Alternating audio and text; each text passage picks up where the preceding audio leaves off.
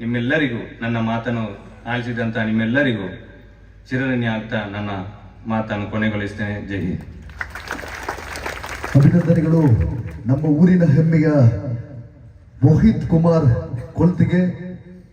High court ವಕೀಲರು ಮುಂದಕ್ಕೆ ಒಂದು ಕಾರ್ಯಕ್ರಮವನ್ನು ಉದ್ದೇಶಿಸುತ್ತಾ ಜೀವನದ ದಾರಿಯನ್ನು ತಪ್ಪಿದ ಯುವಕರ ಬಾಳಿಗೆ ಹೊಸ ಚೈತನ್ಯವನ್ನು ತುಂಬಿ ಹೆತ್ತ ತಾಯಂದಿರ ಮುಖದಲ್ಲಿ ಮಂದಹಾಸದ ಚಿಲುಮೆಯನ್ನು ಮೂಡಿಸಿದ ಹೆಣ್ಣು ಮಕ್ಕಳಿಗೆ, ತಾಯಂದಿರಿಗೆ ಸರ್ಕಾರ ಸಮಾಜದಿಂದ ಆಗುವ ಅನ್ಯಾಯವನ್ನು ನಿರಂತರವಾಗಿ ಖಂಡಿಸುತ್ತಾ ತನ್ನ ನೇರ ಮಾತುಗಳ ಮುಖೇನವಾಗಿ ಹೋರಾಟವನ್ನು ನಡೆಸುತ್ತಿರುವ ಸಾಮಾಜಿಕ ಹೋರಾಟಗಾರ್ತಿ ಶ್ರೀಮತಿ ಪ್ರಸನ್ನ ರವಿ ಮೇಡಮ್ ತಮ್ಮನ್ನ ಮಾತುಗಳಿಗಾಗಿ ಅತ್ಯಂತ ಗೌರವದಿಂದ ಆಹ್ವಾನಿಸಿಕೊಳ್ತಾ ಇದ್ದಾರೆ.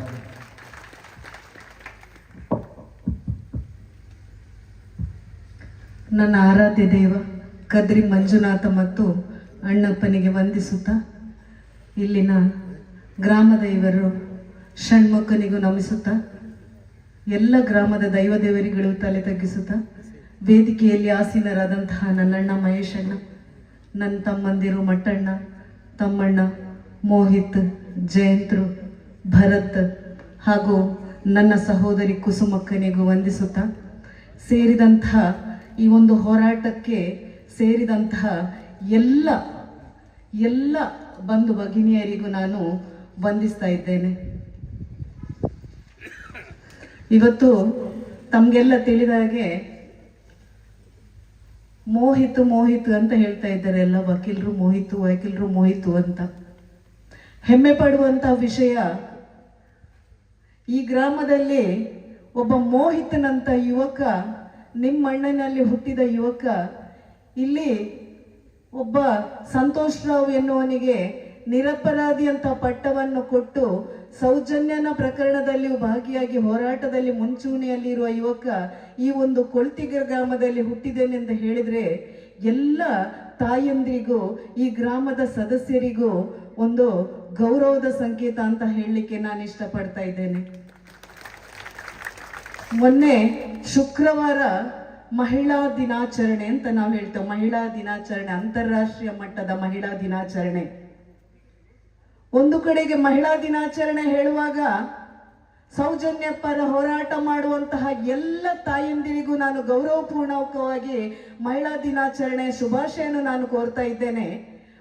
ಮೊದಲನೇದಾಗಿ ಈ ವೇದಿಕೆಯಲ್ಲಿ ಕೂತಂತಹ ಈ ಸೌಜನ್ಯನ ತಾಯಿಗೆ ಆ ಮಹಿಳಾ ದಿನಾಚರಣೆಯ ಗೌರವ ಸಲ್ಲಬೇಕು ಈ ತಾಯಿಗೆ. ಯಾಕೆಂದ್ರೆ ತನ್ನ ಮಗಳಿಗೆ ಮಾತ್ರ ಅಲ್ಲ, ಇಡೀ ಕುಲದ ಹೆಣ್ಣು ಮಕ್ಕಳಿಗೂ ಈ ರೀತಿ ಅತ್ಯಾಚಾರ ಆಗ್ಬಾರ್ದು, ಕೊಲೆ ಆಗ್ಬಾರ್ದು ಇನ್ನು ಮುಂದೆ ಅಂತ ಹೋರಾಟ ಮಾಡುವ ಆ ತಾಯಿಗೆ ವಿಶ್ವ ಮಹಿಳಾ ದಿನಾಚರಣೆ ಅಂಗವಾಗಿ ನಾವು ಗೌರವ ಸೂಚಿಸಬೇಕು. ಕೆಲವರು ಕೇವಲ ಪ್ರಚಾರಕ್ಕಾಗಿ ಮಹಿಳಾ ದಿನಾಚರಣೆಯನ್ನು ಆಚರಣೆ ಮಾಡ್ತಾ ಇದ್ದಾರೆ.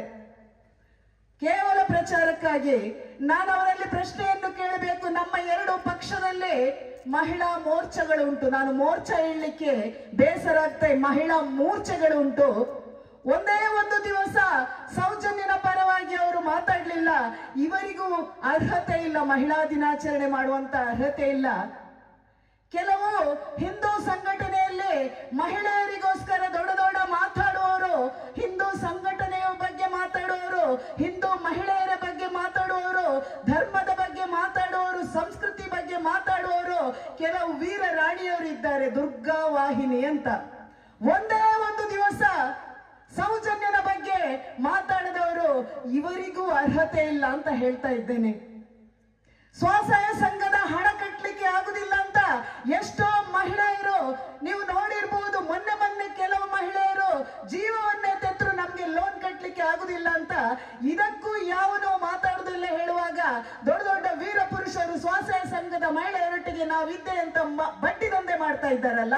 ಒಮ್ಮೆ ತಿರುಗಿ ನೋಡಿ, ವಿಶ್ವ ಮಹಿಳಾ ದಿನಾಚರಣೆ ಅಂತ ಹೇಳುವುದಕ್ಕೆ ಒಂದು ಗೌರವ ಉಂಟು. ಅದನ್ನು ಇಟ್ಕೊಳ್ಳುವ ಯೋಗ್ಯತೆ ಇಲ್ಲದವರಿಗೆ ಈ ಸೌಜನ್ಯ ಪರ ಹೋರಾಟಗಾರರ ಮಾಡುವ ಈ ಹೋರಾಟಗಾರರ ತಾಯಿಯಂದಿರಿಗೆ, ವೇದಿಕೆಯಲ್ಲಿ ಕೂತ್ಕೊಳ್ಳುವಂತಹ ಎಲ್ಲ ಪುರುಷರಿಗೆ, ಅವರ ಮನೆಯ ಹಿಂದೆ ಇರುವುದು ಮಹಿಳೆಯರು, ಈ ಹೋರಾಟಗಾರರ ಜೊತೆ ಇರುವುದು ಮಹಿಳೆಯರಿಗೂ. ಹಾಗಾಗಿ ಅವರಿಗೆ ನಾನು ಈ ಮಹಿಳಾ ದಿನಾಚರಣೆ ಗೌರವವನ್ನು ನಾನು ಸೂಚಿಸಲಿಕ್ಕೆ ಇಷ್ಟಪಡ್ತಾ ಇದ್ದೇನೆ.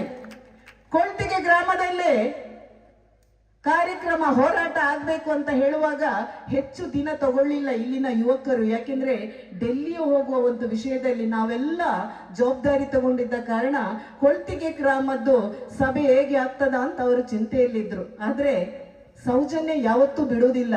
ಇಲ್ಲಿ ವೇದಿಕೆಯಲ್ಲಿ ಈಗ ಭರತ್ ಮಾತಾಡುವಾಗ ನಮ್ಗೆ ಯಾವುದೇ ವೇದಿಕೆ ಇಲ್ಲ, ಭಾವನಾತ್ಮಕವಾಗಿ ಅವನ ಭಾವನೆಯಲ್ಲಿ ಬರುವಾಗ ನಾವೊಂದು ವಕೀಲರನ್ನು ನಿಮ್ಮೊಟ್ಟಿಗೆ ಕೊಟ್ಟಿದ್ದೇವೆ ಅಂತ ಹೇಳುವಾಗ ಕೇವಲ ಒಂದು ವಕೀಲರಲ್ಲ, ಎಲ್ಲ ಯುವ ಶಕ್ತಿಗಳು ಮಹೇಶಣ್ಣನೊಟ್ಟಿಗೆ ಇದ್ದೆ ಅಂತ ಹೇಳುವಾಗ ಆ ಕೊಳ್ತಿಗೆ ಗ್ರಾಮದ ಎಲ್ರಿಗೂ ನಾನು ತಲೆ ತಗ್ಗಿಸ್ಬೇಕು.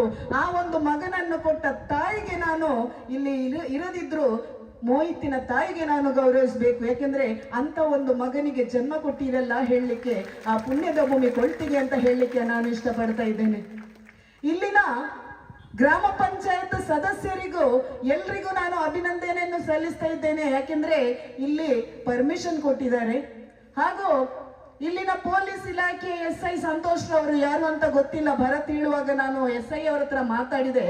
SI ಹೇಳಿದ್ರು, ಅಕ್ಕ ಮೇಡಮ್ ಮಟ್ಟಣ್ಣನವರು ಮಾತಾಡಿದ್ರು, ಆದ್ರೆ ನೀವೊಂದು SP ಹತ್ರ ಮಾತಾಡಿ. ಯಾಕೆಂದ್ರೆ ಎಲ್ಲ ಕಡೆಯಲ್ಲೂ ಪೊಲೀಸರಿಗೆ ಹಣ ಕಟ್ಟಬೇಕಿತ್ತು ಗ್ರಾಮಾಂತರದಲ್ಲಿ, ನಮ್ಗೆ ನಗರದಲ್ಲಿ ಇಲ್ಲ. ನಮ್ಗೆ 75 ರೂಪಾಯಿಯಲ್ಲಿ ಎಲ್ಲ ಸಭೆ ಆಗ್ತಿತ್ತು. ಆದ್ರೆ ಗ್ರಾಮಾಂತರದಲ್ಲಿ ಮಾಡುವಾಗ ಪ್ರತಿ ಸಭೆಯಲ್ಲಿ 6,500, 10,000, 15,000 ಹಣ ಕಟ್ಟಬೇಕಿತ್ತು.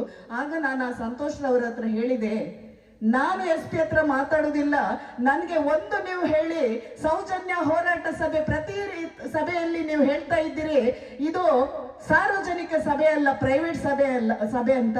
ನನ್ಗೆ ಅದೊಂದೊಂದು ಕರೆಕ್ಟ್ ಕ್ಲಾರಿಟಿ ಮಾಡಿ. ಆದ್ರೆ ಈ ಸಲ ಅಂತೂ ನಾವು ಪೊಲೀಸರನ್ನು ಪರ್ಚೇಸ್ ಮಾಡುವುದಿಲ್ಲ. ಯಾಕೆಂದ್ರೆ ಪೊಲೀಸರನ್ನು ಪರ್ಚೇಸ್ ಮಾಡಿ ನಮಗೆ ಸೌಜನ್ಯ ಹೋರಾಟ ಸಭೆ ಆಗುದಿಲ್ಲ. ನಿಮ್ಮ SP ಅವರ ಹತ್ರ ನೀವು ಹೇಳಿ. ಪ್ರಸನ್ನ ರವಿ ಹೇಳಿದ್ದಾರೆ, ಒಂದು ವೇಳೆ ಹಣ ತಗೊಂಡ್ರು ನಾವು ಕಟ್ಟುದಿಲ್ಲ ಈ ಸಲ. ಅಲ್ಲಿ ನೀವು ಬಂದು ಸಭೆಯನ್ನು ನಿಲ್ಲಿಸಿದ್ರು SP ಕಚೇರಿ ಹತ್ರ ಮುಂದೆ ಬಂದು ನಿಂತು ಹೋರಾಟ ಮಾಡುವ ಮಹಿಳೆ ಅಂತ SPಗೆ ಹೇಳಿ ಅಂತ ಹೇಳಿದೆ. ನಾವು ಮಾವುತನ ಕೇಸಿಗೆ SP ಕಚೇರಿಯಲ್ಲಿ ಹೊರಗೆ ಇರುವಾಗ ಇಲ್ಲಿಂದ ಕರೆ ಬಂತು, ಅಕ್ಕ ಪರ್ಮಿಷನ್ ಕೊಟ್ಟರು ಸ್ಟೇಷನ್ಗೆ ಬರ್ಲಿಕ್ಕೆ ಹೇಳಿದ್ದಾರೆ SI ಅಂತ ಹೇಳಿದ್ರು. ಹಾಗಾಗಿ ನಾನು SP ಹತ್ರ ಅಲ್ಲಿ ಆ ವಿಷಯದಲ್ಲಿ ಮಾತಾಡ್ಲಿಕ್ಕೆ ಹೋಗ್ಲಿಲ್ಲ. ನಾನು SP ಅವರಿಗೂ ಧನ್ಯವಾದವನ್ನು ಅರ್ಪಿಸ್ತಿದ್ದೇನೆ.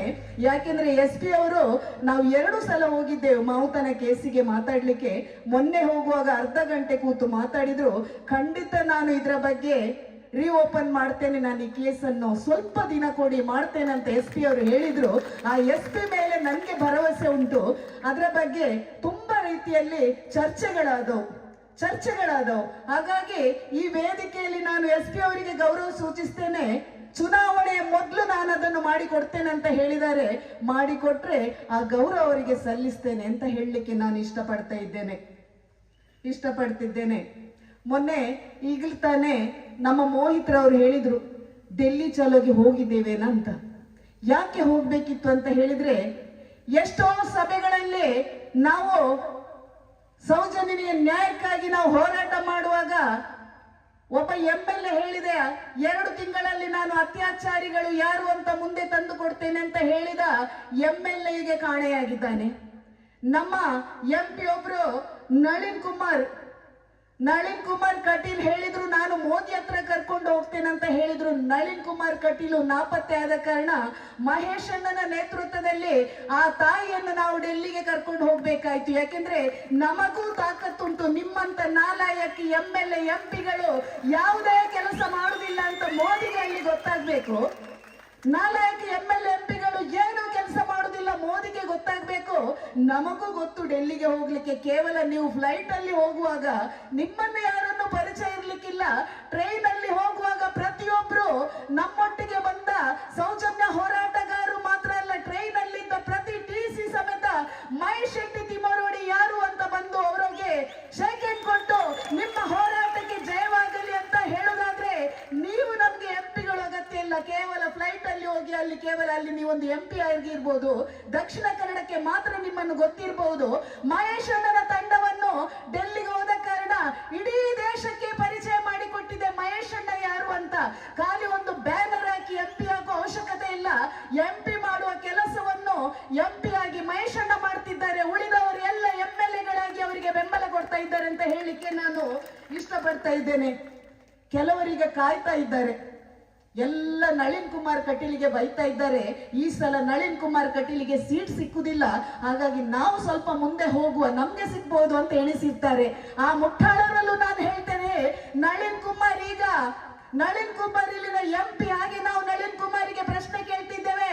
ನಿಮಗೂ ನಾವು ಅಧಿಕಾರ ಕೊಡುದಿಲ್ಲ, ಯಾಕೆಂದ್ರೆ ನೀವು ಇದುವರೆಗೆ ಸೌಜನ್ಯನ ಹೋರಾಟದಲ್ಲಿ ಭಾಗಿಯಾಗಲಿಲ್ಲ, ಒಂದೇ ಒಂದು ಪ್ರಶ್ನೆ ಇಟ್ಲಿಲ್ಲ.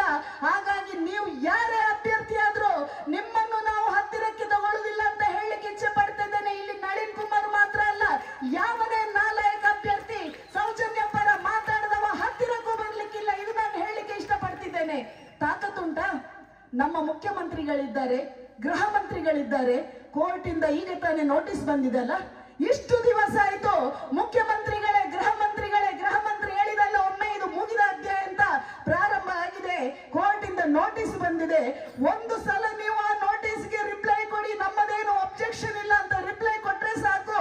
ನಿಮ್ಮಂದೇನು ನಾವು ನ್ಯಾಯ ಅಂಗಲಾಚಿಸ್ತಾ ಇಲ್ಲ.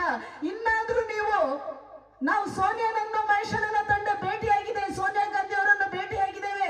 ಅಲ್ಲಿಗೆ ಮೋದಿಗೂ ಗೊತ್ತಿರ್ತದೆ, ವಿರೋಧ ಪಕ್ಷ ಅಂತ ಒಂದು ಇರ್ತದಲ್ಲ, ವಿರೋಧ ಪಕ್ಷದವರು ಹೋಗಿ ನನ್ನ ಹೆಂಡತಿಗೆ ಹೀಗೆ ಫೇಸ್ಬುಕ್ ಅಲ್ಲಿ ಮಾತಾಡಿದ್ರು, ವೈಯಕ್ತಿಕವಾಗಿ ನೀವು ಮಾತಾಡ್ತೀರಲ್ಲ.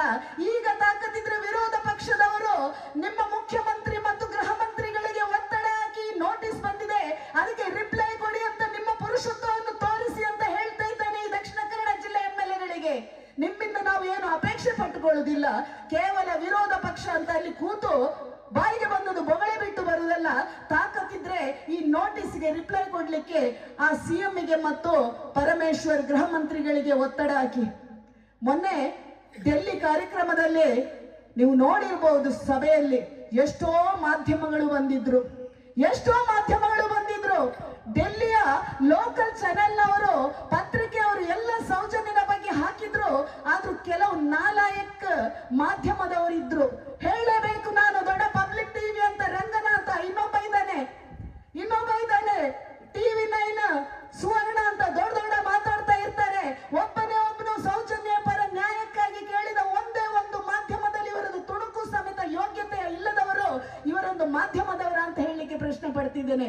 ನಮ್ಮ ದಕ್ಷಿಣ ಕನ್ನಡದ ಲೋಕಲ್ ಚಾನೆಲ್ಗಳು ನೀವು ಲೋಕಲ್ ಚಾನೆಲ್ ನಡೆಸುವವರು, ಯಾವುದೋ ಊರಲ್ಲಿ ಏನಾಗುವಾಗ ಇಲ್ಲಿ ತಂದು ವೈಭವೀಕರಣ ಮಾಡುವವರು, ನಾವಿಷ್ಟು ಹೋರಾಟಗಾರರು ಡೆಲ್ಲಿಗೆ ಹೋಗಿ ಇಷ್ಟೆಲ್ಲ ಹೋರಾಟ ಮಾಡಿ ಬಂದ್ರು, ನಿಮ್ಮ ಲೋಕಲ್ ಚಾನೆಲ್ ಅಲ್ಲಿ ಒಂದರಲ್ಲಿ ನೀವು ಹಾಕುದಿಲ್ಲ ಹೇಳುವಾಗ ನಿಮ್ಮ ಯೋಗ್ಯತೆಯನ್ನು ನಾವು ಪ್ರಶ್ನೆ ಮಾಡಬೇಕು. ಯಾಕೆಂದ್ರೆ ಅವನ ಎಂಜಲು ಹಣಕ್ಕೆ ಕೈ ಚಾಚುವ ನೀವು ಯಾವುದೇ ಪತ್ರಿಕಾ ಧರ್ಮ, ಮಾಧ್ಯಮ ಧರ್ಮ ನೀವು ಸ್ವೀಕರಿಸ್ತಾ ಇಲ್ಲ ಅಂತ ಹೇಳಲಿಕ್ಕೆ ನಾನು ಇಷ್ಟಪಡ್ತಾ ಇದ್ದೇನೆ.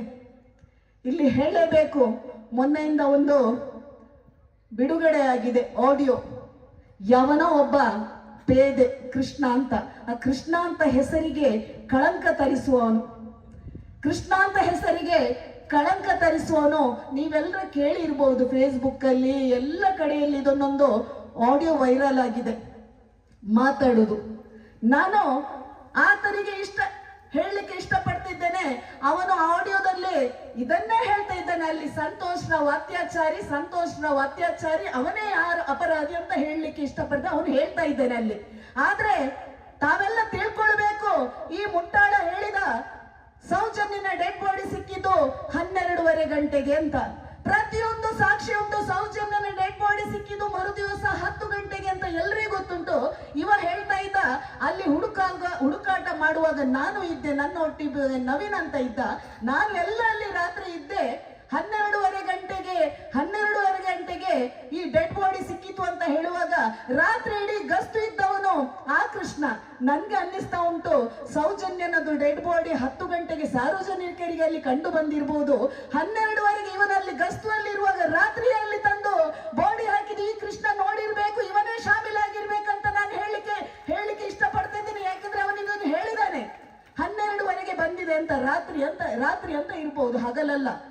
ಹೇಳ್ತಾನೆ, ಪ್ರಕೃತಿ ಚಿಕಿತ್ಸಾಲಯದ ಹತ್ತಿರ ಸೌಜನ್ಯ ಹೋದ್ಲಂತೆ, ಅಲ್ಲಿ ಒಂದು ದೊಡ್ಡ ಮರ ಇತ್ತಂತೆ ರೈಟ್ ಸೈಡ್ ಅಲ್ಲಿ. ಸಂತೋಷ್ ರಾವ್ ಅಲ್ಲಿ ಇದ್ದಂತೆ, ಅವಳನ್ನು ಹೇಳ್ಕೊಂಡು ಹೋಗಿ ಅಲ್ಲಿ ಅತ್ಯಾಚಾರ ಆಗಿ ಮರದ ಹತ್ರ ಹಾಕಿ ಬಂದಂತೆ. ಎಲ್ಲಾ ಮಾಹಿತಿಗಳಿಗೆ ಇವನಿಗೆ ಸಿಗ್ತದೆ. 12 ವರ್ಷದಿಂದ ಅದೇ ಸ್ಟೇಷನ್ ಅಲ್ಲಿ ಇವ ಕೊಳಿತಾ ಇದ್ದಾನೆ. ಪ್ರತಿಯೊಬ್ಬರ ಭವಿಷ್ಯ ಅಲ್ಲಿದ್ದವ್ರದ್ದು ಇವನಿಗೆ ಗೊತ್ತಿರ್ತದೆ. ಅಲ್ಲಿದ್ದ ಯಾವುದೇ ಜನರ ಸಮಸ್ಯೆ ಬಗ್ಗೆ ಇವನಿಗೆ ಗೊತ್ತಿರುವುದಿಲ್ಲ.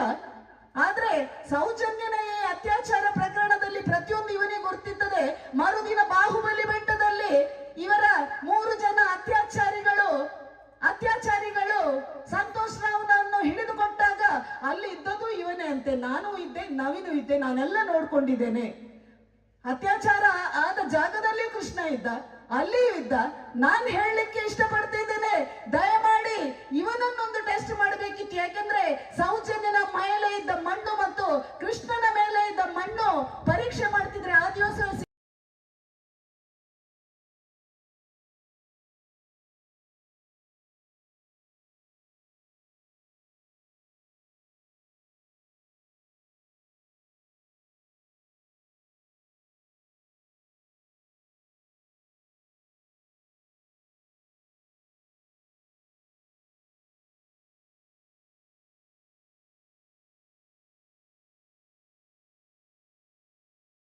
ಮೇಲೆ ಎಫ್ಐಆರ್ ಹಾಕದಿದ್ರೆ ನೀವು ಮಾಡಿದ್ದು ಸತ್ಯ ಅಂತ ಇಲ್ಲಿ ಬಯಲಾಗ್ತದೆ. ಹಾಗಾಗಿ ನಾನು ಕೆಲವು ಕೇಸಲ್ಲಿ ಸಿವಿಲ್ ಡೆಫಾಮೇಷನ್ ಅಂತ ಇರ್ತದೆ. ನಮ್ಮ ಹೋರಾಟಗಾರರಿಗೆ ಕೆಲವು ಡೆಫಾಮೇಷನ್ ಕೇಸ್ಗಳನ್ನು ಹಾಕಿದ್ದಾರೆ. ನಾನಿದನ್ನು ಯಾಕೆ ಹೇಳ್ತಾ ಇದ್ದೇನೆಂದ್ರೆ, ಸೌಜನ್ಯನ ಈ ಒಂದು ಶಕ್ತಿ ಎಲ್ಲಿವರೆಗೆ ಮುಟ್ಟಿದೆ ಅಂದ್ರೆ, ಸೌಜನ್ಯ ಕೆಲವರ ಬಣ್ಣ ಬಯಲು ಮಾಡಿದ್ದಾಳೆ. ಒಂದು ರಾಜಕೀಯ ವ್ಯಕ್ತಿಗಳ ಬಣ್ಣ ಬಯಲು ಮಾಡಿದ್ದಾಳೆ, ಇನ್ನೊಂದು ಸ್ವಾಮೀಜಿಗಳ ಬಣ್ಣ ಬಯಲು ಮಾಡಿದ್ದಾಳೆ. ಹಾಗೆ ಪ್ರತಿಯೊಂದು ಕ್ಷೇತ್ರದಲ್ಲಿ ಸೌಜನ್ಯನ ಶಕ್ತಿ ಕೆಲವರ ಬಣ್ಣ ಬಯಲು ಮಾಡ್ತಾ ಇದ್ದಾಳೆ. ಹಾಗಾಗಿ ನಾನು ಮಹೇಶಣ್ಣನಲ್ಲಿ ಪ್ರತಿ ಸಲ ಹೇಳ್ತಾ ಇದ್ದೇನೆ, ಸೌಜನ್ಯನ ಶಕ್ತಿಯನ್ನ ಪ್ರತಿ ಕ್ಷೇತ್ರದಲ್ಲಿ ಬಯಲು ಮಾಡ್ತಾ ಉಂಟು, ರಾಜಕೀಯ ಕ್ಷೇತ್ರದಲ್ಲೂ ಬಯಲು ಮಾಡುತ್ತದೆ. ಹಾಗಾಗಿ ನಾನು ಈಗ ನ್ಯಾಯಾಂಗದಲ್ಲೂ ಸೌಜನ್ಯನ ಶಕ್ತಿ ಮುಂದೆ ಬರ್ತದೆ ಅಂತ ಹೇಳಲಿಕ್ಕೆ ಇಷ್ಟಪಡ್ತಿದ್ದೇನೆ. ಯಾಕೆಂದ್ರೆ ನಿಮ್ಗೆಲ್ಲ ಗೊತ್ತಿರಬೇಕು, ಮಹೇಶಣ್ಣನಿಗೆ ಕೆಲವು ಕೇಸಸ್ ಉಂಟು, ಡೆಫಾಮೇಷನ್ ಮಾನನಷ್ಟ ಕೇಸ್, ಅದರಲ್ಲಿ ಒಂದು ಸಿವಿಲ್ ಕೇಸ್ ಕೂಡ. ಆ ಸಿವಿಲ್ ಕೇಸನ್ನೀಗ ಕ್ರಿಮಿನಲ್ಗೆ ಕನ್ವರ್ಟ್ ಮಾಡಿ ಸೌಜನ್ಯನ ಕೇಸನ್ನು ಅದಕ್ಕೆ ಹಾಕಿ ಮಹೇಶಣ್ಣನನ್ನು ಹೈಕೋರ್ಟಿಗೆ ನಲ್ಲಿಸ್ತಾ ಇದ್ದಾರೆ. ನಮ್ಮಲ್ಲಿ ಒಂದು ಉಂಟು, ಕಾನೂನಿಗೆ ಗೌರವ ಕೊಡಬೇಕು, ಕಾನೂನಿನ ಬಗ್ಗೆ ಮಾತಾಡಬಾರ್ದು, ಪ್ರತಿಯೊಂದು ನಮಗೆ ಮಾತ್ರ ಕಾನೂನು, ನಾವು ಯಾರ ಬಗ್ಗೆನೂ ಮಾತಾಡಬಾರ್ದು, ಯಾರ ಬಗ್ಗೆನೂ ಪ್ರತಿಭಟನೆ ಮಾಡಬಾರ್ದು. ಆದ್ರೂ ಮಹೇಶಣ್ಣ ಹೇಳಿದಾಗೆ ಫಂಡಮೆಂಟಲ್ ರೈಟ್ಸ್ ಅಂತ ಹೇಳುವಾಗ ಪ್ರತಿಯೊಬ್ಬನು ಯಾವುದೇ ಇದರಲ್ಲಿ ಶಾಸಕಾಂಗ ಆಗ್ಲಿ, ಕಾರ್ಯಾಂಗ ಆಗ್ಲಿ, ನ್ಯಾಯಾಂಗದಲ್ಲಿ ತಪ್ಪು ಮಾಡಿದ್ರೆ ಪ್ರಶ್ನಿಸುವ ಹಕ್ಕು ನಮ್ಗಿದೆ. ಹಾಗಾಗಿ ಒಂದು ದಿವಸ ಮಹೇಶಣ್ಣನನ್ನು ಕೋರ್ಟಿಗೆ ಕರೆದ್ರು. ಮಹೇಶಣ್ಣ ಒಂದು ಕಡೆ ಹೇಳಿದ್ರು, ಮಹೇಶನಿಗೆ ಇನ್ನೂ ಸಹ ಕೇಸ್ ಹಾಕ್ಬೋದು. ನಾನು ಈ ವೇದಿಕೆಯಲ್ಲಿ ಹೇಳಲಿಕ್ಕೆ ಇಷ್ಟಪಡ್ತಿದ್ದೇನೆ, ಒಂದು ತಾಯಿಯಾಗಿ ಮಹೇಶಣ್ಣನನ್ನು ಕರೆದು ಒಂದು ನ್ಯಾಯಾಂಗದ ಒಂದು ಅಂಗದಲ್ಲಿರುವ ಒಬ್ಬ ನ್ಯಾಯಾಧೀಶರು ಆ ಪೀಠದಲ್ಲಿ ಕೂತು ಆ ನ್ಯಾಯಾಧೀಶರು ಆ ನ್ಯಾಯದ ಪೀಠದ ಗೌರವವನ್ನು ಮರೆತು ಮಹೇಶಣ್ಣನಿಗೆ ಹೇಳಿದ್ರು, ನೀನು ಏನ್ ಕಲ್ತಿದ್ದೀಯ ಅಂತ ಕೇಳಿದ್ರು. ಮಹೇಶಣ್ಣ 7ನೇ ಕ್ಲಾಸ್ ಹೇಳುವಾಗ ಅನ್ಎಜುಕೇಟೆಡ್, ನಿನ್ನನ್ನು ನಾನು ಗಲ್ಲಿಗೆ ಏರಿಸ್ತೇನೆ ಈ ಕೇಸಲ್ಲಿ ಅಂತ ಹೇಳಿದ್ರು. ನಾನು ಹೇಳಿಕೆ ಇಚ್ಛೆ ಪಡ್ತಿದ್ದೇನೆ, ಮಹೇಶಣ್ಣ ಅನ್ಎಜುಕೇಟೆಡ್ ಇರ್ಬೋದು, ಆದ್ರೆ ಮಹೇಶಣ್ಣ ಹೋರಾಟಕ್ಕೆ ಓದೋದು ಒಂದು ಹುಡುಗಿಗೆ ಅತ್ಯಾಚಾರ ಮತ್ತು ಅನ್ಯಾಯ ಆದಾಗ ಒಂದು ಗಂಡಸಿನಂತೆ ಯಾವುದೇ ವಿದ್ಯೆ ಅವಶ್ಯಕತೆ ಇಲ್ಲದ ಮಹೇಶಣ್ಣ ಹೋರಾಟದಲ್ಲಿ ಭಾಗಿಯಾಗಿ ಇಷ್ಟು ಕರ್ನಾಟಕದಲ್ಲಿ ಇಷ್ಟು ಸಂಖ್ಯೆ ಮಹೇಶಣ್ಣನನ್ನು ಬೆಂಬಲಕ್ಕೆ ನಿಂತಿರ್ಬೇಕಾದ್ರೆ ಮಹೇಶಣ್ಣನ ಎಜುಕೇಶನ್ ಅಲ್ಲ, ಮಹೇಶಣ್ಣನ ಎಜುಕೇಶನ್ ಅಲ್ಲ, ನಿಮ್ಮ ಎಜುಕೇಶನ್ ಮುಂದೆ ಮಹೇಶಣ್ಣನ 7ನೇ ತರಗತಿಗೂ ನಿಮ್ಮ ಎಜುಕೇಶನ್ ಸಮಾನ ಅಲ್ಲ ಅಂತ ಹೇಳಲಿಕ್ಕೆ ಇಷ್ಟಪಡ್ತಾ ಇದ್ದೇನೆ. ನೀವು ಬೇಕಾದ್ರೆ ಯಾವ ಡೆಫಾಮೇಷನ್ ಕೇಸು ನಮ್ಮಲ್ಲಿ ಹಾಕ್ಬಹುದು. ಯಾತಕ್ಕೆ ಗಲ್ಲಿಗೆ ಏರಿಸ್ತೀರಾ? ಒಂದು ಹೆಣ್ಣಿಗೆ ನ್ಯಾಯ ಕೇಳಲಿಕ್ಕೆ ಹೋಗುವಾಗ ನಿನ್ನನ್ನು ಗಲ್ಲಿಗೆ ಏರಿಸ್ತೇನೆ ಅಂತ ಹೇಳುದಾದ್ರೆ ಇಷ್ಟೆಲ್ಲ ಟೆರರಿಸಂ ಆಗ್ತಾ ಉಂಟು. ಕೋಟಿಗಟ್ಟಲೆ ಹಣ ಕೊಟ್ಟು ಅವರನ್ನು ನೀವು ಸಾಕ್ತಾ ಇದ್ದೀರಲ್ಲ. ನಾನು ಯಾವುದೇ ನ್ಯಾಯಾಂಗವನ್ನು ನಿಂದನೆ ಮಾಡ್ತಾ ಇಲ್ಲ. ನ್ಯಾಯಾಂಗ ಅಂದ್ರೆ ಆ ನ್ಯಾಯಪೀಠ ದೇವರಿಗೆ ಸಮಾನವಾಗಿ ನಾವೆಲ್ಲರೂ ಅಲ್ಲಿ ಗೌರವಿಸ್ತೇವೆ. ಆ ಗೌರವವನ್ನು ಅವರು ಅಲ್ಲಿ ಉಳಿಸಬೇಕಾಗ್ತದೆ. ಹಾಗಾಗಿ ಈ ವೇದಿಕೆಯಲ್ಲಿ ನಾನು ನೇರವಾಗಿ ಹೇಳ್ತಾ ಇದ್ದೇನೆ, ಯಾರು ಹೀಗೆ ಮಾಡಬೇಡಿ.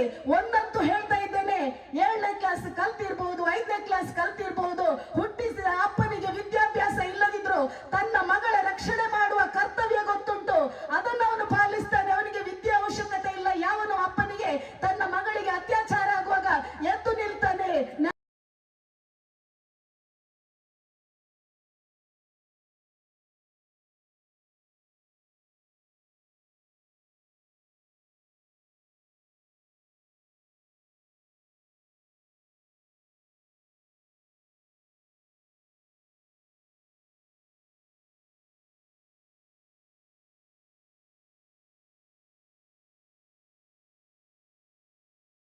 ಬೆಂಬಲಿಸ್ತೇವೆ ಚುನಾವಣೆಯಲ್ಲಿ ಅಂತ. ಆದ್ರೆ ನಾವು ಈಗ ನೋವಲ್ಲಿ ಹೇಳ್ತಾ ಇದ್ದೇನೆ, ಯಾವುದೇ ರಾಜಕೀಯ ಪಕ್ಷಗಳು, ಯಾವುದೇ ರಾಷ್ಟ್ರೀಯ ರಾಜಕೀಯ ಪಕ್ಷಗಳು ಸೌಜನ್ಯನ ನ್ಯಾಯಕ್ಕಾಗಿ ಯಾರು ಮಾತಾಡ್ತಾ ಇಲ್ಲ. ಡೆಲ್ಲಿಯಲ್ಲಿ ಹೋಗಿ ಬಿಜೆಪಿ ಅವರು ಮಾತಾಡ್ತಾ ಇಲ್ಲ, ರಾಜ್ಯ ಸರ್ಕಾರ ಕಾಂಗ್ರೆಸ್ನವರು ಮಾತಾಡ್ತಾ ಇಲ್ಲ ಹೇಳುವಾಗ ಮುಂದೊಂದು ದಿವಸ ನಾನು ಹೇಳಲಿಕ್ಕೆ ಇಷ್ಟಪಡ್ತೇನೆ, ನೀವು ಎಣಿಸ್ಬೇಡಿ ಸೌಜನ್ಯನ ಪರ ಹೋರಾಟದಿಂದ ನಾವು ಲಾಭ ಗಳಿಸ್ತೇವೆ, ಎರಡು ಪಕ್ಷಗಳಿಗೂ ಸಿಕ್ಕದಿದ್ರೆ ನಾವು ಯಾರಾದ್ರೂ ಮುಂದೆ ಬಂದು ನಾವು ಗೆಲ್ತೇವೆ ಅಂತ ನೀವು ಎಣಿಸ್ಬೇಡಿ. ಒಂದಂತೂ ಸತ್ಯ, ಯಾರು ಮುಂದೆ ಬರದಿದ್ರೆ ಒಂದು ದಿವಸ ಮಹೇಶ್ ಅಣ್ಣವೇ ಹೇಳ್ತಾರೆ, ನಮ್ಮದು ಸೌಜನ್ಯ ಹೋರಾಟದಲ್ಲಿ ಯಾರಾದ್ರೂ ಒಬ್ರು ಅಭ್ಯರ್ಥಿಯಾಗಿ ಖಂಡಿತ ನಿಲ್ತೇವಂತ ಈ ವೇದಿಕೆಯಲ್ಲಿ ನಾನು ಹೇಳಲಿಕ್ಕೆ ಇಷ್ಟಪಡ್ತಿದ್ದೇನೆ. ಕೊಳ್ತಿಗೆ ಗ್ರಾಮದಲ್ಲಿ ಒಬ್ಬ ವಕೀಲರು ಸಂತೋಷ್ ರಾವನ್ನು ನಿರಪರಾಧಿ ಅಂತ ಮಾಡಿದ ಈ ವೇದಿಕೆಯಲ್ಲಿ ಇಲ್ಲೇ ಪ್ರತಿಜ್ಞೆ ಮಾಡಿಕೊಳ್ಳುವ, ಮುಂದೊಂದು ದಿನ ನಮ್ಮಲ್ಲಿ ಹಣ ಇಲ್ಲ ಸೌಜನ್ಯ ಹೋರಾಟಗಾರರಲ್ಲಿ, ಆದ್ರೆ ನಮ್ಮಲ್ಲಿ ಜನ ಇದ್ದಾರೆ, ಬಡವರಿದ್ದಾರೆ, ಒಂದೊಂದು ಓಟಿಗೂ ಬೆಲೆ ಇದೆ. ಆಗ ಇವರು ಬರ್ತಾರೆ ಹಣ ಕೊಟ್ಟು ಪರ್ಚೇಸ್ ಮಾಡ್ಲಿಕ್ಕೆ. ದಯಮಾಡಿ ಯಾರಿಗೂ ನಿಮ್ಮ ಮನೆ ಬಾಗಿಲಿಗೆ ಬಂದು ಓಟು ಕೇಳುವಷ್ಟು ಸಂಪಾದನೆ ಇಲ್ಲ, ಖರ್ಚು ಮಾಡುವಷ್ಟು ಶಕ್ತಿ ಇಲ್ಲ. ಆದ್ರೆ ಮಹೇಶ್ ಅಣ್ಣ ಒಂದು ವೇದಿಕೆಯಲ್ಲಿ ಕರೆ ಕೊಟ್ಟ ಕೂಡಲೇ ಯಾವತ್ತಂತ ಹೇಳೋದಿಲ್ಲ, ಇವರು ಯಾರು ನಮ್ಗೆ ನ್ಯಾಯ ತೆಗೆಸಿಕೊಡ್ಲಿಕ್ಕೆ ಚುನಾವಣೆ ಮೊದಲು ಯಾರು ಬರದಿದ್ರೆ, ಎರಡು ಪಕ್ಷದವರು ನಮ್ಗೆ ಬರದಿದ್ರೆ ಮುಂದೊಂದು ದಿನ ನಿಮ್ಗೆಲ್ರಿಗೂ ಮನಸ್ಸಲ್ಲಿ ಒಂದಿತ್ತು, ನಾವು ಯಾರಿಗೆ ಓಟ್ ಹಾಕುದು. ಯಾಕೆಂದ್ರೆ ನಮ್ಮ ದುರ್ದೈವ 10% ಓಟ್ ಹಾಕಿದ್ರು ಅಲ್ಲಿ ಒಬ್ಬ MLA MP ಆಗ್ತಾನೆ, ಮೆಜಾರಿಟಿ ಅವಶ್ಯಕತೆ ಇಲ್ಲ. ಹಾಗಾಗಿ ನಾವು ನೋಟಕ್ಕೆ ಹಾಕಿದ್ರು ವೇಸ್ಟ್ ಆಗ್ತದೆ, ಬಹಿಷ್ಕಾರ ಮಾಡಿದ್ರು ವೇಸ್ಟ್ ಆಗ್ತದೆ. ಮುಂದೊಂದು ದಿನ ಮಹೇಶ್ ಅಣ್ಣ ಯಾರ ಹೆಸರು ಸೂಚಿಸ್ತಾರ, ದಯಮಾಡಿ ಸೌಜನ್ಯ ಹೋರಾಟಕ್ಕೆ ಯಾರು ಬೆಂಬಲ ಕೊಡ್ತಾರೆ ಪ್ರತಿಯೊಬ್ಬರು ಆ ವ್ಯಕ್ತಿಗೆ ಓಟ್ ಹಾಕಿ ಅಂತ ಹೇಳಲಿಕ್ಕೆ ಇಷ್ಟಪಡ್ತಿದ್ದೇನೆ. ಯಾಕೆಂದ್ರೆ ಮಹೇಶ್ ಅಣ್ಣನನ್ನು ಕೇಳದೆ ನಾನು ಈ ಒಂದು ತಾಯಿಯಾಗಿ ಈ ವೇದಿಕೆಯಲ್ಲಿ ಹೇಳ್ತಾ ಇದ್ದೇನೆ, ಮಹೇಶ್ ಅಣ್ಣ ಕ್ಷಮಿಸಬೇಕು, ಸಾಕು ನಾವು ರಾಜಕೀಯ ವ್ಯಕ್ತಿಗಳಲ್ಲಿ ಬೇಡಿದ್ದು. ನಮಗೂ ಶಕ್ತಿ ಉಂಟು, ಡೆಲ್ಲಿಗೆ ಹೋಗುವ ಶಕ್ತಿ ಇಡೀ ಟೀಮಿಗೆ ಅಣ್ಣ ತಮ್ಮಂದರಿಗೆ ಇರುವುದಾದ್ರೆ ಡೆಲ್ಲಿಗೆ ಇಲ್ಲಿಂದ ಚುನಾಯಿತೆಯಾಗಿ ಹೋಗಿ ಅಲ್ಲಿ ಮಾತಾಡುವ ಶಕ್ತಿ ನಮ್ಮಲ್ಲಿ ಇರುವವರು ಇದ್ದಾರೆ ಅಂತ ಹೇಳಲಿಕ್ಕೆ ನಾನು ಇಷ್ಟಪಟ್ಟು, ನಾನೇನು ಮಾತಾಡಿದ್ರೆ ಯಾರು ಬೇಸರ ಮಾಡಬೇಡಿ. ಪ್ರತಿ ವೇದಿಕೆಯಲ್ಲಿ ನಾನು ಹೇಳ್ತಾ ಇದ್ದೇನೆ, ತಾಯಿಯಂದ್ರಿಯಾಗಿ ಎಲ್ಲರಲ್ಲಿ ನಾನು ಬೇಡಿಕೊಳ್ತಾ ಇದ್ದೇನೆ, ನಮ್ಗೆ ಇಷ್ಟು ಕೈ ಹಿಡ್ದದ್ದು ಆ ಸೌಜನ್ಯನ ಶಕ್ತಿ. ನಮ್ಮೊಂದಿಗೆ ಅಣ್ಣಪ್ಪ ಮತ್ತು ಮಂಜುನಾಥ ಇದ್ದಾನೆ, ಮಹೇಶ್ ಅಣ್ಣನ ಶಕ್ತಿ ಉಂಟು. ಪ್ರತಿದಿನ ನಾವು 2 ಹೊತ್ತು ದೇವರಿಗೆ ದೀಪ ಇಡ್ತಾ ಇದ್ದೇವೆ, 2 ಹೊತ್ತು ದೀಪ ಇಡ್ತಿದ್ದೇವೆ. ನಾವು ಬಡವರು, ಅನ್ನಕ್ಕಿಲ್ಲದಿದ್ರು 2 ಹೊತ್ತು ದೀಪ ನಿಲ್ಲಿಸುವುದಿಲ್ಲ ನಾವು. ಬತ್ತಿ ಮತ್ತು ಎಣ್ಣೆಗೆ ನಮ್ಮಲ್ಲಿ ಕೊರತೆ ಇಲ್ಲ. ದಯಮಾಡಿ ಪ್ರತಿಯೊಬ್ಬರು ತಮ್ಮ ಮನೆಯಲ್ಲಿ ದೀಪ ಇಡುವಾಗ, ದೇವಸ್ಥಾನಗಳಲ್ಲಿ ಪ್ರಾರ್ಥನೆ ಮಾಡುವಾಗ ಸೌಜನ್ಯನ ಒಂದು ಮುಖ ಮುಂದೆ ಬರಲಿ, ಸೌಜನ್ಯನಿಗೆ ನ್ಯಾಯ ಸಿಗ್ಬೇಕಂತ ಬೇಡ್ಕೊಳ್ಳಿ. ಯಾಕೆಂದ್ರೆ ಇಷ್ಟುವರೆಗೆ ನಮ್ಗೆ ರಕ್ಷೆ ಸಿಕ್ಕಿದ್ದು ನಿಮ್ಮೆಲ್ಲರ ಈ ಒಂದು ದೇವರ ಬೇಡಿಕೆಯಿಂದ. ಹಾಗಾಗಿ ನಾನೆಲ್ಲರಿಗೂ ತಲೆ ತಗ್ಗಿಸಿ ವಂದಿಸ್ತಾ ಇದ್ದೇನೆ. ತಾಯಿಯಾಗಿ, ನಾನು ಹೆಣ್ಣಾಗಿ ಅತಿ ಮಾತಾಡೋದಲ್ಲ. ಇವರು ಹೇಳಿದ್ರು ದಿಟ್ಟ ನೇರ ಏನಲ್ಲ, ನೋವು ನನ್ಗೆ. ಯಾಕೆಂದ್ರೆ ಅವಳನ್ನು ನನ್ನ ಮಗಳ ಸ್ಥಾನದಲ್ಲಿ ಇಟ್ಟಿದ್ದೇನೆ. ಹಾಗಾಗಿ ಆ ಮಗಳಿಗೆ ನ್ಯಾಯ ಸಿಗುವ ತನಕ ನಾನೊಂದು ತಾಯಿಯಾಗಿ ಇದರಲ್ಲಿ ಯಾವ ಹೋರಾಟಕ್ಕೂ ಮಹೇಶಣ್ಣನೊಟ್ಟಿಗೆ ಕೊನೆವರೆಗೂ ಇರ್ತೇನಂತ ನಾನು ಪ್ರತಿಜ್ಞೆ ಮಾಡಿದ್ದೇನೆ. ಹಾಗಾಗಿ ಕೆಲವರಿಗೆ ಮುಂದೆ ಬರ್ಲಿಕ್ಕೆ ಆಗುದಿಲ್ಲ, ನಿಮ್ಮ ಒಂದು ಆಶೀರ್ವಾದ, ನಿಮ್ಮ ಪ್ರಾರ್ಥನೆ ನಮ್ಗೆ ಸಾಕು ಅಂತ ಹೇಳ್ತಾ, ನಾನೇನಾದ್ರೂ ಹೆಚ್ಚಾಗಿ ಮಾತಾಡಿದ್ರೆ ಕ್ಷಮಿಸಬೇಕು ಅಂತ ಹೇಳ್ತಾ ಈ ಒಂದು ಮಾತಿಂದ ವಿರಮಿಸ್ತಾ ಇದ್ದೇನೆ. ಬೋಲೋ ಭಾರತ್ ಮಾತಾ ಕೆ. ಅಭಿನಂದನೆಗಳು ಸಾಮಾಜಿಕ ಹೋರಾಟಗಾರ್ತಿ ರುವಾನ್ವಿತ ಪ್ರಸನ್ನ ರವಿ ಮೇಡಮ್ ಇವರಿಗೆ. ದಯವಿಟ್ಟು ವೇದಿಕೆಯ ಹಿಂಭಾಗದಲ್ಲಿ ರಸ್ತೆಯ ಬದಿಯಲ್ಲಿ ನಿಂತುಕೊಂಡಿರುವವರು ದಯವಿಟ್ಟು ವೇದಿಕೆ ಮುಂಭಾಗದಲ್ಲಿರುವ ಆಸನವನ್ನು ಸ್ವೀಕರಿಸಿಕೊಳ್ಬೇಕಾಗಿ ಅತ್ಯಂತ ಗೌರವದಿಂದ ತಮ್ಮಲ್ಲಿ ವಿನಂತಿಯನ್ನು ಮಾಡಿಕೊಳ್ತಾ ಇದ್ದೇವೆ. ದಯವಿಟ್ಟು ದೂರದಲ್ಲಿ ನಿಂತುಕೊಂಡು ನೋಡುವವರು ದಯವಿಟ್ಟು ಆಸನವನ್ನು ಸ್ವೀಕರಿಸಿಕೊಳ್ಳುವಂತೆ ವಿನಂತಿಯನ್ನು ಮಾಡಿಕೊಳ್ತಾ ಇದ್ದೇವೆ. ಹಾಗೆ ಡೆಲ್ಲಿ ಚಲೋ ಹೋರಾಟದಲ್ಲಿ ಪಾಲ್ಗೊಂಡಂತಹ ಸದಸ್ಯರು ಕೂಡ ದಯವಿಟ್ಟು ಮುಂಭಾಗಕ್ಕೆ ಬಂದು ತಾವುಗಳು ತಯಾರಾಗಿರಬೇಕು. ಮುಂದಕ್ಕೆ ಒಂದು ಕಾರ್ಯಕ್ರಮವನ್ನು ಉದ್ದೇಶಿಸುತ್ತಾ 17ರ ಪ್ರಾಯದವರೆಗೆ ತನ್ನ ಮುದ್ದು ಮಗಲನ್ನ ಸಾಕಿ ಸಲಹಿ ಕಾಮುಕರ ಅಟ್ಟಹಾಸಕ್ಕೆ ತನ್ನ ಕರುಳ ಬಲಿಯನ್ನ ಕಳೆದುಕೊಂಡ ನೋವು ಒಂದು ಕಡೆಯಾದ್ರೆ ತನ್ನ ಮಗಳಿಗಾದ ಪರಿಸ್ಥಿತಿ ಇನ್ಯಾರದೇ ಮಗಳಿಗೆ ಬರಬಾರದು ಎನ್ನುತ್ತಾ ತನ್ನ ರಕ್ತವನ್ನ ಬೆವರಾಗಿಸಿ ನಾಡಿನೆಲ್ಲೆಡೆ ಸಂಚರಿಸಿ ನನ್ನ ಮಗಳಿಗೆ ನ್ಯಾಯ ಕೊಡಿಸಿ ಎಂದು ಅಂಗಲಾಚುತ್ತಿರುವ ತಾಯಿ ಹೃದಯ ನಮ್ಮೊಂದಿಗಿದೆ. ಆತ್ಮೀಯರೇ, ಎಂದಿಗೆ ಧರ್ಮಸ್ಥಳ ಗ್ರಾಮದಲ್ಲಿ ಇವರ ಮನೆ ಸೂತಿಕದ ಛಾಯೆಯಾಗಿ ಉಳಿದಿದೆ.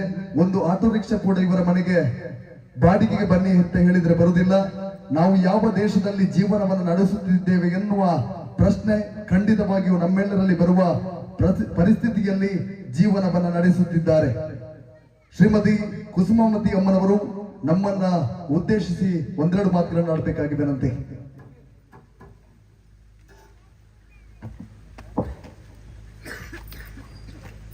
ವೇದಿಕೆಯಲ್ಲಿರುವಂತ ಎಲ್ಲ ಅಣ್ಣಂದ್ರಿಗೂ ಹಾಗೂ 12 ವರ್ಷ ಆದ ನಂತರ ನನ್ನ ಪಾಲಿಗೆ ಅಕ್ಕನಾದ ಪ್ರಸನ್ನ ಅಕ್ಕನಿಗೂ ನಮಸ್ಕರಿಸುತ್ತಾ, ವೇದಿಕೆ ಮುಂದೆ ಎಲ್ಲ ಅಣ್ಣಂದ್ರಿಗೆ, ಅಕ್ಕಂದ್ರಿಗೆ, ತಾಯಂದ್ರಿಗೆ ಎಲ್ರಿಗೂ ಕೈ ಮುಗಿಯುತ್ತಾ, ನನ್ನ ಮಗಳಿಗೆ ಆದ ನೋವನ್ನು ಇವತ್ತು ಕೊಲ್ತಿಗೆ ಗ್ರಾಮದಲ್ಲಿ ನ್ಯಾಯ ಬೇಡಲಿಕ್ಕೆ ಬಂದಿದ್ದೇನೆ. ನನ್ನ ಮಗಳ ನೋವು ಯಾವ ರೀತಿ ಆಗಿದೆ, ಯಾವ ರೀತಿ ಅತ್ಯಾಚಾರ ಮಾಡಿದ್ದಾರೆ ಅನ್ನುವುದು ಎಲ್ರಿಗೂ ಗೊತ್ತಿದೆ. 11-12 ವರ್ಷದಿಂದ ನಾವು ವೇದಿಕೆಯಲ್ಲಿ ಹೇಳ್ತಾ ಬಂದಿದ್ದೇವೆ. ಆದರೂ ಕೂಡ ಸರ್ಕಾರವು ಕೂಡ, ರಾಜ್ಯಕ್ಕೆ ಕೂಡ ನಮಗೆ 11-12 ವರ್ಷದಿಂದಲೂ ಕೂಡ ಒಂದು ನ್ಯಾಯ ತೆಗೆಸಿಕೊಡ್ಲಿಕ್ಕೆ ಆಗಲಿಲ್ಲ. ಇವತ್ತು ನಾವು ಯಾರ ಹತ್ರ ನ್ಯಾಯ ಕೇಳಬೇಕು ಅನ್ನುವಂಥದ್ದು ನಮಗೆ ನೋವಾಗ್ತಿದೆ. ಒಂದು ಪಾಪದ ಬಡ ಮಕ್ಕಳ ಈ ರೀತಿ ಅತ್ಯಾಚಾರ ಮಾಡಿ ಕೊಲೆ ಮಾಡಿದ್ರೆ ಇಂಥ ರಾಜ್ಯಕ್ಕೆ ಎಲ್ಲ ದೊಡ್ಡವರ ಪಾಲಿಗೆ ನಿಂತು ಅವರನ್ನು ಬಚಾವ್ ಮಾಡುವಂತ ಕೆಲಸ ಕೂಡ ಮಾಡ್ತದೆ. ಮೊನ್ನೆ ಶಿವರಾತ್ರಿಗೆ ಘಟ್ಟದಿಂದ ಬರುವಂತ ಜನಗಳು ಕೂಡ ಧರ್ಮಸ್ಥಳಕ್ಕೆ ಬಂದ ನನಗೆ ಫೋನ್ ಮಾಡಿದ್ರು, ಅಕ್ಕ ನಿಮ್ಮ ಮಗ ಒಂದು ಅತ್ಯಾಚಾರ ಕೊಲೆ ಪ್ರಕರಣದಲ್ಲಿ ನಮಗೆ ಇಲ್ಲಿ ಯಾವ ರೀತಿ ಕೂಡ ಒಂದು ದೇವಸ್ಥಾನ ಹೋಗ್ಲಿಕ್ಕೆ ಯಾರ ಕಿರಿಕಿರಿ ಕೂಡ ಇಲ್ಲ, ನಾವು ಸಮಾನರಾಗಿ ದೇವಸ್ಥಾನಕ್ಕೆ ಹೋಗಿ ಪೂಜೆ ಎಲ್ಲ ಮಾಡ್ತಾ ಇದ್ದೇವೆ, ಏನಾದ್ರೂ ಒಂದು ಕಿರಿಕಿರಿ ಮಾಡಿದ್ರೆ ನಾವು ಅಲ್ಲಿ ಅವರ ಹತ್ರ ಕೇಳ್ತಾ ಇದ್ದೇವೆ. ಇಷ್ಟು ವರ್ಷ ಒಂದು ಮಗುವಿನ ಅತ್ಯಾಚಾರ ಮಾಡಿ ಕೊಲೆ ಮಾಡಿ ಬಿಸಾಡಿದ್ದೀರಿ, ಆ ಮಗುವಿಗೆ ಒಂದು ನ್ಯಾಯ ನಿಮಗೆ ಕೊಡ್ಲಿಕ್ಕೆ ಆಗ್ಲಿಲ್ಲ ಅಂದ್ರೆ ನೀವು ನಮ್ಮ ಹತ್ರ ಗಲಾಟೆ ಮಾಡಿದ್ರೆ ನಾವು ಬಿಡುದಿಲ್ಲ ಅಂತ ಈ ಮಾತು ಕೂಡ ನಾವು ಅಲ್ಲಿ ಆ ದೇವಸ್ಥಾನ ಪಕ್ಕ ಕೇಳ್ತಾ ಇದ್ದೀವಿ ಅಕ್ಕ ಅಂತ ಮೊನ್ನೆ 1-2-3 ಜನರಿಗೆ ಫೋನ್ ಮಾಡಿ ಹೇಳಿದ್ರು. ಒಂದು ಸೌಜನ್ಯ ಅಂದ್ರೆ ಒಂದು ಪಾಪದ ಮಗಳು, ಅವಳ ಮುಖ ನೋಡಿದ್ರೆ ಎಲ್ರಿಗೂ ನೋವಾಗುತ್ತೆ. ಆ ಮಗುವಿನ ಮುಖ ಅಲ್ಲ, ಅವಳ ಒಂದು ಏನು ನಡತೆ ಇದೆಯೋ ಅದು ಯಾರು ಕೂಡ ನೀವು ನೋಡಿಲ್ಲ. ನಾವು 17 ವರ್ಷ ನಾವು ನೋಡಿದವರಿಗೆ ಆ ಮಗು ಏನೆಂದು ನಮಗೆ ಗೊತ್ತಿತ್ತು. ಆ ದಿವಸ ಮಗು ಮನೆಯಿಂದ ಹೋಗುವಾಗ ಬರೀ ಹೊಟ್ಟೆಯಲ್ಲಿ ಹೋಗಿದ್ದಾಳೆ. ಮಧ್ಯಾಹ್ನ ಹೊಸ ಅಕ್ಕಿ ಊಟ ಕೂಡ ಇತ್ತು, ಮಧ್ಯಾಹ್ನದ ಊಟಕ್ಕೆ ಬರ್ತೇನೆ ಎಂಬಂತ ನನ್ನ ಹತ್ರ ಹೇಳಿದ್ರು. ನಾನು ಒಳಗಿಂದ ಮನೆಯೊಳಗೆ ಇದ್ದೆ, ನಾನು ಅವತ್ತು ಆ ಮಗಳ ಮುಖ ನೋಡಿಲ್ಲ. ಅವಳ ಚಂದ ಕೂಡ ನನಗೆ ನೋಡಿದ್ದು ನೆನಪಿಲ್ಲ. ಅವಳು ದೊಡ್ಡವಳಾಗಿ 2 ತಿಂಗಳಾಗಿದ್ದಷ್ಟೇ, ಆಮೇಲೆ ಏನೂ ಅವಳು ಆಗ್ಲಿಲ್ಲ. ಅವಳಿಗೆ ಏನಂತ ಒಂದು ಯಾವುದು ಕೂಡ ಗೊತ್ತಿರಲಿಲ್ಲ. ಅಂತ ಮಗುವನ್ನು ಅತ್ಯಾಚಾರ ಮಾಡಿ ಎದೆಗೆಲ್ಲ ಕಚ್ಚಿ ಮರ್ಮಣ್ಣಕ್ಕೆ ಮಣ್ಣ ಹಾಕಿ ಬಿಸಾಡಿದಾರಲ್ಲ. ಆ ಬೆಳ್ತಂಗಡಿ ಧರ್ಮಸ್ಥಳದಲ್ಲಿರುವ ಕೃಷ್ಣ ಹೇಳ್ತಾ ಇದ್ದಾನೆ, ಖಂಡಿತ ಅವನೇ ಮಾಡಿದ್ದೇನೆ, ಸಂತೋಷ್ ರಾವ್ ಮಾಡಿದ್ದಂತ. ಹಾಗಾದ್ರೆ ಸಂತೋಷ್ ರಾವ್ ಮಾಡಿದಂತ ಹೇಳ್ತಾ ಇದೆಯಲ್ಲೋ, ಆ ಮಲ್ಲಿಕ್ ಜೈನ್, ಉದಯ್ ಜೈನ್ ಅವ್ರು ಒಳ್ಳೆಯವರು ಅಂತ ಹೇಳ್ತಾ ಇದೆಯಲ್ಲ, ಹಾಗಾದ್ರೆ ನಿನ್ನ ಹೆಂಡತಿಯನ್ನು ಒಮ್ಮೆ ಹೋಗಿ ಆ ಮಲ್ಲಿಕ್ ಜೈನ್, ಉದಯ್ ಜೈನ್ಗೆ ಕೊಟ್ಟು ಬಾ ಅಂತ ನಾನು ಇವತ್ತು ಈ ವೇದಿಕೆಯಲ್ಲಿ ಹೇಳ್ತಾ ಇದ್ದೇನೆ. ನಿನಗೆ ಒಂದು ಹೆಂಡತಿ ಮಗು ಇದ್ರೆ ಈ ರೀತಿ ಖಂಡಿತ ನೀನು ಮಾತಾಡ್ಲಿಕ್ಕೆ ಇಲ್ಲ.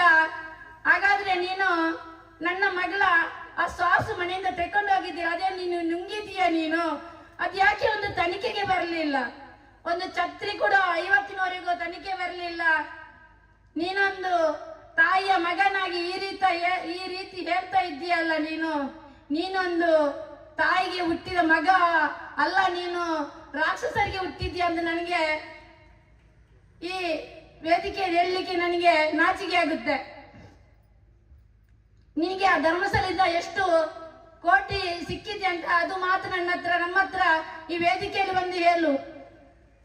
12 ವರ್ಷದಿಂದ ನಾವು ಹೇಳ್ತಾ ಬಂದಿದ್ದೇವೆ. ಮಗು ನಡೆದುಕೊಂಡು ಬರುವಾಗ ಮಳೆ ಬಂದಿದೆ. ನಾನು ಕೂಡ ಆ ಮಗುವನ್ನು ಹುಡುಕಲಿಕ್ಕೆ ಆ ದಿನ ರಾತ್ರಿ ಅಲ್ಲೇ ಇದ್ದೇನೆ. ನೀನು ಕೂಡ ಅಲ್ಲಿ ಇದ್ದೀಯಾ?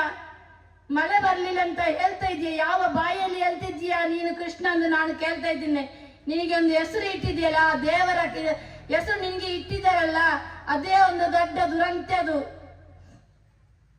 ನಾನು ಹೆಚ್ಚಿಗೆ ಇಲ್ಲಿ ಮಾತಾಡ್ಲಿಕ್ಕೆ ಹೋಗುದಿಲ್ಲ, ಯಾಕಂದ್ರೆ ಅಕ್ಕ ಎಲ್ಲಾ ವಿಷಯಗಳನ್ನು ಹೇಳಿದ್ದಾರೆ, ಮತ್ತೆ ಅಣ್ಣನವರು ಹೇಳಲಿಕ್ಕೆ ಇದ್ದಾರೆ. ನಾನು ಇವತ್ತು ನನ್ನ ಮಗುವಿಗೆ ಆದ ಅನ್ಯಾಯ, ಯಾವ ಮಗುವು ಕೂಡ ಅಂತ ಅನ್ಯಾಯ ಆಗಬಾರ್ದು ಅನ್ನುವಂಥದ್ದು ನನ್ನದೊಂದು ಹೋರಾಟ. ಇನ್ನು ಹೆಣ್ಮಕ್ಳು ಬದುಕಬೇಕು.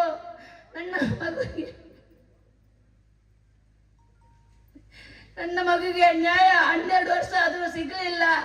ಇನ್ನಾದ್ರೂ ನನಗೆ ನ್ಯಾಯ ತೆಗೆದುಕೊಡಿ. ಸರ್ಕಾರದಿಂದ ಕೇಳ್ತಾ ಇದ್ದೇನೆ, ಅತ್ಯಾಚಾರಿಗಳನ್ನು ಹಿಡಿದು ಒಂದು ನಿಮಿಷ ನನ್ನ ಕೈಗೆ ಕೊಟ್ಟು ಬಿಡಿ. ನಾವು ಒಂದು ಕೊಡುವ ಶಿಕ್ಷೆಯನ್ನು ಆಮೇಲೆ ನಿಮಗೆ ಕೊಡ್ತೇವೆ. ನಮಗೆ ಒಂದು ನಿಮಿಷ ಆ ಶಿಕ್ಷೆಯ ಒಂದು ನಮ್ಮ ಮಗುವನ್ನು ಯಾರು ಅತ್ಯಾಚಾರ ಮಾಡಿ ಕೊಲೆ ಮಾಡಿದ್ದಾರೋ ಅವರಿಗೆ ಗಲ್ಲು ಶಿಕ್ಷೆ ಆಗ್ಲೇಬೇಕನ್ನುವಂಥದ್ದು ಈ ಮೂಲಕ ನಾನು ಕೈ ಮುಗಿದು ಕೇಳ್ತಾ ಇದ್ದೇನೆ. ಎಲ್ರಿಗೂ ಕೈ ಮುಗಿಯುತ್ತಾ ನನ್ನ ಮಗುವಿಗೆ ನ್ಯಾಯ ತೆಗೆದುಕೊಡಿ ಅಂತ ಕೇಳ್ತಾ ಇದ್ದೇನೆ.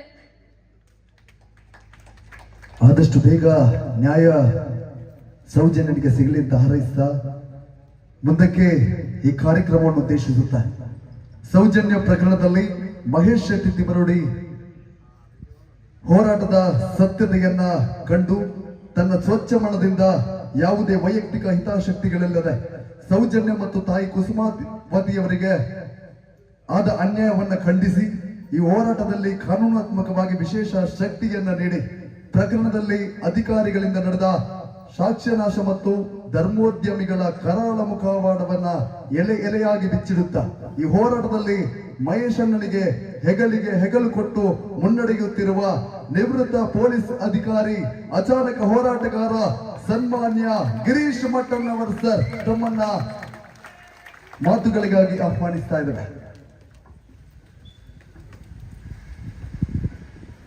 ಗೌರವಾನ್ವಿತ ದಿನೇಶ್ ಗಾನಿಗ ಸರ್ ದಯವಿಟ್ಟು ವೇದಿಕೆಯನ್ನು ಅಲಂಕರಿಸಬೇಕಾಗಿ ವಿನಂತಿ. ಇವರನ್ನ ತುಂಬ ಹೃದಯದಿಂದ ಈ ಒಂದು ಕಾರ್ಯಕ್ರಮಕ್ಕೆ ಸ್ವಾಗತಿಸ್ತಾ ಇದ್ದೇವೆ. ಇವರಿಗೆ ಶಾಲನ್ನ ಹಾಕಿ ಗೌರವಿಸಿಕೊಳ್ಬೇಕಾಗಿ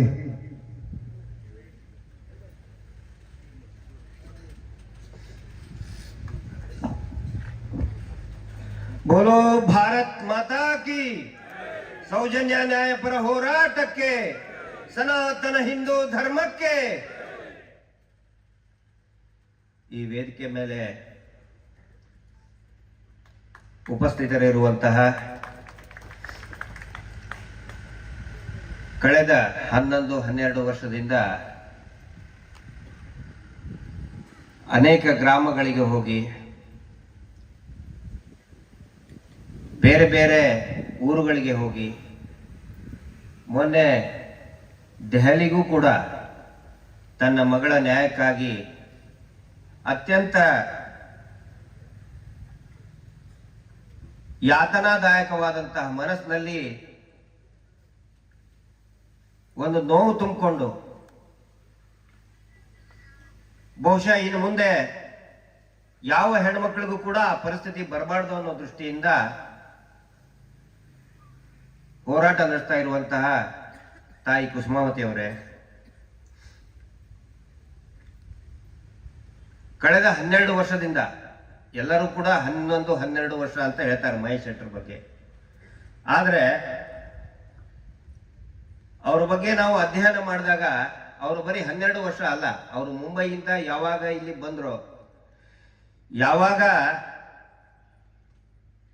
ನೇತ್ರಾವತಿ ತೀರದ ಧರ್ಮೋದ್ಯಮಿಗಳ ಒಂದು ಮುಖವಾಡ ಗೋಮುಖ ವ್ಯಾಘ್ರ ಅರ್ಥ ಆಯ್ತು, ಆವಾಗ್ಲಿಂದಲೂ ಕೂಡ ಆ ವ್ಯಕ್ತಿ ಆ ಧರ್ಮೋದ್ಯಮಿಗಳ ವಿರುದ್ಧ ನಿಂತಿದ್ದಾರೆ. 12 ವರ್ಷ ಅಂದ್ರೆ ಸೌಜನ್ಯ ಪ್ರಕರಣ ಇದ್ದಾಗ. ಆದ್ರೆ ಆ ಪ್ರಕರಣ ಆದ ತಕ್ಷಣನೇ ಎಲ್ಲರೂ ಕೂಡ ಫೋನ್ ಮಾಡಿದ್ದು ಮಹೇಶ್ ಶೆಟ್ಟರಿಗೆ. ಆದ್ರೆ ಅವತ್ತಿಗೆ ಅವ್ರ ಮನಸ್ಸನ್ನ ಕಲ್ಲು ಮಾಡ್ಕೊಂಡು ಬಿಟ್ಟಿದ್ರು.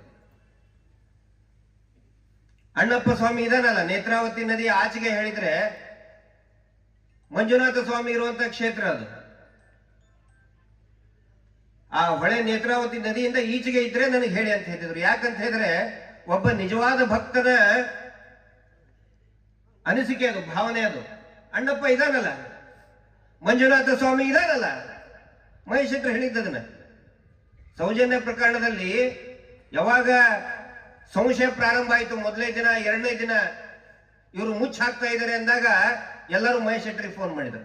ಹೇಳಿದ್ರು ನನಗೆ ಬರಲ್ಲ ನಾನು, ಯಾಕಂತ ಹೇಳಿದ್ರಲ್ಲಿ ಅಣ್ಣಪ್ಪ ಸ್ವಾಮಿ ಇದಾನಲ್ಲಿ, ಮಂಜುನಾಥ ಸ್ವಾಮಿ ಇದ್ದಾರೆ, ಅವ್ರು ನೋಡ್ಕೊಳ್ಳಿ ಅಂತ ಹೇಳಿ. ನನಗನ್ಸಿತ್ತು ನಿಜವಾಗ್ಲೂ ಕೂಡ ಅಣ್ಣಪ್ಪ ಸ್ವಾಮಿ ಮಂಜುನಾಥ ಸ್ವಾಮಿ ಕಣ್ಣು ಬಿಟ್ಟಿದ್ದ ಅವಾಗ. ಯಾಕಂದ್ರೆ ನನ್ನ ಒಬ್ಬ ಭಕ್ತ ನನ್ನ ಬಗ್ಗೆ ಹಿಂಗ್ ಹೇಳ್ತಾ ಇದ್ದಾನಲ್ಲ ಅಂತ ಹೇಳಿ ಆ ಮಂಜುನಾಥ ಸ್ವಾಮಿನೇ ಅಣ್ಣಪ್ಪ ಸ್ವಾಮಿನೇ ಸಂಪೂರ್ಣವಾಗಿ ಮಹೇಶ್ ಶೆಟ್ಟರ್ ಜೊತೆಗೆ ಬಂದ್ಬಿಟ್ಟಿದ್ದಾರೆ. ಸಣ್ಣ ಹೋರಾಟ ಅಲ್ಲ ಇದು. ಇವತ್ತಿನ ಸಂದರ್ಭದಲ್ಲಿ, ಇವತ್ತಿನ ದಿನ ಕೊಲ್ತಿಗೆಯಲ್ಲಿ ಮೋಹಿತ್ ಕುಮಾರ್ ಅವರ ಊರಿದು. ತುಳುನಾಡಿನಲ್ಲಿ ಸೌಜನ್ಯ ಪ್ರಕರಣದಲ್ಲಿ ಅತಿ ಹೆಚ್ಚು ಕಾಳಜಿ ವಹಿಸಿ, ಅಂದರೆ ಕಾನೂನಿಗೆ ಸಂಬಂಧಪಟ್ಟ ವಿಷಯಗಳ ಬಗ್ಗೆ ಇಬ್ಬರು ವಕೀಲರಿಗೆ ನಾವು ಧನ್ಯವಾದಗಳನ್ನು ಹೇಳಬೇಕು. ಒಂದು ವಕೀಲರಾದಂತಹ ಮೋಹಿತ್ ಕುಮಾರ್ ಅವರು, ಅವ್ರಿಗೇನು ಅವಶ್ಯಕತೆ ಇದ್ದಿದ್ದಿಲ್ಲ ಇಲ್ಲ ಇಲ್ಲಿ ಹೋರಾಟಕ್ಕೆ ಬರೋದಕ್ಕೆ, ದೆಹಲಿಗೆ ಬರೋದಕ್ಕೆ. ಎಲ್ಲಾ ಕಾರ್ಯಕ್ರಮಗಳಲ್ಲಿ ಕೂಡ ಬರ್ತಾರೆ. ವಕೀಲರಂದ್ರೆ ಏನು, ಫೀಸ್ ಕೇಳ್ತಾರೆ, ಪ್ರಕರಣಗಳನ್ನ ನಡೆಸ್ತಾರೆ, ಗೆಲ್ಲುತ್ತೋ ಸೋಲುತ್ತೋ ಬಿಡಲ್ಲ ಗೊತ್ತಿಲ್ಲ. ಆದ್ರೆ ಇಲ್ಲಿ ಮೋಹಿತ್ ಕುಮಾರ್ ಅವರು ಬರೀ ಪ್ರಕರಣವನ್ನ ನಡೆಸಲಿಲ್ಲ, ಸಂತೋಷ್ ರೂಪ್ ಕುಮಾರ್ ಯಾರವರು ಸಂತೋಷ್ ರಾವ್ನ ನಿರಪರಾಧಿ ಅಂತ ಮಾಡಿ ಬಿಡುಗಡೆ ಮಾಡಿದ್ರು. ಅಷ್ಟೇ ಅಲ್ಲ, ಈ ಹೋರಾಟದಲ್ಲಿ ನಿರಂತರವಾಗಿ ಬಂದ್ರು. ಈ ದೇಶದ ಸ್ವಾತಂತ್ರ್ಯ ಚಳವಳಿಯನ್ನು ನಾವು ಗಮನಿಸಿದ್ರೆ ಮಹಾತ್ಮ ಗಾಂಧೀಜಿ ಇರಬಹುದು, ಸರ್ದಾರ್ ವಲ್ಲಭಾಯಿ ಪಟೇಲ್ ಅವ್ರು ಇರಬಹುದು, ನೆಹರು ಅವರು ಇರಬಹುದು, ಅನೇಕ ಹೋರಾಟಗಾರರು ಕೂಡ ವಕೀಲರಿದ್ರು, ನ್ಯಾಯವಾದಿಗಳಿದ್ರು.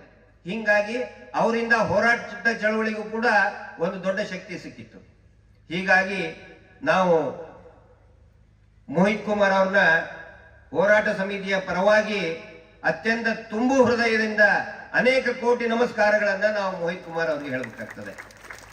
ಇನ್ನೊಬ್ರು ಶ್ರೀಯುತ ಹಿರಿಯ ಹೈಕೋರ್ಟ್ ನ್ಯಾಯವಾದಿಗಳಾದಂತಹ ಎಂ.ಆರ್. ಬಾಲಕೃಷ್ಣ ಅವ್ರು ಇವತ್ತಿಗೂ ಕೂಡ ಟಿವಿ ಮುಂದೆ ಬಾ ಅಂತ ಹೇಳಿದ್ರೆ ಅವರು ಬೇಡ ಅಂತ ಹೇಳ್ತಾರೆ. ಇವತ್ತು ಎಂ.ಆರ್. ಬಾಲಕೃಷ್ಣ ಅವರು ಕೂಡ ಇದೇ ಭಾಗದ ಸುಳ್ಯದ ಅತ್ಯಂತ ನಿಷ್ಠಾವಂತ ಮತ್ತು ಸೌಜನ್ಯ ಬಗ್ಗೆ ನಾವು ಎಷ್ಟೋ ವಿಷಯ ಅವರಿಗೆ ಹೇಳಿದ್ದಿಲ್ಲ. ಆದ್ರೆ ಸ್ವತಃ ತಾವಾಗಿನೇ ನಮ್ಮ ಊರಿನ ಈ ಭಾಗದ ತುಳುನಾಡಿನ ಒಂದು ಹೆಣ್ಣು ಮಗಳಿಗೆ ನ್ಯಾಯ ಸಿಗಬೇಕು ಅಂತ ಹೇಳಿ ಸಾಕಷ್ಟು ಪ್ರಯತ್ನ ಪಟ್ಟು ಈಗ ಸದ್ಯದಲ್ಲಿ ಸೌಜನ್ಯ ತಾಯಿಯ ಪರವಾಗಿ, ತಂದೆ ತಾಯಿಯ ಪರವಾಗಿ ಅತ್ಯಂತ ಬಲಿಷ್ಠವಾಗಿ ಪ್ರಕರಣವನ್ನು ಮುನ್ನಡೆಸ್ತಾ ಇರುವಂತ ಎಂ.ಆರ್. ಬಾಲಕೃಷ್ಣ ಅವ್ರಿಗೂ ಕೂಡ ನಾನು ತುಂಬು ಹೃದಯದ ಅಭಿನಂದನೆಗಳನ್ನ ಹೇಳ್ತಾ ಇದ್ದೀನಿ. ಸ್ನೇಹಿತರೆ, ಇವತ್ತಿನ ದಿನ ಒಂದು ವಿಶೇಷ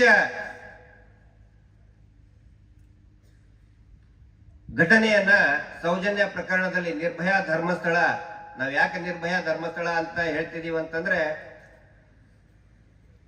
ಪತ್ರಿಕೆಗಳಲ್ಲಿ ಇದು ಪ್ರಕಟ ಆಗಲಿ, ಯಾಕಂತ ಹೇಳಿದ್ರೆ ಯಾರು ಅತ್ಯಾಚಾರಿಗಳನ್ನ ರಕ್ಷಣೆ ಮಾಡ್ತಾ ಇದ್ದಾರೆ ಅವರು ನೋಟಿಸ್ ಕಳಿಸಿದ್ದಾರೆ, ಅವ್ರಿಗೇನೋ ನೋವಾಗುತ್ತಂತೆ. ಅತ್ಯಾಚಾರಿಗಳನ್ನ ರಕ್ಷಣೆ ಮಾಡೋರಿಗೆ ನೋವಾಗುತ್ತಂತೆ, ಸೌಜನ್ಯ ಅನ್ಬಾರ್ದಂತೆ ಅವ್ರಿಗೆ. ಹೀಗಾಗಿ ಎಲ್ಲರಿಗೂ ನೋಟಿಸ್ ಕಳಿಸ್ಬಿಟ್ಟಿದ್ದಾರೆ. ಸೌಜನ್ಯ ಹೆಸರು ತಗೊಂಡ್ಕೊಳ್ಳಿ ಅವ್ರು ನೋವಾಗುತ್ತಂತೆ ಮನಸ್ಸಿಗೆ. ಮುಂಚೆ ಏನಿತ್ತು, ಮಂಜುನಾಥ ಸ್ವಾಮಿ ಜೊತೆಗೆ ಇವ್ರ ಹೆಸರು ತಗೋತಾ ಇದ್ರು. ನಾವು ಹುಬ್ಬಳ್ಳಿ ಧಾರವಾಡ ಉತ್ತರ ಕರ್ನಾಟಕದವರು. ಮಂಜುನಾಥ ಸ್ವಾಮಿ ಅಂತ ಹೇಳಿದ್ಕೊಳ್ಳೆ ಓ ಅವರು ಅಂತ ಪೂಜ್ಯರು ಅಂತ ಅಗದಿ ನಮಸ್ಕಾರ ಮಾಡ್ತಿದ್ರು. ಆಮೇಲೆ ಇವ್ರ ಹೆಸರು ತಗೊಂಡ್ಕೊಳ್ಳೆ ಮಂಜುನಾಥ ಸ್ವಾಮಿ ನೆನಪು ಬರ್ತಿದ್ದ. ಆದ್ರೆ ಈಗ ಏನಾಗಿದೆ, ಸೌಜನ್ಯ ಅಂದ್ಕೊಳ್ಳೆ ಸರ್ ಅವ್ರಂತಲ್ರಿ ಮಾಡಿದ್ದ, ಅವರ ಮಾಡಿದಾರಂತಲ್ಲ ಸರ್. ಹಿಂಗೆ ಈಗ ಇವ್ರ ಹೆಸರು ತಗೊಂಡ್ಬಿಟ್ರೆ, ಪೂಜ್ಯರ ಹೆಸರು ತಗೊಂಡ್ಬಿಟ್ರೆ ಸರ್ ಸೌಜನ್ಯಗೆ ಅವರೇ ಕೊಂದಿದ್ದಂತದ ಅಂತ ಕೇಳ್ತಾರೆ. ಮುಂಚಿನ ತರ ಮಂಜುನಾಥನ್ ಸ್ವಾಮಿ ಜೊತೆಗೆ ಅವ್ರ ಹೆಸರಿಲ್ಲ. ಈಗ ಏನಾಗಿದೆ, ಸೌಜನ್ಯ ಕೊಲೆ ಪ್ರಕರಣ ಜೊತೆಗೆ ಹಿಂಗಾಗಿ ಅವರು ನೋಟಿಸ್ ಕೊಡ್ತಾ ಇದ್ದಾರೆ. ಎಲ್ಲಾ ಪತ್ರಿಕೆದವರಿಗೂ ನೋಟಿಸ್ ಕೊಟ್ಬಿಟ್ಟಿದ್ದಾರೆ. ಸೌಜನ್ಯ ಹೆಸರು ತಗೊಳ್ಳೋದು ಬಹಳ ಅದು ಕಾನೂನು ರೀತಿ ಅಪರಾಧ ಆಗತ್ತೆ ಅಂತ ಹೇಳಿ. ಹಿಂಗಾಗಿ ನಾವೇನು ಮಾಡ್ತಾ ಇದ್ದೀವಿ, ನಿರ್ಭಯ, ದೆಹಲಿಯಲ್ಲಿ ನಿರ್ಭಯ, ಅದು ಕೂಡ ಒರಿಜಿನಲ್ ಹೆಸರಲ್ಲ, ಜ್ಯೋತಿ ಸಿಂಗ್ ಅಂತ ಅವಳ ಹೆಸರು. ಪಾಪ ಅತ್ಯಂತ ಗಂಭೀರವಾಗಿ ಗ್ಯಾಂಗ್ ರೇಪ್ ಮಾಡಿ ಗಂಭೀರವಾಗಿ ಕೊಲೆ ಮಾಡಿದಂತಹ ಹೆಣ್ಮಗಳು. ಅದೇ ರೀತಿ ಇವಳು ಕೂಡ ಧರ್ಮಸ್ಥಳದ ನಿರ್ಭಯ ಅಂತ ಹೇಳಿ ನಾವು ಹೆಸರನ್ನ ಇಟ್ಟಿದ್ದೀವಿ. ಅದರ ಪರಿಣಾಮವಾಗಿ ದೆಹಲಿ ಪ್ರತಿಭಟನೆ ಆಗಿದ್ದು ಇಡೀ ಎಲ್ಲಾ ರಾಷ್ಟ್ರೀಯ ಪತ್ರಿಕೆಗಳಲ್ಲಿ ಕೂಡ ಬಂತು. ಹೀಗಾಗಿ ಆ ಹೆಸರನ್ನ ನಾವು ಈಗ ಹೆಚ್ಚು ರೀತಿಯಲ್ಲಿ ಬಳಸ್ತಾ ಇದ್ದೀವಿ. ಇವತ್ತಿನ ಸಂದರ್ಭದಲ್ಲಿ ಒಂದು ವಿಷಯಗಳನ್ನು, ವಿಶೇಷವಾದಂತಹ ಮಾಹಿತಿಯನ್ನ ನಿಮ್ಮ ಮುಂದೆ ಇಡ್ತಾ ಇದ್ದೀನಿ. ಏನಂದ್ರೆ, ಪೊಲೀಸ್ ಇಲಾಖೆಯಲ್ಲಿ ನಾವು ತರಬೇತಿ ತಗೋಬೇಕಾದ್ರೆ ಕಾನೂನಿನ ಬಗ್ಗೆ, IPC ಬಗ್ಗೆ ನಮಗೆ ಪ್ರಾಧ್ಯಾಪಕರು ಲೆಕ್ಚರ್ ಬರ್ತಾರೆ. ಅವರು ಒಂದು ಮಾತು ಹೇಳ್ತಾರೆ ಪ್ರಾರಂಭದಲ್ಲೇನೆ. ಏನಂತ ಹೇಳಿದ್ರೆ, ಕದ್ದವನು ಕಳ್ಳ ಅಲ್ಲ ಅಂತ. ಕದ್ದವನು ಕಳ್ಳ ಆಗಲ್ಲ, ಸಿಕ್ಕಿ ಬಿದ್ದವನು ಕಳ್ಳ ಆಗ್ತಾನೆ. ಎಷ್ಟು ಕರೆಕ್ಟ್ ಇದೆ ನೋಡಿ. ಈಗ ಒಂದು ಅಂಗಡಿ ಅವನು ಕರೀತಾನಪ್ಪ, ಅವನು ಸಿಕ್ಕೇ ಬೀಳಲ್ಲ, ಆರಾಮಾಗಿ ಎಲ್ಲರ ತರ ಚಂದಾಗ ಅಡ್ಡಾಡ್ತಾ ಇರ್ತಾನೆ, ಕಳ್ಳ ಆಗ್ತಾನೆ ಅವನು. ಯಾರಾದ್ರೂ ಕಳ್ಳ ಅಂತಾನೆ, ಅವನಿಗೆ ಸಿಕ್ಕೇ ಬೀಳಲ್ಲ. ಇನ್ ಕೆಲವರು ನೋಡಿರ್ತಾರೆ, ಅವ್ನು ಕಳ್ಳತನ ಮಾಡೋದನ್ನ ನೋಡಿರ್ತಾರೆ, ಪೊಲೀಸರು ಹೇಳಿರ್ತಾರೆ, ಪೊಲೀಸರು ಹಿಡಿಯೋದೇ ಇಲ್ಲ, ಯಾಕಂದ್ರೆ ಸೆಟ್ಟಿಂಗ್ ಇರ್ತಾರೆ ಪೊಲೀಸರ ಜೊತೆಗೆ. ಎಷ್ಟೋ ಕಡೆ ಈಗ ಸ್ಮಗ್ಲಿಂಗು, ಬಂಗಾರದ ಕಳ್ಳತನ ಆಗ್ತಾ ಇರ್ತದೆ. ಇದು ನಾನು ಇದು ಕಾಲ್ಪನಿಕವಾಗಿ ಮಾತಾಡ್ತಾ ಇಲ್ಲ. ಅವನು ಕದ್ದ ತಕ್ಷಣನೇ ಕಳ್ಳ ಆಗಲ್ಲ, ಕಾನೂನು ರೀತಿಯಲ್ಲಿ ಹೇಳ್ತಾ ಇದ್ದೀನಿ ನಾನು. ನಮ್ಮ ಕಾನೂನು ಹೇಗಿದೆ ಅಂತ ಹೇಳಿದ್ರೆ, ಕದ್ದವನು ಕಳ್ಳ ಅಲ್ಲ, ಸಿಕ್ಕಿ ಬೀಳ್ಬೇಕು, ಸಿಕ್ಕಿ ಬಿದ್ದ ಮೇಲೆ ಅವನ ಮೇಲೆ FIR ಆಗ್ಬೇಕು. ಇಲ್ಲ ಅಂತಂದ್ರೆ ಅವ್ನು ಕೇಳ್ತಾನೆ, ಎಲ್ಲರೂ ಅಂತಾರೆ ನೀ ಕಳ್ಳ ಅಂದ್ಕೊಳ್ಳೆ, ಎಲ್ಲಿ ತೋರಿಸು ನನ್ನ ಮೇಲೆ FIR ಆಗಿದೆ ಅಂತ ಕೇಳ್ತಾನೆ ಇರ್ತಾನೆ ಅವನು. ಸುಮ್ಮನೆ ನಮ್ಮ ಮೇಲೆ ಅಪಪ್ರಚಾರ ಮಾಡ್ತೀನಿ ನೀನು, ಯಾಕಂತ ಹೇಳಿದ್ರೆ ಅವನ ಮೇಲೆ FIR ಆಗಿಲ್ಲ ಇದುವರೆಗೂ. ಹೀಗಾಗಿ ಇದೇ ರೀತಿ ಪರಿಸ್ಥಿತಿ ಏನಾಗಿದೆ ಅಂದ್ರೆ, ಈ ನೇತ್ರಾವತಿ ತೀರದ ಧರ್ಮೋದ್ಯಮಿಗಳ ಬಗ್ಗೆನೂ ಕೂಡ ಅದೇ ರೀತಿಯಾಗಿದೆ. ಎಲ್ಲರಿಗೂ ಕೂಡ ಗೊತ್ತಿದೆ ಇವರೇ ಮಾಡಿದವರು ಅಂತ. ಮಾವುತ ಕೊಲೆ ಪ್ರಕರಣದಲ್ಲಿ ಕೂಡ ಇವರೇ ಅಂತ, ವೇದವಲ್ಲಿ ಪ್ರಕರಣ ಮಾಡಿದವರು ಇವರೇ ಅಂತ ಎಲ್ಲರಿಗೂ ಕೂಡ ಗೊತ್ತಿದೆ. ಪದ್ಮಲತಾ ಪ್ರಕರಣ ಮಾಡಿದವರು ಇವರೇ ಅಂತ ಗೊತ್ತಿದೆ ಎಲ್ಲರಿಗೂ. ಆದ್ರೆ ಅವ್ರ ಹೆಸರು ಮೇಲೆ FIR ಇಲ್ಲ. ಹಿಂಗಾಗಿ ಕೇಳ್ತಾರೆ, ಎಲ್ಲಿದೆ ತೋರಿಸಿ FIR ಅಂತ ಹೇಳಿ. ಯಾವತ್ತಿಗೂ ಕೂಡ ಅವರು ಪೊಲೀಸರ ಜೊತೆಗೇನೆ ಸೆಟ್ಟಿಂಗ್. ಫಸ್ಟ್ ಮಾಡೋ ಕೆಲಸನೇ ಅದು. ಅವರ ಮೇಲೆ ಯಾವುದೇ FIR ಆಗಲಾರ್ದಂಗೆ ನೋಡ್ಕೊಂಡಿದ್ದಾರೆ. ಪದ್ಮಲತಾ ಪ್ರಕರಣದಲ್ಲಿ ಆಗಿತ್ತು. ಪದ್ಮಲತಾ ಪ್ರಕರಣದಲ್ಲಿ FIR ಆಗಿತ್ತು. ಹೈಕೋರ್ಟಿಗೆ ಹೋಗಿ ಸ್ಕ್ವಾಶ್ ಮಾಡ್ಕೊಂಡು ಬಂದ್ರು, ಅದನ್ನ ಅವ್ರ ಹೆಸರು ತಗೊಂಡು ಬಂದ್ರು. ಹೀಗಾಗಿ ಯಾರೇ ಹೇಳಿದ್ರು ಕೂಡ ಅವ್ರು ದೊಡ್ಡವರಪ್ಪ, ಸಾಕ್ಷಿ ಎಲ್ಲಿದೆ ತೋರಿಸಿ ಅಂತ ಕೇಳ್ತಾರೆ. ಪೊಲೀಸರ ಜೊತೆಗೆ ಪೊಲೀಸರು ಇವ್ರನ್ನ ಹುಡ್ಕೋಕ್ಕಿಂತ ಇವರೇ ಪೊಲೀಸರನ್ನ ತುಂಬಾ ಚೆನ್ನಾಗಿ ನೋಡ್ಕೊಳ್ತಾ ಬರ್ತಾ ಇದ್ರು. ಅದೇ ರೀತಿ ಈ ಬೆಳ್ತಂಗಡಿ ಪೊಲೀಸ್ನಲ್ಲಿ ಠಾಣೆಯಲ್ಲಿ ಅಧಿಕಾರಿಯಾದಂತಹ, ಆಗಿನ ಸಂದರ್ಭದಲ್ಲಿ ಅಧಿಕಾರಿಯಾಗಿದ್ದಂತಹ ಒಬ್ಬ ಪ್ರಮುಖ ವ್ಯಕ್ತಿಯ ಬಗ್ಗೆ ಇವತ್ತು ನಾನು ಪ್ರಸ್ತಾಪ ಮಾಡ್ತಾ ಇದ್ದೀನಿ. ನಮಗೆ ಒಂದು ದೊಡ್ಡ ಬಿಲ್ಡಿಂಗು ತೋರಿಸಿದ್ರು ಪುತ್ತೂರಲ್ಲಿ, ಕ್ಯಾಂಪ್ಕೋ ಚಾಕ್ಲೇಟ್ ಫ್ಯಾಕ್ಟರಿ ಹಿಂಗಡೆ. ಕ್ಯಾಂಪ್ಕೋ ಚಾಕ್ಲೇಟ್ ಫ್ಯಾಕ್ಟರಿ ಅಂದ್ರೆ ಇಡೀ ಭಾರತದಲ್ಲಿ, ಏಷ್ಯಾದಲ್ಲಿ ಅತಿ ದೊಡ್ಡದಾದಂತಹ ಚಾಕ್ಲೇಟ್ ತಯಾರಿಕಾ ಘಟಕ ಅದು. ಮಂಜೇಶ್ವರ್ ಮತ್ತು ಕುಕ್ಕೆ ಹೋಗುವಂತಹ ಪ್ರಮುಖ ಹೆದ್ದಾರಿ ಇಂತ ಬರೀ 500 ಮೀಟರ್ ದೂರದಲ್ಲಿ ಇದ್ದಂತಹ ಒಂದು ಲೇಔಟ್ ನಲ್ಲಿ ಇದ್ದಂತಹ ಈ ಒಂದು ಬಂಗಲೆ ಅಲ್ಲ, ಅದು ಅಪಾರ್ಟ್ಮೆಂಟ್. 9 ಫ್ಲಾಟ್ ಇದೆ ಅದರಲ್ಲಿ. 9 ಫ್ಲಾಟ್, ಐಷಾರಾಮಿ ಫ್ಲಾಟ್ ಇದೆ ಅದರಲ್ಲಿ. ನಾನು ಇದು ಯಾಕಪ್ಪ, ಇದು ನಮಗೆ ಯಾಕೆ ತೋರಿಸಿದ್ರು ಅಂತ ಹೇಳಿ ನಮ್ಮ ಪುತ್ತೂರಿನಲ್ಲಿರುವಂತಹ ಎಲ್ಲ ಕೆಲವೊಂದಿಷ್ಟು ಪ್ರಮುಖ ಸ್ನೇಹಿತರಿಗೆ ಕಳಿಸಿದ್ವಿ. ಅದರ ದಾಖಲೆ ಬೇಕಲ್ಲ, ಹೆಸರೇ ಇಟ್ಟಿಲ್ಲ ಇನ್ನೋದ್ರದ್ದು. ಓಪನಿಂಗ್ ಆಗ್ಬೇಕು ಅಂತ ಹೇಳಿ 9-10 ತಿಂಗಳಿಂದ ಕಾಯ್ತಾನೆ ಇದೆ. ಆ ಮನೆಗೆ ಇನ್ನೂ ಬೇಕಾದ್ರೆ ಇನ್ನೊಂದು ಸರಿ ಫೋಟೋ ಹಾಕಿದ್ನ, ಆ ಅಪಾರ್ಟ್ಮೆಂಟ್ಗೆ ಇನ್ನೂ ಮಟ್ಟ ಹೆಸರಿಟ್ಟಿಲ್ಲ. ಈ ಮನೆ ಈಗ ದೊಡ್ಡದ ಒಂದು ಮನೆ ಕಟ್ಟಿದ್ರೆ ದೊಡ್ಡದಾಗಿ ಮನೆ ಒಕ್ಕಲು ಅಂತ ಮಾಡ್ತಾರೆ. ದೊಡ್ಡ ಅಪಾರ್ಟ್ಮೆಂಟೇ ಕಟ್ಬಿಟ್ಟಿದ್ದಾರೆ ಸಾಹೇಬರು. ದೊಡ್ಡ ಅಪಾರ್ಟ್ಮೆಂಟ್ ಹೆಸರಿಟ್ಟಿಲ್ಲ, ಓಪನಿಂಗ್ ಮಾಡಕ್ ಆಗ್ತಿಲ್ಲ, ಹೆಸರೇ ಇಟ್ಟಿಲ್ಲ. ಅದಕ್ಕಾಗಿ ನಾವು ಹೆಸರು ಇಟ್ಟಿವಿ ಅದಕ್ಕೆ. ಏನಂತ? ಸೌಜನ್ಯಾಳ ಆತ್ಮ ಅಂತ ಹೇಳಿ. ಸೌಜನ್ಯಾಳ ಆತ್ಮ ಅವಾಗವಾಗಲಿ ಹೋಗ್ತಾ ಇರ್ತದೆ. ಹಿಂಗಾಗಿ ಅದು ನಮ್ಮ ಕಣ್ಣಿಗೆ ಬಿತ್ತು. ಸೌಜನ್ಯಾಳ ಆತ್ಮ ಒಂದು ಶಕ್ತಿಯಾಗಿ ಅಲ್ಲಿ ಹೋಗ್ತಾ ಇರ್ತದೆ. ಯಾರ್ದಪ್ಪ ಇದು ಇಷ್ಟು ದೊಡ್ಡದು? ಇನ್ನು ಕಟ್ತಾ ಇರುವತ್ತನೇ ಇನ್ನೂ ಸ್ವಲ್ಪ ಕೆಲಸ ಇರ್ತದೆ, ಅವಾಗಲೇ ಓಪನಿಂಗ್ ಮಾಡಿಬಿಡ್ತಾರೆ ವಿಜೃಂಭಣೆಯಿಂದ. ಊರ್ ಜನಕ್ಕೆಲ್ಲ ಕರೆಸಿ ಊಟ ಹಾಕಿ. ಆದ್ರೆ ಇಷ್ಟು 8-9 ತಿಂಗಳಾಯ್ತು, ಓಪನಿಂಗ್ ಆಗ್ತಿಲ್ಲ. ನಾವು ನೋಡಿದ್ವಿ ಅದ್ರ ದಾಖಲೆ ಯಾರ್ದಿರ್ಬೇಕಂತೇಳಿ. ಫಸ್ಟ್ ತೋರಿಸಿ ದಾಖಲೆ. ಖಾತೆ ಪ್ರತಿ, ಪಟ್ಟ ಪುಸ್ತಕದ ಪ್ರತಿ. ಅದರಲ್ಲಿ ಕೆಳಗಡೆ ಇದೆ ನೋಡಿ, ಎಚ್ ಪುರುಷೋತ್ತಮ್ ನಾಯಕ್. ಪುರುಷೋತ್ತಮ್ ಅವ್ರು ಯಾರು ಅಂತ ಹುಡುಕಾಡಿದ್ರೆ ಆ ಬೆಳ್ತಂಗಡಿ 2012ರಲ್ಲಿ ಠಾಣೆಯಲ್ಲಿ ಸಬ್ ಇನ್ಸ್ಪೆಕ್ಟರ್ SI ಅವರು. ಏನ್ SI ಅವ್ರ ಹೆಸರು? ಯೋಗೀಶ್ ಅವರ ಹೆಂಡತಿಯ ತಂದೆ, ಮಾವ. ಹೆಂಡತಿಯ ಮಾವನ ಹೆಸರಿನಲ್ಲಿ 11 ಸೆಂಟ್ಸ್ ಜಾಗದಲ್ಲಿ ಇಷ್ಟೊಂದು ಅತ್ಯದ್ಭುತವಾದಂತಹ ಭವ್ಯವಾದಂತಹ ಅಪಾರ್ಟ್ಮೆಂಟ್. ನೀವು ಕೇಳಬಹುದು, ಏನಾಯ್ತು? ಆಫೀಸರ್ ಇರ್ತಾರೆ, ಹೆಂಗೋ ದುಡ್ಡು ಇರ್ತದೆ, ಅದು ನೀವ್ ಯಾಕೆ ಹೇಳ್ತೀರಿ ಅಂತ ಕೇಳ್ತಾರೆ. ಈಗ ನೀವು ಕೇಳ್ಬಹುದು, ಕೇಳಕ್ ಹಾಕಿದೆ. ಇಲ್ಲಿ ಅವ್ರು ಯಾವಾಗನೋ ದುಡ್ಡು ತಗೊಂಡು ಮಾಡಿದ್ರೆ ನಮ್ಗೇನು ತಲೆ ಕೆಡ್ಸ್ಕೊಳ್ತಾ ಇರಲಿಲ್ಲ. ಆದ್ರೆ ಆ ಜಾಗೆಗೆ ಅಡ್ವಾನ್ಸ್ ಟೋಕನ್ ದುಡ್ಡು ಕೊಟ್ಟಿದ್ದು ಯಾವಾಗ? ಅದು ಬಹಳ ಮುಖ್ಯ. ಸೌಜನ್ಯ ಪ್ರಕರಣ ಆಗಿದ್ದು 2012 ಅಕ್ಟೋಬರ್ 9-10 ಮಧ್ಯೆ. ಗಲಾಟೆ ಶುರು ಆಗುತ್ತೆ, ಪ್ರತಿಭಟನೆಗಳು ಜಾಸ್ತಿ ಆಗುತ್ತೆ. ಹೀಗಾಗಿ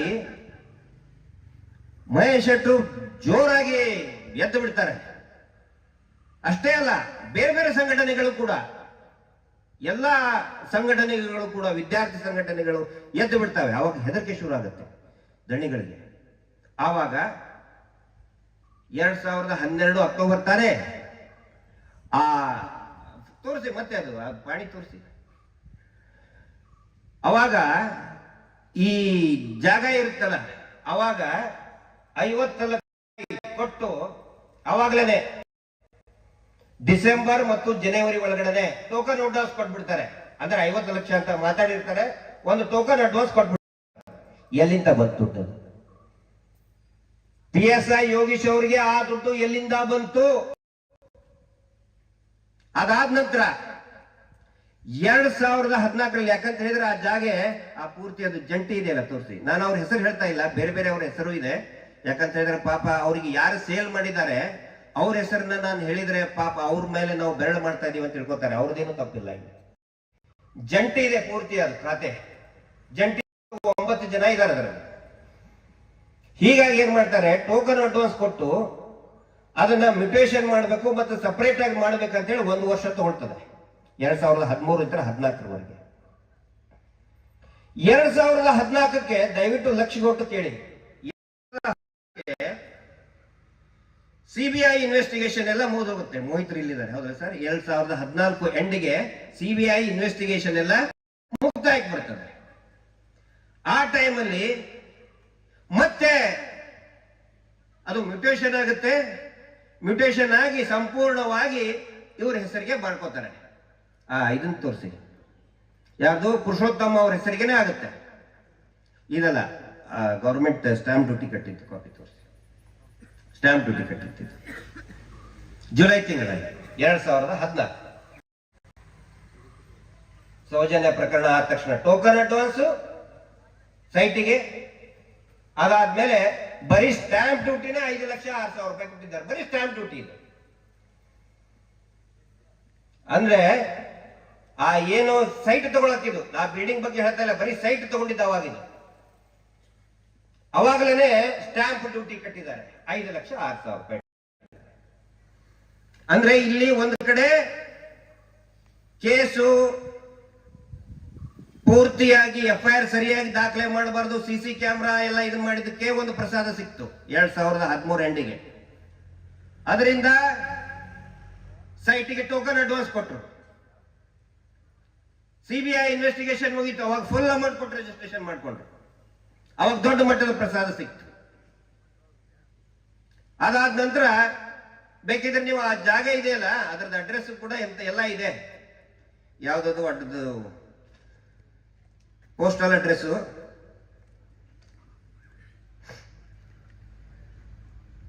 Campco survey number 212/**1A1 survey number, Campco chocolate factory ಹಿಂದ್ಗಡೆ, ಕಿಮ್ಮಿಂಜೆ ಗ್ರಾಮ, ಪುತ್ತೂರು. ಯಾರಾದ್ರೂ ಅಲ್ಲಿ ಹೋಗಿ ಕೇಳ್ಕೊಳ್ಳಿ. 2014ರಿಂದಲೇ ಸಾಹೇಬರು ಕಟ್ಟಡ ಪ್ಲಾನ್ ಹಾಕಿ ಕಟ್ಟೋದಕ್ಕೆ ಸ್ಟಾರ್ಟ್ ಮಾಡಿಬಿಟ್ಟಿದ್ದಾರೆ. 2014-15 ಸ್ಟಾರ್ಟ್ ಮಾಡಿಬಿಟ್ಟಿದ್ದಾರೆ ಸಾಹೇಬರು. ವ್ಯಾಲ್ಯೂಯೇಷನ್ ಎಷ್ಟು ಅದ್ರದ್ದು? 3.5 ಕೋಟಿ ರೂಪಾಯಿ. ಅವಾಗಲೇನೆ 3.5 ಕೋಟಿ ರೂಪಾಯಿ. ಅವಾಗ SI ಯೋಗೀಶ್ ಏನಾಗಿದ್ರು? ಅವರು ಏನ್ ದೊಡ್ಡ ಉದ್ಯಮಿಗೆ ಆಗಿದ್ರ? ಒಬ್ಬ ಸಬ್ ಇನ್ಸ್ಪೆಕ್ಟರ್. ಅವರು ಪ್ರಮೋಷನ್ ಆಗಿದ್ದು 2016-17ರಲ್ಲಿ ಪ್ರಮೋಷನ್ ಆಗುತ್ತೆ ಅವ್ರದ್ದು. ಅವಾಗ ಕಡಬದಲ್ಲಿ SI ಆಗಿದ್ರು. ಅದಾದ ನಂತರ ಮತ್ತೆ ಬೇರೆ ಬೇರೆ ನಾನ್ ಎಕ್ಸಿಕ್ಯೂಟಿವ್ ಡ್ಯೂಟಿ ಮಾಡಿದ್ರು. ನಾನು ಪ್ರಶ್ನೆ ಕೇಳ್ತಾ ಇದ್ದೀನಿ, ಒಂದು ದೊಡ್ಡ ಅಪಾರ್ಟ್ಮೆಂಟ್ ಕಟ್ಟಬೇಕಾದ್ರೆ ಕಣ್ಣು ಮುಚ್ಕೊಂಡು ಕಟ್ಟಲ್ಲ, ಮುಂಚೆನೆ ಪ್ಲಾನಿಂಗ್ ಮಾಡ್ತಾರೆ ಇಂಜಿನಿಯರ್, ಆರ್ಕಿಟೆಕ್ಟ್. ಎಷ್ಟು ರೂಮ್ಗಳು ಬರ್ತದೆ, ಎಷ್ಟು ಫೌಂಡೇಶನ್ ಹಾಕಬೇಕು, ಯಾವ ಬಿಲ್ಡಿಂಗ್ ಅಂತ ಹೇಳಿ ಕಟ್ಟಡ ಪ್ರಾರಂಭ ಆಗೋಕ್ಕಿಂತ ಮುಂಚೆನೆ ಒಂದು ಪ್ಲಾನ್ ಅಪ್ರೂವಲ್ ಅಂತ ಇರ್ತದೆ. 2014ರಲ್ಲಿ 3.5 ಕೋಟಿ ರೂಪಾಯಿ ಬಿಲ್ಡಿಂಗ್ ಕಟ್ಟುವಂತಹ ಪ್ಲಾನ್ ಹೆಂಗಪ್ಪ ಮಾಡಿದ್ರಿ ನೀವು?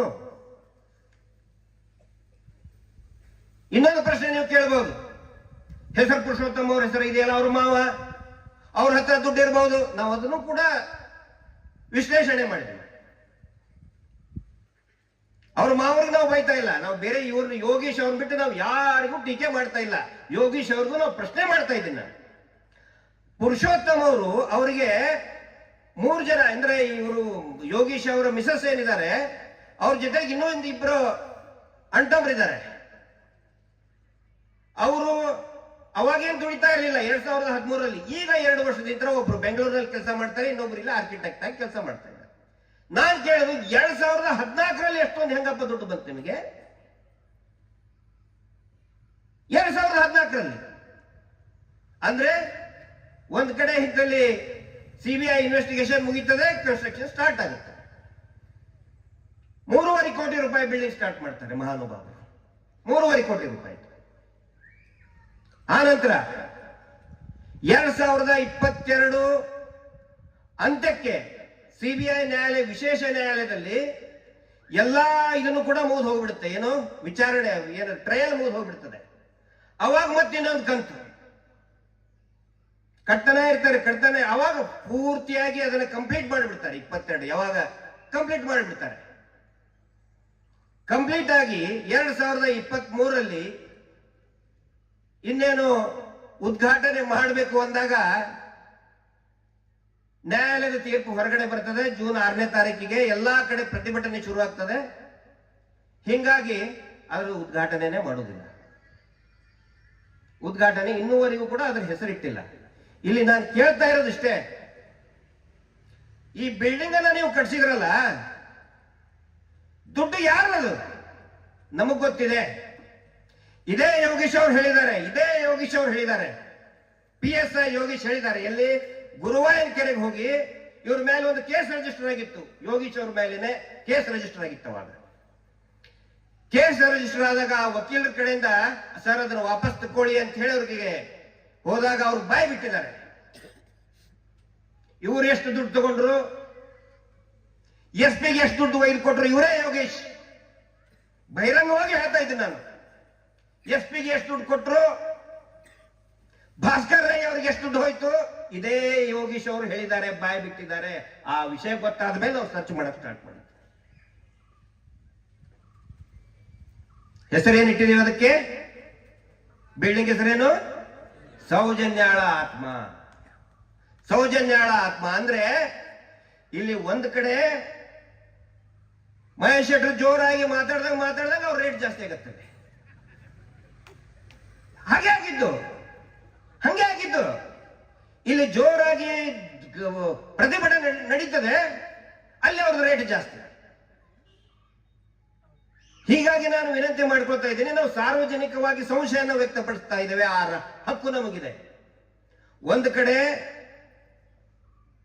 ಸೌಜನ್ಯಾಳ ತಾಯಿ ವಿನಾಕಾರಣ ಆರೋಪವನ್ನು ಎದುರಿಸ್ತಾ ಇದ್ದಾರೆ, ಮನೆ ಕಟ್ಟಿದ್ರು ಅಂತ ಹೇಳಿ. ಅದ್ರ ಬಗ್ಗೆ ಯಾಕಪ್ಪ ಮಾತಾಡ್ತಾ ಇಲ್ಲ ನೀವು? ಯಾರು ಯಾಕೆ ಮಾತಾಡ್ತಾ ಇಲ್ಲ? 3.5 ಕೋಟಿ ರೂಪಾಯಿ ಎಲ್ಲಿಂದ ಬಂತು ಒಬ್ಬ SI ಅವರಿಗೆ? ಆ ಥರ ಮನಿ ಯಾರು ಪೊಲೀಸ್ ಇಲಾಖೆಯಲ್ಲಿ ರಿಟೈರ್ಮೆಂಟ್ ಆಗೋ ಸಂದರ್ಭದಲ್ಲಿ ಅಥವಾ ರಿಟೈರ್ಮೆಂಟ್ ಆದ್ಮೇಲೆ ಕಟ್ಟಿಸ್ತಾರೆ. ಹೀಗಾಗಿ ನಾನು ಲೋಕಾಯುಕ್ತವರಿಗೆ ವಿನಂತಿ ಮಾಡ್ಕೊತಾ ಇದ್ದೀನಿ.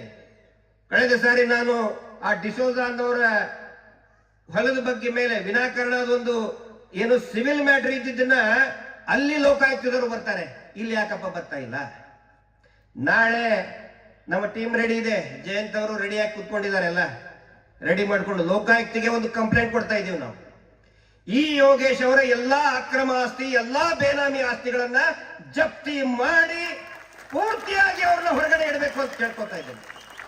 ನಾವು ಯಾರನ್ನೂ ಬಿಡಲ್ಲ. ನೀವೇನೋ ತಿಳ್ಕೊಂಡಿರ್ಬೋದು, ಅತ್ಯಾಚಾರಿಗಳನ್ನ ಯಾರ್ಯಾರನ್ನ ನೀವು ರಕ್ಷಣೆ ಮಾಡಿದಿರಲ್ಲ, ನಾವು ಯಾರನ್ನೂ ಬಿಡಲ್ಲ. ಪ್ರತಿಯೊಬ್ಬರನ್ನೂ ಬೆತ್ತಲೆ ಮಾಡ್ತೀವಿ ನಾವು. ಅದ್ರ ಸಲುವಾಗೇ ಈ ಹೋರಾಟದ ಉದ್ದೇಶನೇ ಅದು. ನೀವು ಬೆತ್ತಲೆ ಮಾಡಿದ್ರಲ್ಲ, ಯಾರನ್ನ? ಸೌಜನ್ಯಾಳನ್ನ ಬೆತ್ತಲೆ ಮಾಡಿದ್ರಿ, ಅತ್ಯಾಚಾರ ಮಾಡಿದ್ರಿ. ಬೆತ್ತಲೆ ಮಾಡಿ ಪಾಪ ಹೆಣ್ಣು ಮಗನ ಏನ್ ಮಾಡಿದ್ರಿ? ಕಟ್ಟಿ ಹೋದ್ರಿ. ಅಲ್ಲಿ ಹೊಳೆ ಪಕ್ಕ ಕಟ್ಟಿ ಹೋದ್ರಲ್ಲ ನೀವು. ನಾವು ನಿಮ್ಮನ್ನ ಬೆತ್ತಲೆ ಮಾಡ್ತಾ ಇದೀವಿ, ಪ್ರತಿಯೊಬ್ಬರನ್ನೂ ಬೆತ್ತಲೆ ಮಾಡ್ತಾ ಇದೀವಿ. ಈಗ ಕಾನೂನಿನ ತರ ಕಟ್ಟಿ ಹಾಕೋ ಕೆಲಸಗಳು ಶುರು ಆಗಿದೆ ಅಂತ ಮೋಹಿತರು, ಬಾಲಕೃಷ್ಣರು ಎಲ್ಲರೂ ಸೇರಿ ನಿಮ್ಮನ್ನ ಕಾನೂನಿನ ರೀತಿಯಲ್ಲಿ ಕಟ್ಟಿ ಹಾಕ್ತಾ ಇದ್ದಾರೆ. ಇದೇ ರೀತಿ ಇನ್ನೂ ಒಂದೆರಡು ಮಾತು ಹೇಳ್ಬೇಕು, ಯಾಕಂದ್ರೆ ಪ್ರಸಾದ ಸಿಕ್ಕಿದೆ ಅಲ್ಲ. ಪ್ರಸಾದ ಯಾಕೆ ಕೊಟ್ಟರು? ದಣಿಗಳು ಸುಮ್ಮನೆ ಕೊಡ್ತಾರ ಪ್ರಸಾದನ? ಸುಮ್ಮನೆ ಕೊಡ್ತಾರ? ಏನಾದ್ರೂ ಸೇವೆ ಮಾಡಿರ್ಬೇಕಲ್ಲ. ಇವ್ರು ಏನ್ ಮಾಡ್ತಾರೆ? ಯೋಗೀಶ್ ಅವರು ಸೌಜನ್ಯ ಪ್ರಕರಣಕ್ಕಿಂತ ಮುಂಚೆನೂ ಕೂಡ ಮಾವುತನ ಪ್ರಕರಣ ಆಯ್ತಲ್ಲ, ಅವಾಗ ಮಾವುತನ ಹೆಂಡತಿ, ನಾರಾಯಣನ ಹೆಂಡತಿ ಕಂಪ್ಲೇಂಟ್ ತಗೊಂಡು ಹೋಗ್ತಾಳೆ. ಕಂಪ್ಲೇಂಟ್ ತಗೊಳ್ಳಿ, ನನ್ನ ಗಂಡನ ಕೊಲೆ ಆಗಿದೆ, ನನ್ನ ಗಂಡನ ತಂಗಿಯ ಕೊಲೆ ಆಗಿದೆ ಅಂತ ಹೇಳಿ. ಯೋಗೀಶ್ ಅವ್ರು ತಗೊಳ್ಳೋದಿಲ್ಲ, ಬಿಸಾಕ್ತಾರೆ, ತಗೊಳ್ಳೋದೇ ಇಲ್ಲ. ಅದ್ರ ಸಲುವಾಗಿ ಕೊಟ್ಟಿದ್ದು. ಅದಾದ ನಂತರ ಬೆರಳಚ್ಚು ಫಿಂಗರ್ ಪ್ರಿಂಟ್ ಅವ್ರು ಬರ್ತಾರೆ. ಆ ಕಲ್ಲು ಜಜ್ಜಿದ ಕಲ್ಲಿದು ಫಿಂಗರ್ ಪ್ರಿಂಟ್ ಬೇಕಲ್ಲ, ಅದನ್ನು ಕೂಡ ಯೋಗೀಶ್ ಅವರು ಕನ್ಸಿಡರ್ ಮಾಡೋದಿಲ್ಲ, ವಾಪಸ್ ಕಳಿಸ್ತಾರೆ. ಸೌಜನ್ಯ ಪ್ರಕರಣದಲ್ಲಿ ಈಗ ತಾನೇ ತಾಯಿ ಕುಸುಮಾವತಿ ಹೇಳಿದ್ರು, ನಿಜವಾಗ್ಲೂ ಕೂಡ ರಕ್ತ ಕುದೀತದೆ. ಮರ್ಮಾಂಗದಲ್ಲಿ ಮಣ್ಣು ಹಾಕಿ ತುಂಬಿದ್ರಲ್ಲ, ಆ ಮಣ್ಣನ್ನ ಕಲೆಕ್ಟ್ ಮಾಡ್ತಾರೆ. ಮಣ್ಣನ್ನ ಕಲೆಕ್ಟ್ ಮಾಡಿ ಯಾಕೆ ಮಾಡ್ತಾರೆ ಅಂತ ಹೇಳಿದ್ರೆ, ಅದರಲ್ಲಿ DNA, ಆ ವೀರ್ಯಾಣುದಲ್ಲಿ DNA ಇರ್ತದೆ. ಜೆನೆಟಿಕ್ ಇಂಜಿನಿಯರಿಂಗ್, ನಾನು ಕೂಡ ಜೆನೆಟಿಕ್ ಇಂಜಿನಿಯರಿಂಗ್ ಮಾಡಿದವ್, ನಾನು MSc ಇನ್ ಜೆನೆಟಿಕ್ ಇಂಜಿನಿಯರ್. ಆ DNA ಟೆಸ್ಟ್ ಮಾಡ್ಬೇಕಂತ ಹೇಳಿದ್ರೆ ಆ ಮಣ್ಣು ತುಂಬಿರೋ ಉದ್ದೇಶನೇ ಸಾಕ್ಷಿ ನಾಶ ಆಗ್ಲಿ ಅಂತ ಹೇಳಿ. ಮಣ್ಣು ಯಾಕೆ ತುಂಬ್ತಾರಂತ ಹೇಳಿದ್ರೆ, ಹಾಗೆ ಬಿಟ್ಬಿಟ್ರೆ ಅದರದ್ದು ವೀರ್ಯಾಣು ಕಲೆಕ್ಟ್ ಮಾಡಿ DNA ಪ್ರೊಫೈಲ್ ಮಾಡಿ ಕಂಪೇರ್ ಮಾಡಿದ್ರೆ ಸಿಕ್ಕಾಕೊಂಡ್ಬಿಡ್ತಾರೆ. ಹಿಂಗಾಗಿ ಏನ್ ಮಾಡ್ತಾರೆ, ಅದು ಸಾಕ್ಷಿ ನಾಶ ಆಗಬೇಕು ಅಂತ ಹೇಳಿನೇ ಅತ್ಯಂತ ಚಾಣಾಕ್ಷತದಿಂದ, ಕುತಂತ್ರದಿಂದ 6 ಇಂಚು ಮಣ್ಣನ್ನು ತುಂಬುತ್ತಾರೆ. 6 ಇಂಚು. ಪೋಸ್ಟ್ ಮಾರ್ಟಮ್ ಆದ್ಮೇಲೆ ಆ ಮಣ್ಣನ್ನ ಸಪರೇಟ್ ಆಗಿ ತೆಗಿತಾರೆ. ಯಾಕೆಂದ್ರೆ ಅದರಲ್ಲಿ ವೀರ್ಯಾಣುದಲ್ಲಿರುವಂತಹ DNA ಇರ್ತವೆ ಅಂತ ಹೇಳ್ಕೊಂಡು. ಆದ್ರೆ ಈ ಮಹಾನುಭಾವ, ತೋರಿಸ್ರಿ ಫೋಟೋ ಅವ್ರದ್ದು, ಯೋಗೀಶ್ ಅವ್ರ ಫೋಟೋ ಹಾಕ್ತೀವಿ. ಈ ಮಹಾನುಭಾವ ನೋಡ್ಬೇಕು, 100 ಸಾರಿ 1000 ಸಾರಿ ನೋಡ್ಬೇಕು ಇವ್ರ ಫೋಟೋನ. ಎಲ್ಲಾರು, ಇಡೀ ಜಗತ್ತು ನೋಡ್ಬೇಕು ಎಷ್ಟು ಹಾಳು ಮಾಡಿದಾರೆ ಆ ಕೇಸನ್ನ ಅಂತ ಹೇಳಿ.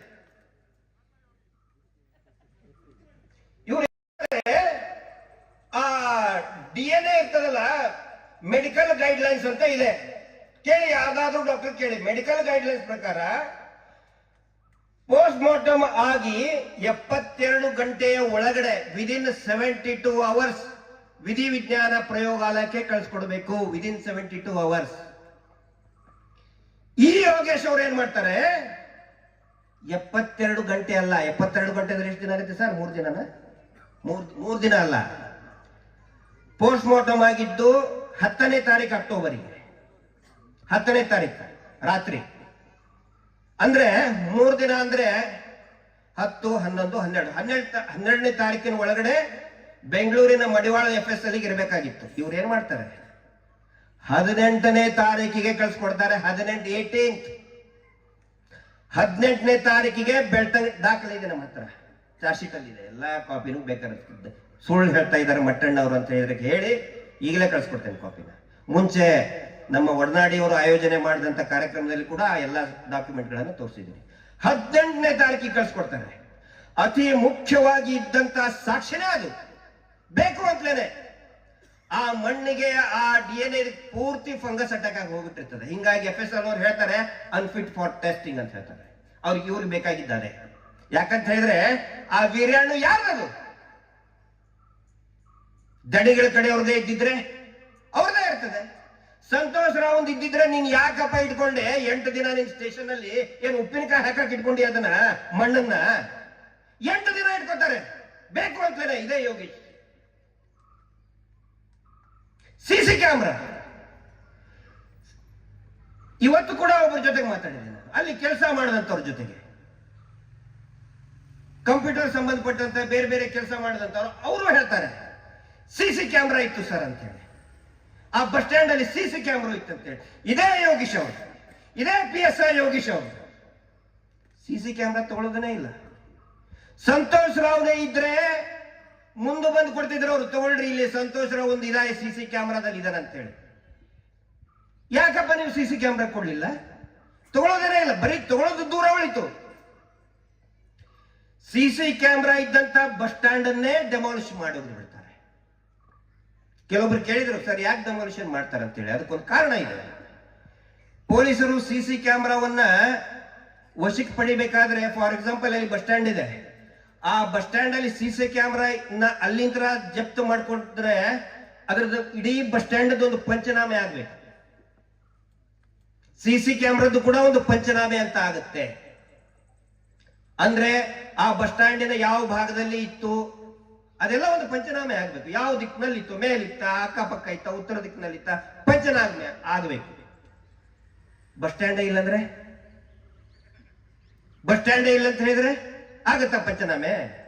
ನ್ಯಾಯಾಲಯದಲ್ಲಿ ಯಾರು ಅದನ್ನ ನೋಡ್ತಾರೆ? ವ್ಯಾಲಿಡೇ ಇರೋದಿಲ್ಲ. ಹಿಂಗಾಗಿ ಏನ್ ಮಾಡ್ತಾರೆ, ಇಡೀ ಬಸ್ ಸ್ಟ್ಯಾಂಡ್ ಅನ್ನೇ ಬುಲ್ಡೋಸರ್ ಇಂದ ನಾಶ ಮಾಡಿಬಿಡ್ತಾರೆ. ಇದೇ ರೀತಿ ವಾರ್ಜಾ ಆಚಾರ್ತಿ, ನಾವು ಹೇಳಿದೀವಿ ಅವಳು ಬಾವಿಯಲ್ಲಿ ಬಿದ್ದಿದ್ಲು, ಅವಳ ಹೆಣ ಬಾವಿಯಲ್ಲಿ ಸಿಕ್ತು ಅಂತ. ಪೀಲ್ಯಾದಲ್ಲಿ ಇದೇ ಧೀರಜ್ ಕೆಲ್ಲಾನ ಫಾರ್ಮ್ ಹೌಸಿನ ಆ ಕಡೆ ಇದ್ದಂತ ಆ ಬಾವಿಯಲ್ಲಿ ವಾರ್ಜಾಚಾರ್ತಿ ನೋಡಿರ್ತಾಳೆ ಅವಳು.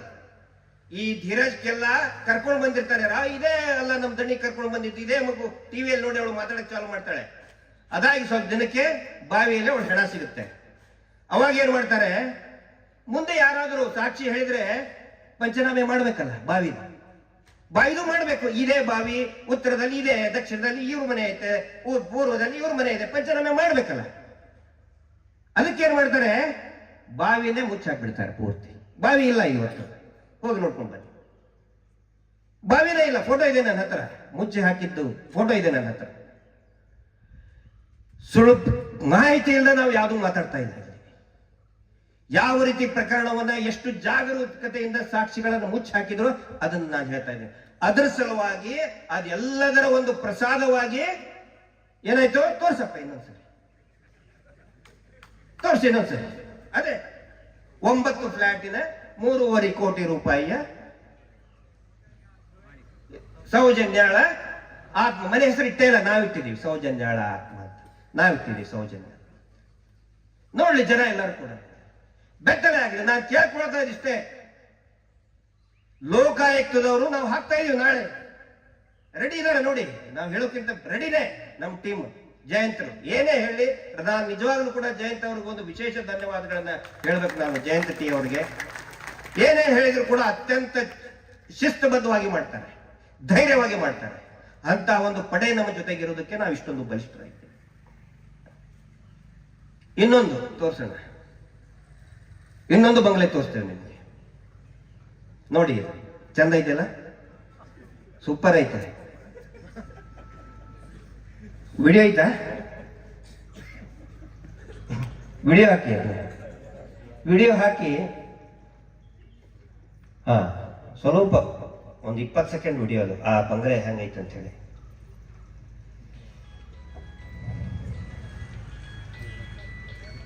ನನ್ ಬೇಡಪ್ಪ, ಬರೀ ವಿಡಿಯೋ ನಾನು ನೋಡಿದ್ದಾರೆ ಜನ.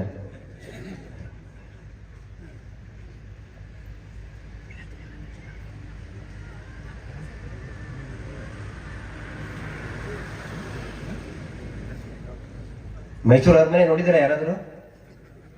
ಅಂಬಾನಿ ಮನೆ ನೋಡಿದಿರ? ಇದು ಯಾರ ಮನೆ ಅಂತ ಕೇಳಬಹುದು. ಅದ್ರದ್ದು ಹೆಸರು ಅವ್ರ ಪಾಪ ಇಟ್ಬಿಟ್ರೆ ಹೆಸರು, ಅದು ಭಾರಿ ಚಂದ ಇಟ್ಟಾರೆ. ಮತ್ತೆ ಅವಿನ್ಯ ಅಂತ ಹೇಳಿ. ಅವಿನ್ಯ ಯಾಕೆ ಅವಿನ್ಯ ಅಂತ ಬಂತು ಅದನ್ನು ಹೇಳೋಣಂತೆ. ಇದು ಪೋಸ್ಟ್ ಮಾರ್ಟಮ್, ನಾನು ಹೇಳಿದ್ನಲ್ಲ, ಮಣ್ಣು ಇದು ಮಾಡಿದ್ರು, ಏನು ಪೋಸ್ಟ್ ಮಾರ್ಟಮ್ ಮಾಡಿದ್ರು. ಶ್ರೀಮತಿ ಡಾಕ್ಟರ್ ರಶ್ಮಿ ಅವರ ಮನೆ, ಶ್ರೀಮತಿ ಡಾಕ್ಟರ್ ರಶ್ಮಿ ಅವರ ಮನೆ. ನಮ್ಮ ಹೊಟ್ಟೆ ಕಿಚ್ಚಿಲ್ಲ ಅವ್ರು ದೊಡ್ಡ ಮನೆ ಕಟ್ಟಿಸಿದ್ದಾರೆ ಅಂತ ಹೇಳಿ ನಾವು ಸ್ಯಾಡಿಸ್ಟ್ ಅಲ್ಲ. ನಾವು ಬರೀ ನಮ್ಮ ಸಂಶಯಗಳನ್ನ ಸಾರ್ವಜನಿಕವಾಗಿ ನಾವು ವ್ಯಕ್ತಪಡಿಸ್ತಾ ಇದ್ದೇವೆ. ಅವರೊಬ್ಬ ಸರ್ಕಾರಿ ವೈದ್ಯರು. ಆ ನಂತರ ಯಾವಾಗ ಸೌಜನ್ಯ ಪ್ರಕರಣ ಪೋಸ್ಟ್ ಮಾರ್ಟಮ್ ಮಾಡಿದ್ದು ಸ್ವತಃ ಅವರೇ ಹೇಳ್ತಾರೆ, ನಾನಲ್ಲ. ಕೋರ್ಟ್ ಅಲ್ಲಿ ಅವರೇ ಹೇಳಿದ್ದಾರೆ. ಏನಂತ? ನಾನು ಪೋಸ್ಟ್ ಮಾರ್ಟಮ್ ಮಾಡಿದ್ದೆ ಜೀವನದಲ್ಲಿ 1-2 ಅಂತ ಹೇಳ್ತಾರೆ. ಜೀವನದಲ್ಲಿ ಬರೀ 1-2 ಪೋಸ್ಟ್ ಮಾರ್ಟಮ್ ಅಂದ್ರೆ ಅವ್ರು ಸರ್ವಿಸೇ ಆಗಿಲ್ಲ ಆವತ್ತಲ್ಲಿ. ಇವತ್ತು ಇಷ್ಟು ದೊಡ್ಡ ಬಂಗಲೆ, ನಮಗೆ ಹೊಟ್ಟೆ ಕಿಚ್ಚಿಲ್ಲ. ನಾವು ಪ್ರಶ್ನೆ ಮಾಡ್ತಾ ಇದ್ದೀವಿ, ಲೋಕಾಯುಕ್ತರಿಗೆ ನಾವು ಪ್ರಶ್ನೆ ಮಾಡ್ತಾ ಇದ್ದೀವಿ, ಈ ವ್ಯವಸ್ಥೆಗೆ ನಾವು ಪ್ರಶ್ನೆಯನ್ನ ಮಾಡ್ತಾ ಇದ್ದೀವಿ. ಡಾಕ್ಟರ್ ರಶ್ಮಿ ಶ್ರೀಮತಿ ಗೌರವಯುತವಾಗಿನೇ ನಾನು ಕೇಳ್ತಾ ಇದ್ದೇನೆ. ಶ್ರೀಮತಿ ಡಾಕ್ಟರ್ ರಶ್ಮಿ ಅವರಿಗೆ ಇಷ್ಟು ಸಣ್ಣ ವಯಸ್ಸಿನಲ್ಲಿ, ಇಷ್ಟು ಸಣ್ಣ ಸರ್ವಿಸ್ನಲ್ಲಿ ಇಷ್ಟು ದೊಡ್ಡ ಬಂಗಲೆ ಹೇಗಪ್ಪ ಬಂತು? ಕೇಳ್ಬೇಕು, ಕೇಳಬಾರ್ದು? ನಾವು ಕೇಳ್ಬೇಕು ತಾನೆ. ಯಾಕಂತ ಹೇಳಿದ್ರೆ ನೋಡಿ, ಸಾಮ್ಯತೆಗಳ ನೋಡಿ. ಯಾವಾಗ PSI ಆಗಿದ್ದಂತ ಯೋಗೀಶ್ ಅವರು ಸೈಟ್ ಖರೀದಿ ಮಾಡಿದ್ರು, ಅದೇ ಟೈಮಿಗೆ ಕೂಡ ಇವರು ಖರೀದಿ ಮಾಡ್ತಾರೆ. ಯಾವಾಗ ಅವ್ರು ಕನ್ಸ್ಟ್ರಕ್ಷನ್ ಪ್ರಾರಂಭ ಮಾಡ್ತಾರೆ, ಇವರು ಅವಾಗ್ಲೇನೆ ಕನ್ಸ್ಟ್ರಕ್ಷನ್ ಮಾಡ್ತಾರೆ. ಯಾವಾಗ ಅವ್ರದ್ದು ಕಂಪ್ಲೀಟ್ ಆಗುತ್ತೆ ಕನ್ಸ್ಟ್ರಕ್ಷನ್, ಅವಾಗ್ಲೂ ಇವ್ರ ಕನ್ಸ್ಟ್ರಕ್ಷನ್ ಕಂಪ್ಲೀಟ್ ಆಗುತ್ತೆ. ಪ್ರಸಾದ ಇಬ್ಬರಿಗೂ ಒಟ್ಟೊಟ್ಟಿಗೆ ಒಂದೇ ಕಡೆ ಅಂತ ಬಂದಿದೆ ಅಂತ ತಾನೇ ಇದರ ಅರ್ಥ. ಒಂದೇ ಕಡೆ ಅಂತ ಬಂದಿದೆ ತಾನೇ ಪ್ರಸಾದ. ಅದನ್ನ ಪ್ರಶ್ನೆ ಮಾಡ್ತಾ ಇದ್ದೀವಿ ನಾವು ಟೀಕೆ ಮಾಡ್ತಾ ಇಲ್ಲ. ತೇಜೋವಧ ಯಾಕೆ ನಾವು ಇಲ್ಲಿ LCD ಹಾಕಿ ಸಾರ್ವಜನಿಕವಾಗಿ ತೋರಿಸ್ತಾ ಇದೀವಿ ಅಂತ ಹೇಳಿದ್ರೆ, ಈ ಕೆಲಸವನ್ನ ಮಾಧ್ಯಮದವರು ಮಾಡಬೇಕಾಗಿತ್ತು. ಅವ್ರು ಮಾಡ್ತಾ ಇಲ್ಲ. ಯಾವುದೇ ಒಂದು ಹಗರಣ ಬಯಲಿಗೆ ಬಂದ್ರೆ ಮಾಡ್ತಾರೆ ಇಲ್ಲ ಮಾಧ್ಯಮದವರು. ನೋಡಿ, ಈ ಅಧಿಕಾರಿದು ಇಷ್ಟು ಐತೆ, ಇಷ್ಟು ಹಗರಣ, ಇಷ್ಟು ಆಸ್ತಿ, ಅಷ್ಟು ಬಂಗಾರ ಸಿಕ್ತು, ಇಷ್ಟು ಒಡವೆ ಸಿಕ್ತು, ಅಷ್ಟು ಕಾರು, ಇಷ್ಟು ಕಾರು ಎಲ್ಲ ಮಾಡ್ತಿರಲ್ಲ. ಮಾಧ್ಯಮದವರು ಮಾಡ್ತಾನೆ ಇಲ್ಲ. ಅದ್ರ ಸಲುವಾಗಿ ನಾವು ಮಾಡ್ತಾ ಇದ್ದೀವಿ. ಇಡೀ ಪ್ರಕರಣದಲ್ಲಿ ಯಾರು ಯಾವ ಕೆಲಸ ಮಾಡಬೇಕು ಅಂತ ಅವರು ಅದು ಮಾಡಲೇ ಇಲ್ಲ. ಹತ್ಯೆ ಆಯ್ತು, ಬಲಾತ್ಕಾರ ಆಯ್ತು, ಪೊಲೀಸರು ಆ ಕೆಲಸ ಮಾಡಲಿಲ್ಲ. ಅದಾದ ನಂತರ ನ್ಯಾಯಾಲಯದಲ್ಲಿ CBIದವರು ಬಂದರು, ಅವ್ರ ಕೆಲಸ ಮಾಡಲಿಲ್ಲ. CIDದವರು ಅವರು ಮಾಡಲಿಲ್ಲ. ನ್ಯಾಯಾಲಯ ಖುಲಾಸೆಗೊಳಿಸ್ತು. ಮಾನವ ಹಕ್ಕುದವರು ಮುಂದೆ ಬರಬೇಕಾಗಿತ್ತು, ಮಾಡಲಿಲ್ಲ. ಅಂದ್ರೆ ಬರೀ ಇದು ಒಂದೇ ಪ್ರಕರಣ ಅಲ್ಲ, ಪೋಕ್ಸೋ ಪ್ರಕರಣದಲ್ಲೇ ಆಯ್ತು. ಆ ನಂತರ ಬಡ್ಡಿ ದಂಧೆಯಲ್ಲಿ ಅನೇಕ ಹೆಣ್ಮಕ್ಕಳು ಇವತ್ತು ಆತ್ಮಹತ್ಯೆ ಮಾಡ್ಕೋತಾ ಇದ್ದಾರೆ. ಮಹಿಳಾ ಆಯೋಗದವರು ಕೆಲಸನೇ ಮಾಡ್ತಾ ಇಲ್ಲ. ಎಲ್ಲಿದ್ದಾರೆ ಮಹಿಳಾ ಆಯೋಗದವರು? ಸೆಲೆಬ್ರಿಟಿಗಳು, ಸಿನಿಮಾ ಸ್ಟಾರ್ಗಳು ಜಗಳ ಮಾಡಿಬಿಟ್ರೆ ಟಬ ಕ್ಯೂ ಅಲ್ಲಿ ನಿಂತ್ಕೊಂಡು ಬಿಡ್ತಾರೆ ಅದ್ರ ಬಗ್ಗೆ ಮಾತಾಡಕ್ಕೆ.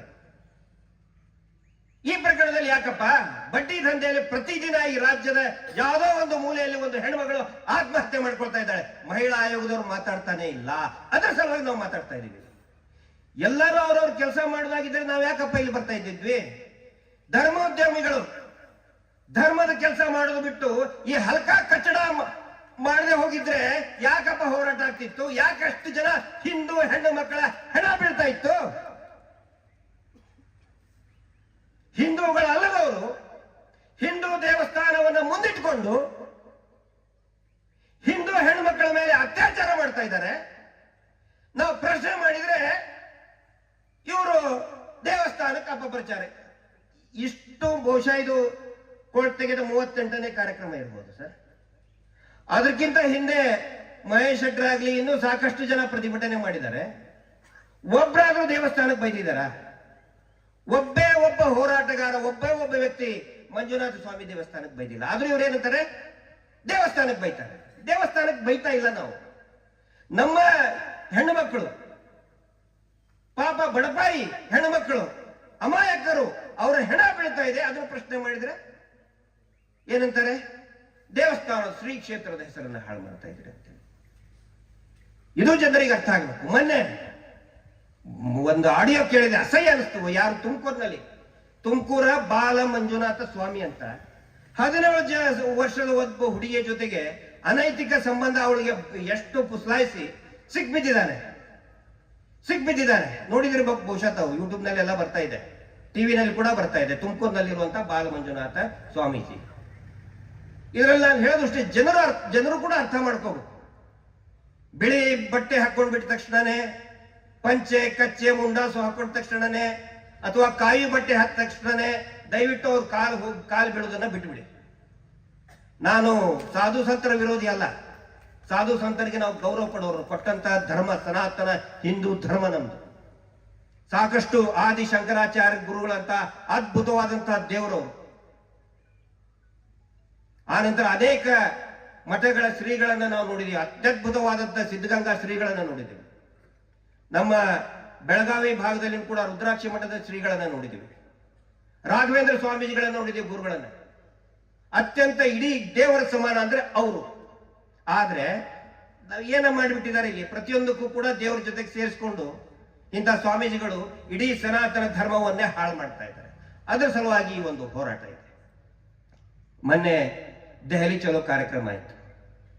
ದೆಹಲಿ ಚಲೋ ಕಾರ್ಯಕ್ರಮ ಅದೊಂದು ತೋರಿಸ್ಬಿಡಿ. ಆ SKDRDP ದಯವಿಟ್ಟು ಅದು 2 ಫೋಟೋ ಇದೆ.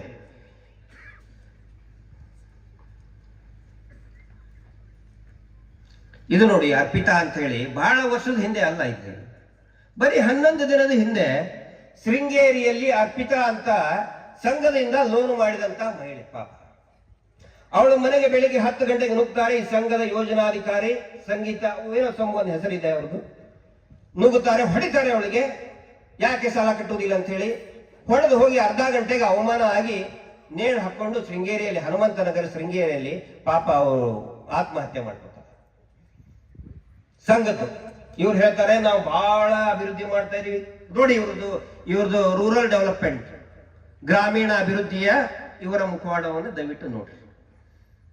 ಅವಾಗಲೂ ಕೂಡ ಅಷ್ಟೇ, ಶೃಂಗೇರಿಯಲ್ಲಿ ಯಾವುದೇ ದೊಡ್ಡ ಟಿವಿ ಚಾನೆಲ್ ಅವರಿಗೆ ಕರೆಸೋದಿಲ್ಲ.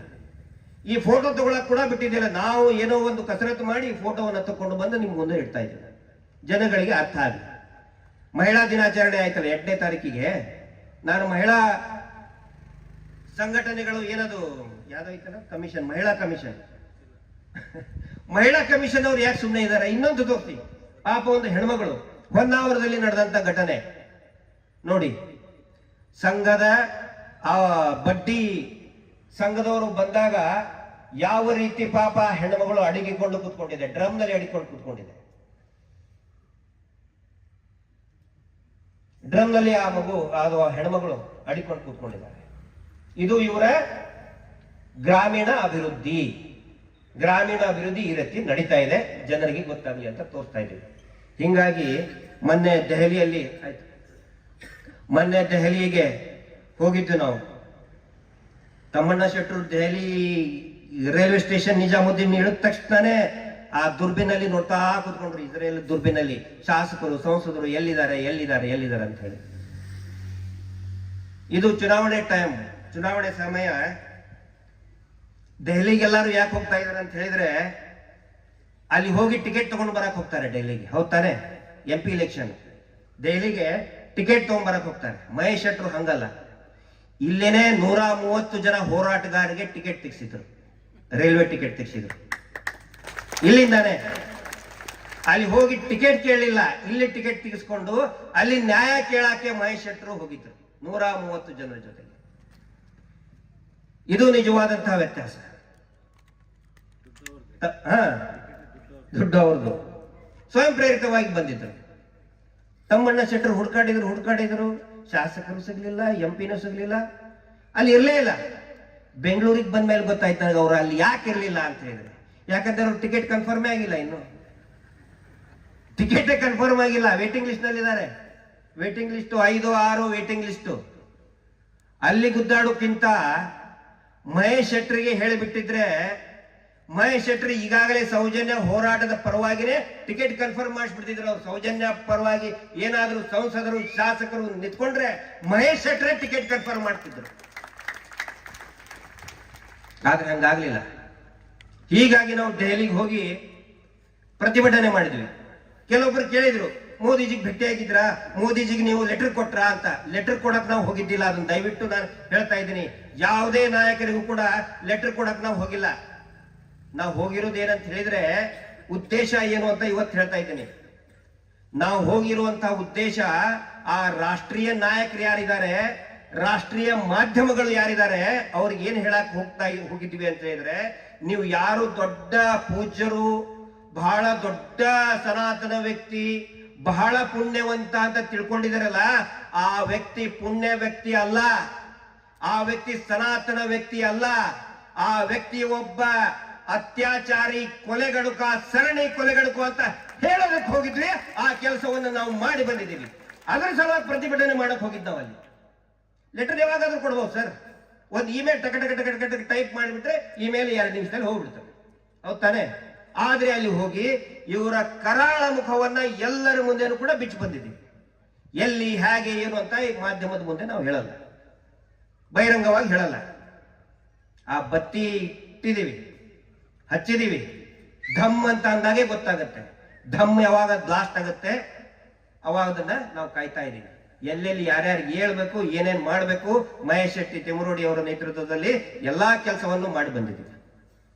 ಯಾಕಂತ ಹೇಳಿದ್ರೆ ಇವ್ರು ಏನ್ ತಿಳ್ಕೊಂಡಿದ್ರು, ಅಯ್ಯೋ ಪಾಪ ಎಂತ ಒಳ್ಳೆ ವ್ಯಕ್ತಿ, ಅಂತವ್ರ ವಿರುದ್ಧ ಯಾರೋ ಪ್ರತಿಭಟನೆ ಮಾಡ್ತಾ ಇದ್ದಾರೆ ಕೆಟ್ಟ. ಆದ್ರೆ ವಾಸ್ತವವನ್ನ ದಾಖಲೆ ಸಮೇತ ನಾವು ಬರೀ ಈ ವೇದಿಕೆಯಲ್ಲಿ ನಾವು ಹೇಳಿಲ್ಲ, ಬರೀ ವೇದಿಕೆಯಲ್ಲಿ ನಮ್ಮ ಹತ್ರ ಸಾಕ್ಷಿ ಇದೆ ಅಂತಲ್ಲ, ಅಲ್ಲೇನು ಕೂಡ ಹೇಳಿ ಬಂದಿದ್ದೀವಿ. ನಾವು ದೆಹಲಿಯ ನಾಯಕರಿಗೂ ಹೇಳಿ ಬಂದಿದ್ದೀವಿ, ಸರ್ ನಮಗ್ ಬರೀ 6 ತಾಸು ಅರ್ಧ ದಿನ ಟೈಮ್ ಕೊಡಿ, ನಮಗೆ ಎಲ್ಲಾ ಸಾಕ್ಷಿಗಳನ್ನ ಬಿಚ್ಚಿ ದಂಗೆ ಹೇಳ್ತೀವಿ, ಆದ್ರೆ ನೀವು ನಮಗೆ ಯಾರು ಕೇಳಕ್ ಬರಬೇಡಿ ಅಂತ ಹೇಳಿ ಹೇಳ್ಬೇಕಲ್ಲ. ಈಗಲೇ ಹೇಳ್ಬೇಕು ತಾನೆ? ಅವಾಗ ಅವರಿಗೆ ಅರ್ಥ ಆಗಿದೆ, ಶಾಂತವಾಗಿರಿ ಅಂತ ನಮಗೂ ಹೇಳಿದ್ದಾರೆ. ಯಾವ ರೀತಿ ಮುಂದೆ ಹೋಗ್ಬೇಕು ಅನ್ನೋದು ಕೂಡ ಹೇಳಿದ್ದಾರೆ. 100ಕ್ಕೆ 100 ನಮಗೆ ಧೈರ್ಯ ಇದೆ, 100ಕ್ಕೆ 100 ನಮಗೆ ಆತ್ಮವಿಶ್ವಾಸ ಇದೆ. ಪ್ರಾರಂಭದಲ್ಲಿ ಪ್ರಾರ್ಥನೆ ಮಾಡಿದಂತ ಆ ನಮ್ಮ ತಂಗಿಗೆ ನಾನು ಧನ್ಯವಾದಗಳನ್ನು ಹೇಳ್ತೇನೆ. ಹೇಳಿದ್ಲು ಆ ಇದರಲ್ಲಿ ಏನಂತ ಹೇಳಿದ್ರೆ, ಗಜಮುಖನೇ ಗೆಲುವಿನಲ್ಲಿ ನೀನು ನಮ್ಮ ಜೊತೆಗಿರುವಂತ ಗೆಲುವಿನ ದಾರಿಯನ್ನ ತೋರಿಸಿದ್ರು. ನಾವು ಅದೇ ರೀತಿ ಹೋಗ್ತಾ ಇದ್ದೀವಿ ಸ್ನೇಹಿತರೆ. ನಮ್ಮ ಅಹಂಕಾರ ಇಲ್ಲ, ದುರಹಂಕಾರ ಇಲ್ಲ. ನಮಗೆ ನ್ಯಾಯ ಬೇಕು. ನಾವು ಯಾರಿಗೋ ತೇಜೋವಧೆ ಮಾಡಿದ್ರ ಸಲುವಾಗಿ ಅಲ್ಲ, ನಮ್ಗೆ ನ್ಯಾಯ ಬೇಕು. ಕೊನೆಯದಾಗಿ ನನ್ನ ಮಾತನ್ನ ಮುಗಿಸ್ತಾ, ಮೊನ್ನೆ ಮುಂಬೈಯಲ್ಲಿ ಇರತಕ್ಕಂತ ಒಬ್ಬ ಹಿರಿಯರು ನನ್ನ ಜೊತೆಗೆ ಮಾತಾಡ್ತಾ ಇದ್ರು, ಭೇಟಿನೂ ಆಗಿದ್ರು. ದಾವೂದ್ ಇಬ್ರಾಹಿಂನ ಕರಾಳ ಆ ಭಯಾನಕ ದಿನಗಳನ್ನ ನೋಡಿದಂತವ್ರು. ಪೊಲೀಸ್ ಇಲಾಖೆಯ ಸಂಪರ್ಕನೂ ಕೂಡ ತುಂಬಾ ಚೆನ್ನಾಗಿತ್ತು. ನಾನು ಕೇಳಿದೆ, ಸರ್ ಡಿ ಅಂದ್ರೆ ಮಾತಾಡ್ತಾ ಹೇಳಿದ್ರು, ಮುಂಬೈ ಡಿ ಗ್ಯಾಂಗ್ ಅಂತ. ದಾವೂದ್ ಇಬ್ರಾಹಿಂ ಗ್ಯಾಂಗಿಗೆ ಅನ್ನೋದೇ ಡಿ ಗ್ಯಾಂಗ್. ನೀವು ಯಾವುದೇ ಪುಸ್ತಕಗಳನ್ನ ಮತ್ತೆ ಕ್ರೈಮ್ ವರ್ಲ್ಡ್ ಅಲ್ಲಿ ಕ್ರೈಮ್ ಜರ್ನಲಿಸ್ಟ್ ದಾವೂದ್ ಇಬ್ರಾಹಿಮಿಗೆ ಏನಂತಾರೆ, ಡಿ, ಅವನ ಎಲ್ಲಾ ಗ್ರೂಪಿಗೆ ಡಿ ಗ್ಯಾಂಗ್ ಅಂತ ಹೇಳ್ತಾರೆ. ಡಿ ಗ್ಯಾಂಗ್ ಹಂಗಿತ್ತು ಹಿಂಗಿತ್ತು ಅಂತ ಹೇಳಿದ್ರು. ನಾನು ಕೇಳಿದೆ, ಸರ್ ಮುಂಬೈ ಡಿ ಗ್ಯಾಂಗಿಗೂ ನೇತ್ರಾವತಿ ಡಿ ಗ್ಯಾಂಗಿಗೂ ಏನು ವ್ಯತ್ಯಾಸ ಅಂತ ಕೇಳಿದೆ. ಇಬ್ಬರ ನಡುವೆ ಏನ್ ಡಿಫ್ರೆನ್ಸ್ ಅಂತ ಕೇಳಿದೆ. ಅವಾಗ ಅವ್ರು ಒಂದು ಮಾತು ಹೇಳಿದ್ರು, ಬಹಳ ಅದ್ಭುತವಾದಂತ ಮಾತು. ಅವ್ರು ಹೇಳಿದ್ರು, ಗಿರೀಶ್ ಅವರೇ, ದಾವೂದ್ ಇಬ್ರಾಹಿಂ ಒಬ್ಬ ಕಟುಕ, ಒಬ್ಬ ಅಂಡರ್ ವರ್ಲ್ಡ್ ಡಾನ್. ಸಾಕಷ್ಟು ಅಮಾಯಕರನ್ನ ಕೊಲೆ ಮಾಡಿದ್ದಾನೆ, ಬ್ಲಾಸ್ಟ್ ಮಾಡಿದ್ದಾನೆ, ಟೆರರಿಸಂಗೋಸ್ಕರ ಪ್ರಚೋದನೆ ಕೊಟ್ಟಿದ್ದಾನೆ. ಅವನಿಗೆ ಶಿಕ್ಷೆ ಆಗಲೇಬೇಕು, ದೇವರು ಕೂಡ ಅವನಿಗೆ ಶಿಕ್ಷೆ ಕೊಟ್ಟೇ ಕೊಡ್ತಾನೆ. ಆದ್ರೆ ಬಹುಶಃ ಆ ದಾವೂದ್ ಡಿ ಗ್ಯಾಂಗ್ಗೆ ಎಲ್ಲೋ ಒಂದ್ ಕಡೆ ಅವರು ದೇವರು ಕ್ಷಮೆ ಕೊಡಬಹುದು, ಎಲ್ಲೋ ಒಂದ್ ಕಡೆ ಯಾವುದೋ ಒಂದು ಕಾರ್ನರ್ ಅಲ್ಲಿ ಮೂಲೆಯಲ್ಲಿ ಕ್ಷಮೆ ಕೊಡಬಹುದು. ಯಾಕಂತ ಹೇಳಿದ್ರೆ ಅವನು ದೇವರ ಪೂಜಾರಿ ಅಂತ ಹೇಳ್ಕೊಂಡು ಅವನು ಆ ಕೊಲೆಗಳನ್ನ ಮಾಡಿಲ್ಲ. ಅವನು ಡಾನ್ ಅಂತ ಹೇಳ್ಕೊಂಡನೆ ಅವನು ಏನೋ ಕೊಲೆಗಡಕ ಅಂತ ಹೇಳ್ಕೊಂಡನೆ ಆ ಎಲ್ಲಾ ಕೊಲೆಗಳನ್ನ ಮಾಡಿದ್ದಾನೆ. ಆದ್ರೆ ನೇತ್ರಾವತಿ ತೀರದ ಡಿ ಗ್ಯಾಂಗಿನ ಮಾಸ್ಟರ್ ಮೈಂಡ್ ಇದಾರಲ್ಲ, ಆ ದಾವೂದ್ಗೆ ಕ್ಷಮೆ ಕೊಡಬಹುದು ದೇವರು, ಆದ್ರೆ ಈ ಡಿ ಗ್ಯಾಂಗಿನ ಧರ್ಮೋದ್ಯಮಿಗಳಿಗೆ ಕ್ಷಮೆ ಇಲ್ಲ. ಯಾಕಂತ ಹೇಳಿದ್ರೆ ಇವರು ನಾವು ಧರ್ಮವನ್ನ ಉಳಿಸ್ತೀವಿ, ನಾವು ಧರ್ಮವನ್ನ ಕಾಪಾಡ್ತೀವಿ ಅಂತ ಹೇಳ್ಕೊಂಡು ಏನ್ ಮಾಡಿದ್ರು, ಇಷ್ಟು ವರ್ಷಗಳ ಕಾಲ ಜನಗಳ ಮೇಲೆ ದಬ್ಬಾಳಿಕೆ ಮಾಡಿದ್ರು, ದಲಿತರ ಭೂಮಿಯನ್ನ ಕಬಳಿಸ್ಕೊಂಡ್ರು, ಅಮಾಯಕ ಹೆಣ್ಮಕ್ಳ ಮೇಲೆ ಅತ್ಯಾಚಾರ ಮಾಡಿ ಕೊಲೆ ಮಾಡಿದ್ರು. ಹಿಂಗಾಗಿ ಅವನಿಗೆ ಎಲ್ಲೋ ಒಂದ್ ಕಡೆ ದೇವ್ರು ಕ್ಷಮೆ ಮಾಡಬಹುದು ಆ ದಾವೂದ್ನಿಗೆ, ಆದ್ರೆ ನೇತ್ರಾವತಿ ತೀರದ ದಾವೂದ್ಗೆ ಯಾವುದೇ ರೀತಿಯಾದಂತ ಕ್ಷಮೆ ಇಲ್ಲ ಅಂತ ಅವ್ರು ಹೇಳಿದ್ರು. ಇದು ಅಕ್ಷರಶಃ ನಿಜ.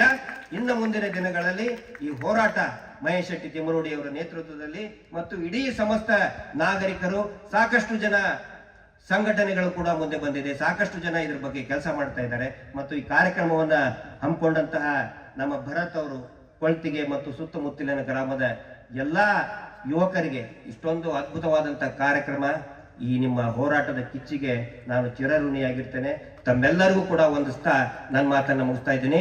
ಬೋಲೋ ಭಾರತ್ ಮಾತಾ ಕಿ, ಸೌಜನ್ಯ ನ್ಯಾಯಪರ ಹೋರಾಟಕ್ಕೆ, ಸನಾತನ ಹಿಂದೂ ಧರ್ಮಕ್ಕೆ ಧನ್ಯವಾದ. ಅಭಿನಂದನೆಗಳು. ನಿವೃತ್ತ ಪೊಲೀಸ್ ಅಧಿಕಾರಿಯಾಗಿರುವಂತಹ ಗಿರೀಶ್ ಮಠವನ್ನು ನಮಸ್ಕಾರ. ಇವರಿಗೆ ಮುಂದಕ್ಕೆ ಈ ಕಾರ್ಯಕ್ರಮವನ್ನು ಉದ್ದೇಶಿಸುತ್ತಾ ದೈವಾರಾಧನೆಯನ್ನು ಸರಳ ರೀತಿಯಲ್ಲಿ ಪೂರ್ವಕಾಲದ ಕಟ್ಟುವಿನ ಪ್ರಕಾರವಾಗಿ ಹೇಗೆ ನಡೆಸಬಹುದು, ದೈವಾರಾಧನೆಯಲ್ಲಿ ಆಧುನಿಕತೆಯಿಂದಾಗಿ ಆದ ಬದಲಾವಣೆಗಳು ಏನು ಎಂಬುದನ್ನು ಮನಮುಟ್ಟುವಂತೆ ತಿಳಿಸುವ ಖ್ಯಾತ ದೈವಾರಾಧನೆಯ ವಿಮರ್ಶಕರು ಹಲವಾರು ಹಣದ ಆಮಿಷಗಳನ್ನು ತಿರಸ್ಕರಿಸಿ ಈ ಹೋರಾಟದಲ್ಲಿ ಸಕ್ರಿಯವಾಗಿರುವ ಸನ್ಮಾನ್ಯ ತಮ್ಮಣ್ಣ ಶೆಟ್ಟಿ ಸರ್ ತಮ್ಮನ್ನ ವೇದಿಕೆಯತ್ತ ಆಹ್ವಾನಿಸಿಕೊಳ್ತಾ ಇದ್ದೇವೆ.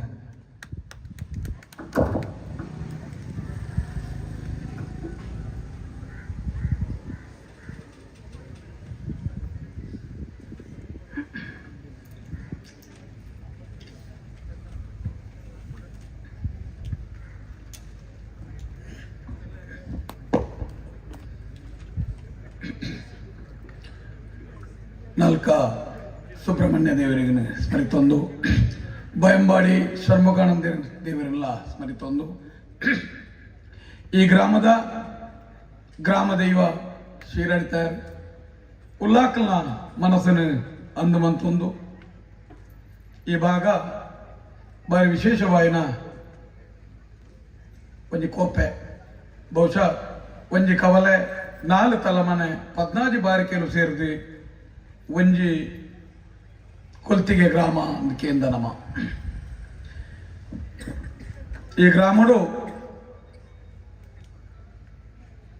ಒಂಜಿ ಬಾರಿ ಧರ್ಮದ ಸತ್ಯದ ಮನ್ನಂದು ನಮ್ಮ ಸೀರೆಡ್ತಾಯಿನ ಮನ್ನಂದಿನ ತೊಂದ ನ್ಯಾಯನಿ ನ್ಯಾಯ ಭಿಕ್ಷೆನ ಕೇನಿರ ಇಡೀ ಮಣ್ಣುಗಳ ಬೈದ ಸೀರೆಡ್ತಾ ಇಲ್ಲ ನ್ಯಾಯನು ದೆತ್ತು ಕೊರಪೆ ಬಣ್ಣದ ಬೊಲ್ಲಿ ಕುದುರೆನು ಏರ್ದು ಸೀರೆಡ್ತಾಯಿನ ಮನ್ನೊಂದು ವೇದಿಕೆ ಎಡುತ್ತಿನ ಎನ್ನ ಆತ್ಮೀಯರಿ ಕರೆನ 11 ವರ್ಷದಿಂಚಿ ಈ ಒಂಜಿ ಹೋರಾಟ ಒಂಜಿ ದಿನಲ ಬಚ್ಚಲಿದ್ದಂದೆ ನ್ಯಾಯ ತಿಕ್ಕಂದೆ ಯಾನು ಜಪ್ಪ ವಿರಮಿಸಾಯ ಬನ್ಪನಂಚನಂಜಿ ಪ್ರತಿಜ್ಞೆದೊಟ್ಟಿಗೆ ಏನೇ ಕೊಲ್ತಿಗೆ ಮುಟ್ಟ ಎತ್ತದಲ್ಲಿ ಈ ಜವಾಬ್ದಾರಿ ಹೊತ್ತನಂಚಿನ ಮಹೇಶಣ್ಣ ಎನ್ನ ಆತ್ಮೀಯ ಈ ಒಂಜಿ ವ್ಯವಸ್ಥೆಗೆ ಒಂಜಿ ರೂಪನು ಕೊರ್ಪಣೆತ ಮುಖಾಂತರ ಮೀತೆರೆ ತಿರಿಂಡ ಯಾರೊಂದಿಗೆ ದಂಡೆ ತೋಜೋಡುಗೆ ಅಂದು ತಿರಿಯಿಂದ ತಂದಂತ ನಮ್ಮ ಎಗಳು ಮೀಂದೊಂದಿತ್ತ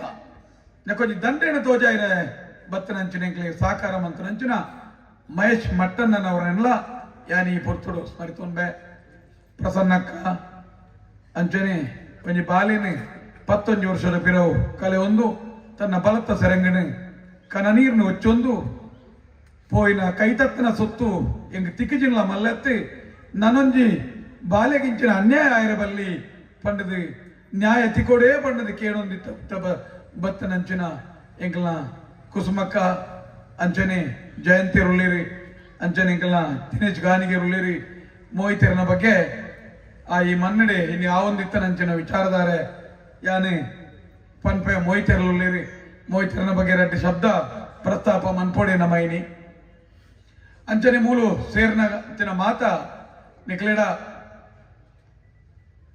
ಈ ಒಂಜಿ ಕನ್ನನೀರಿಗೆ ಒಚ್ಚರೆ ಈ ಒಂಜಿ ಹೋರಾಟಕ್ಕೂ ಧ್ವನಿ ಆದೆ ಸಂಘಟಿತ ಶಕ್ತಿ ಆದೆ ಒಂಜಿ ವಿರಾಟ್ ದರ್ಶನ ಆಯ್ನಂಚಿನ ನಿಕ್ಲಿನ ಮಾತೆರೆಗ್ಲ ದೈವ ಭಾಷೆಡೊಂಜಿ ಪಾತೆರಂಡು ರಾಸಿಗೆ ಪೊಲಿಪಾರ್ದು ತರತಗ್ಗದುಂತೋನ್ ಬ್ಯಾಂದು ನಿಕ್ಲಿಗ ಮಾತೆರೆಗ್ಲ ರಾಸಿಗೆ ಪೊಲಿಪಾರ್ದು ತರತಗ್ಗದುಂತೋನ್ ಬೇ ಒಂಜಿ ವೇದಿಕೆ ಸೂತಕದ ಇಲ್ಲಿಗೆ ನ್ಯಾಯ ಕೊರೆಯರ ಬತ್ತನಂಚಿನ ವೇದಿಕೆ ಅಂದಲ ಈ ವೇದಿಕೆ ಸೀರಡಿತಾಯನ ಒಂಜಿ ನಡೆ ಅಂದಲ ಎಂಕುಲು ಇನ್ನೊಂದ ನೆಟ್ಟು ಪಾತೆಯವರು ನಾವು ಏರನ ಒಂಜಿ ತೇಜೋವಧೆ ಮನ್ಪೆರೆ ಆತ್ಮ ತೃಪ್ತಿಗೆ ಬೋಡಾದು ಅತ್ತನ ಏರನ ಅಧಿಕಾರನ ವೈಪರೆ ಬೋಡಾದು ಈ ವೇದಿಕೆ ಅತ್ತೆ ಈ ವೇದಿಕೆ ಸೂತಕದ ಇಲ್ಲಿ ಸೌಜನ್ಯನಂಚಿನ ನೂದೆರದು ಮಿತ್ತು ಮರಣ ಆಯ್ನಂಚಿನ ಸೂತಕದ ಇಲ್ಲಿಗೆ ನ್ಯಾಯತಿ ಕೊಡು ಪನ್ಪುನಂಚಿನ ಸೀರಡಿತಾಯನ ಮಣ್ಣಿಗೆ ಬತ್ತದು ಕಡೆ ಕನ್ನಡ ಕಣ ನೀರದು ಇದು ಎಂಕುಲು ಈ ಮಣ್ಣಿಗೆ ಎಂಕಲ ಮುಂಡೋನು ಮುಟ್ಟಾದು ಈ ಕನ್ನಡ ಎಂಕಲ ಕಣ ನೀರು ಭೂಮಿಗೆ ತಾರದುಂಬು